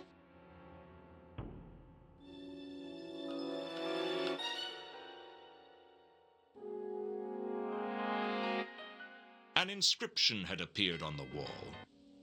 Maybe it had been there all the time and I just couldn't read it. I wasn't sure. It seemed to say, Quod nescient eos interficit.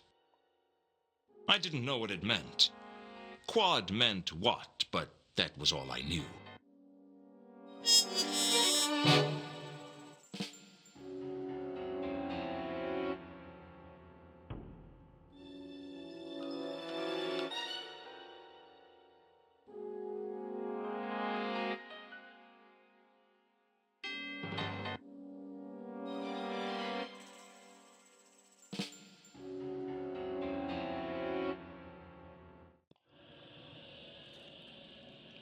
The terrified cultist was obviously in pain and finding it hard to walk. He wasn't going anywhere. Well, he wasn't going anywhere fast, anyway. What's up with you? Broke my stupid leg when the roof came in. Which one are you? What? You must be Coombe. How did you know that? I recognize your voice. Now give me one good reason why I shouldn't turn you over to the watch.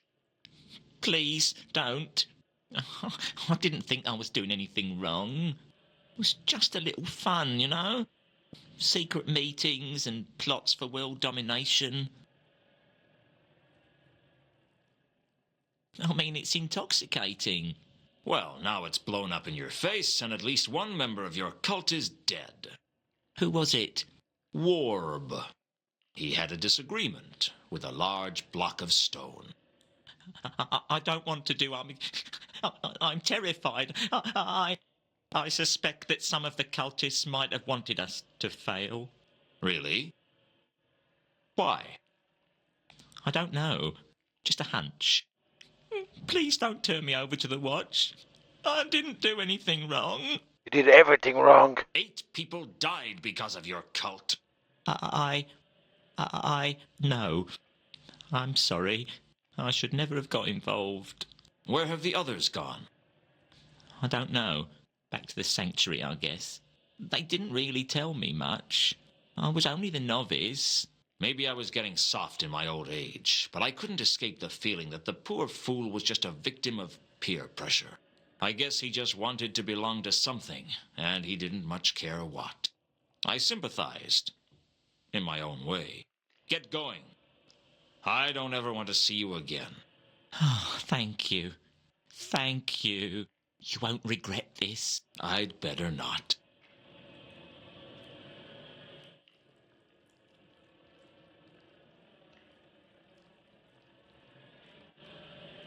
Great. Now we have...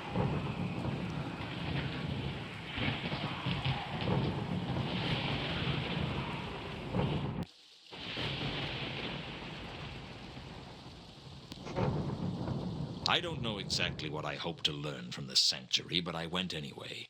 Maybe I was hoping that all the cultists would be as easily intimidated as Coombe. I was wrong. You're very sharp, Mr. Luton. You've done a very sharp thing. Maybe even sharp Probably. enough to cut your own throat. Probably, if it's not too long. You must be Kondo. I'm flattered. How did you know? I recognize your voice. You tried to kill me with that crossbow once before. Crossbow? It's silver-tipped before you get any heroic ideas. What did it do? The dark sect isn't as sloppy as the cult of Anu Anu. A cult within a cult. We couldn't believe our luck. Mooncarve and Therma were looking for people to join their cult, and they actually wanted to summon Nylonathotep. Can you believe that? Do you have any idea how rare it is that someone wants to summon the laddering horror for anything other than wreaking havoc and destruction? Who's we? Oh, no, it's not that easy. Do you think I'm the overconfident villain who reveals his whole plot to the hero shortly before placing you in an overly complex life or death situation that you then escape from at the last minute? Yes. It might make life easier if you were. Real life isn't like the clickies, Luton. The good guys don't always win. What makes you think I'm the good guy? I don't care what side you're on, Luton. All I care about is that we are victorious and that everything is destroyed. I just don't understand why anyone would want to destroy the whole of creation. If you want to die, why not just kill yourself? I'm going to achieve something with my life, Luton. Something that no one will ever forget. Everyone's going to be dead. No one is going to remember anything. And that's an achievement no one else can claim. You're insane. That's what my psychiatrist said. I had to kill him too. He knew too much, just like you. Some people say that when you're about to die, your life flashes before your eyes. For me, the world seemed to go into slow motion. But did Anu kill them, or would Luton turn into a werewolf and kill them? I told you, Luton. The good guys don't always win. Very true, but they try much harder. I'm dead, aren't I? Am I going to spend eternity suffering in the pits of hell for what I've done? If that's what you want. Oh, I can't believe I'm not going to find out how all this ends. After all the work I put into it. It's never fun being taken off a project you've worked hard on. That's the last time I get so involved in my work. How right you are. When I came to, I wasn't sure if I was dead or alive. That seemed to be happening to me a lot. Hello again. Have you come for me? No, I was just passing through and I thought it would be polite to say hello. Isn't that what you're supposed to do with acquaintances? If you want to scare them to death. Sorry, I'm not good in social situations. It must be hard to fit in when you're a 7-foot-tall skeleton with a scythe. I'll see you later. That doesn't fill me with confidence. That, I'm afraid, is your problem. So he did. I'd killed Kondo, He killed Kondo. but at least he hadn't killed me. On Kondo's body was an amulet. It had to be worth finding out what it was, so I took it. Kondo's amulet has a symbol on it that looked like an eye, but an eye with 3 protruding lobes. The golden sword had already caused me a lot of trouble.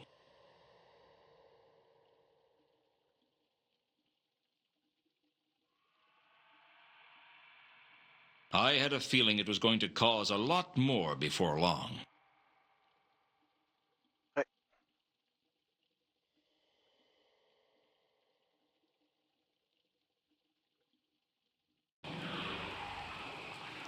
When I went back to the mansion, the butler had some grim news for me. The Count had shuffled off his mortal coil in the recent disc-quake. He was sleeping the big sleep, pushing up daisies, crossing the final frontier, booking a vacation to the underworld. Basically, he was dead. Fortunately, he'd left provisions for me in his will. He'd pay my way to the end of the case, and more importantly, he was allowing me to continue to use the library. Well, what did it matter to him who used the library now he was gone? When you're dead, you were sleeping the big sleep, and nothing much mattered to you anymore. All the nastiness was behind you. For the rest of us, the nastiness was still all around us. And if I didn't stop that nastiness from crushing us all under its tentacles, we'd all be sleeping the big sleep. Frankly, I didn't think the afterlife would have enough beds.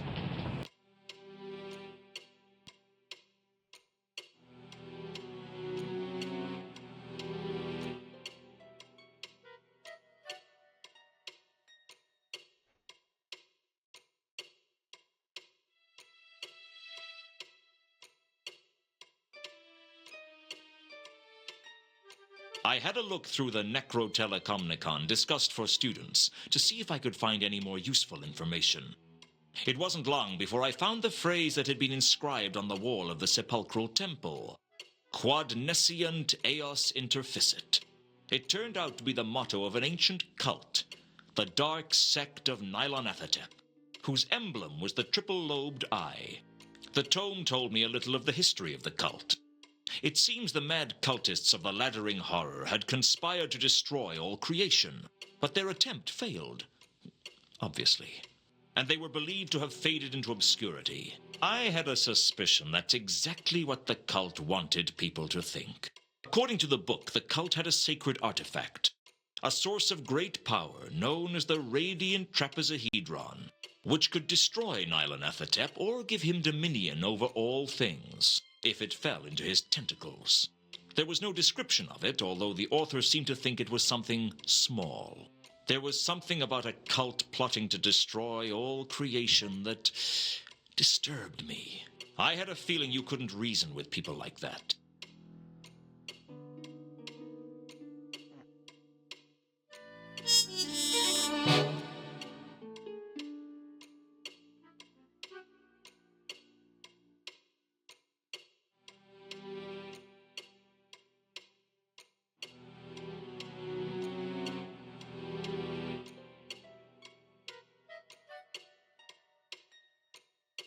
I worked out a translation for the phrase I'd seen on the wall of the sepulchral temple. What they don't know will kill them. Unfortunately, without something to cross-reference with it, I couldn't find out anything else about it.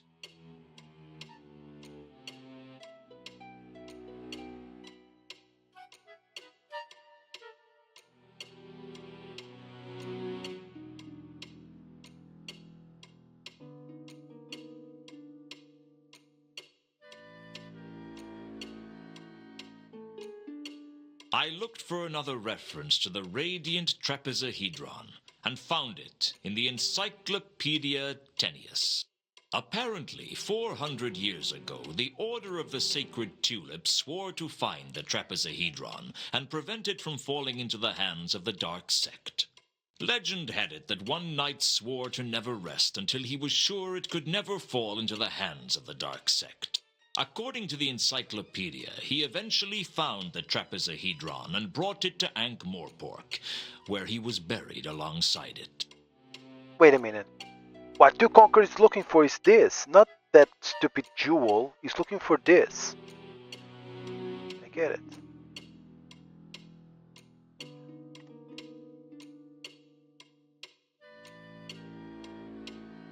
Two Conquer is looking for that. Someone's looking for damn stupid jewel. The guards are completely gone. Okay.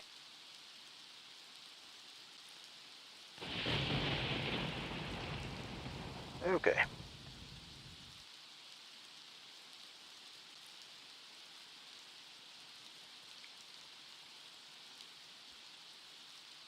It always looked much easier in the clickies.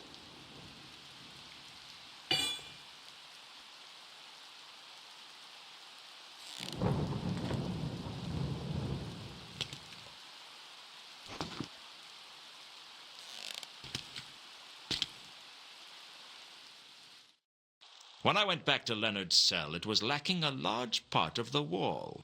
The disc quake must have taken its toll on the palace. Leonard and Two Conquers were still working on the flapping wing flying device like nothing had happened.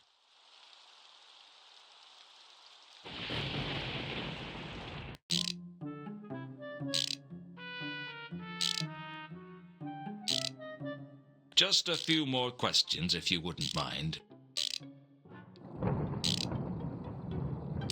Have you heard of the radiant trapezohedron? What is this being? Well, I don't really know.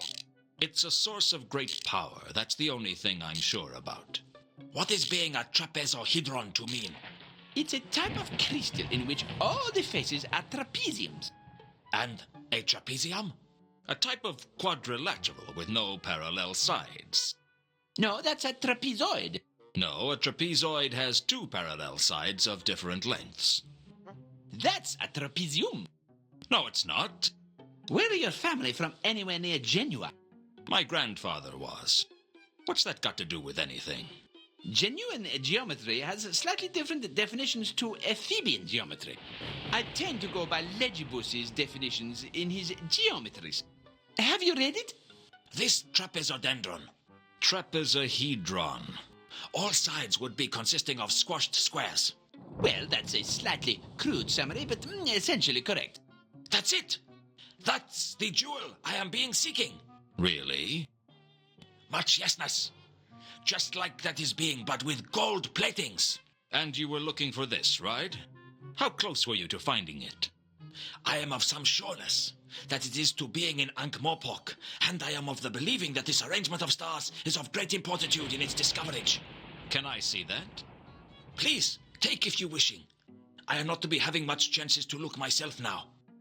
I would be of delighted nature if you would continue the looking for me.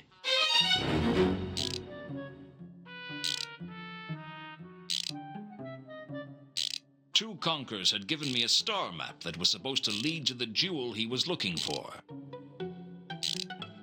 Where can I use the map?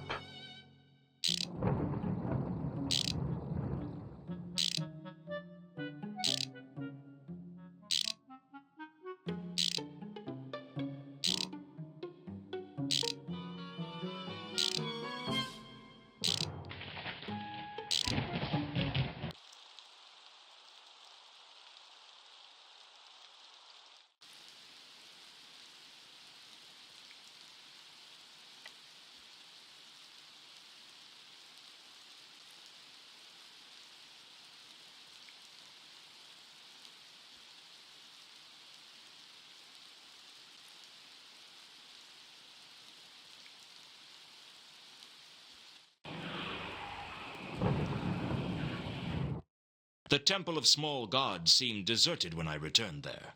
I could hear mad laughter echoing inside.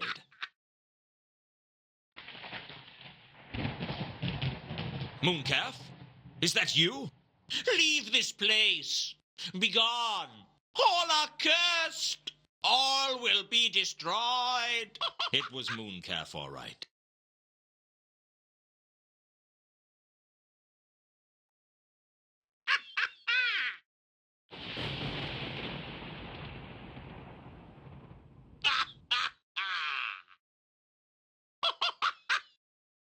This amulet is the mark of that entity that you and your cult summoned.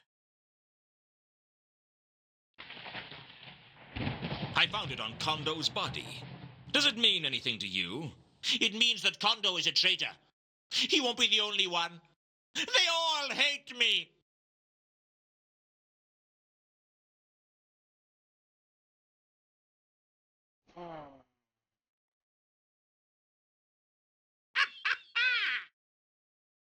I need to know where to find the rest of the cult.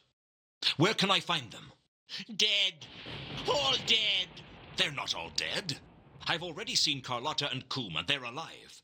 I saw Kondo, too. He, sends his regards. Must have been traitors. Traitors from within. Sabotage. We've been betrayed. All is lost. Mother! I want to go home. Now. I'm frightened. Take me home. Please. Who? Who were the traitors, Mooncalf? Please take me home. I have the sword. Ah! Ah! Ah! Put it away! That wasn't the response I was expecting.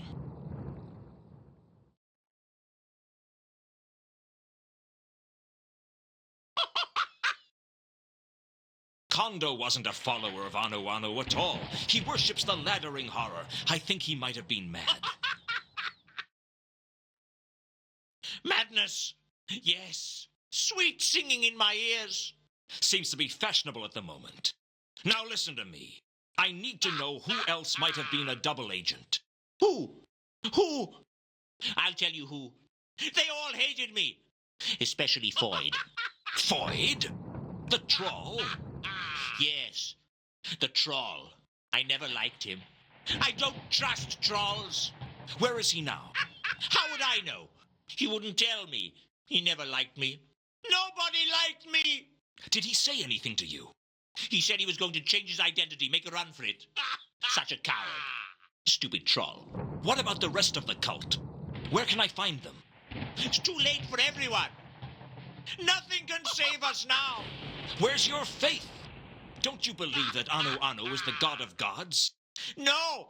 I renounce my faith. Anu Anu betrayed me. He betrayed me!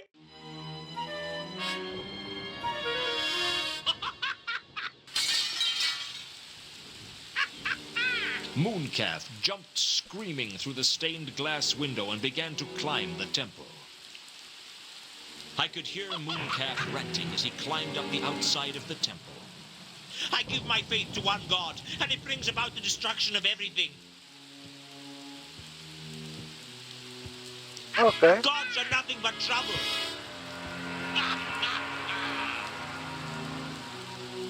Fine. Leave him. Can't trust them. You can't trust them. We don't need them.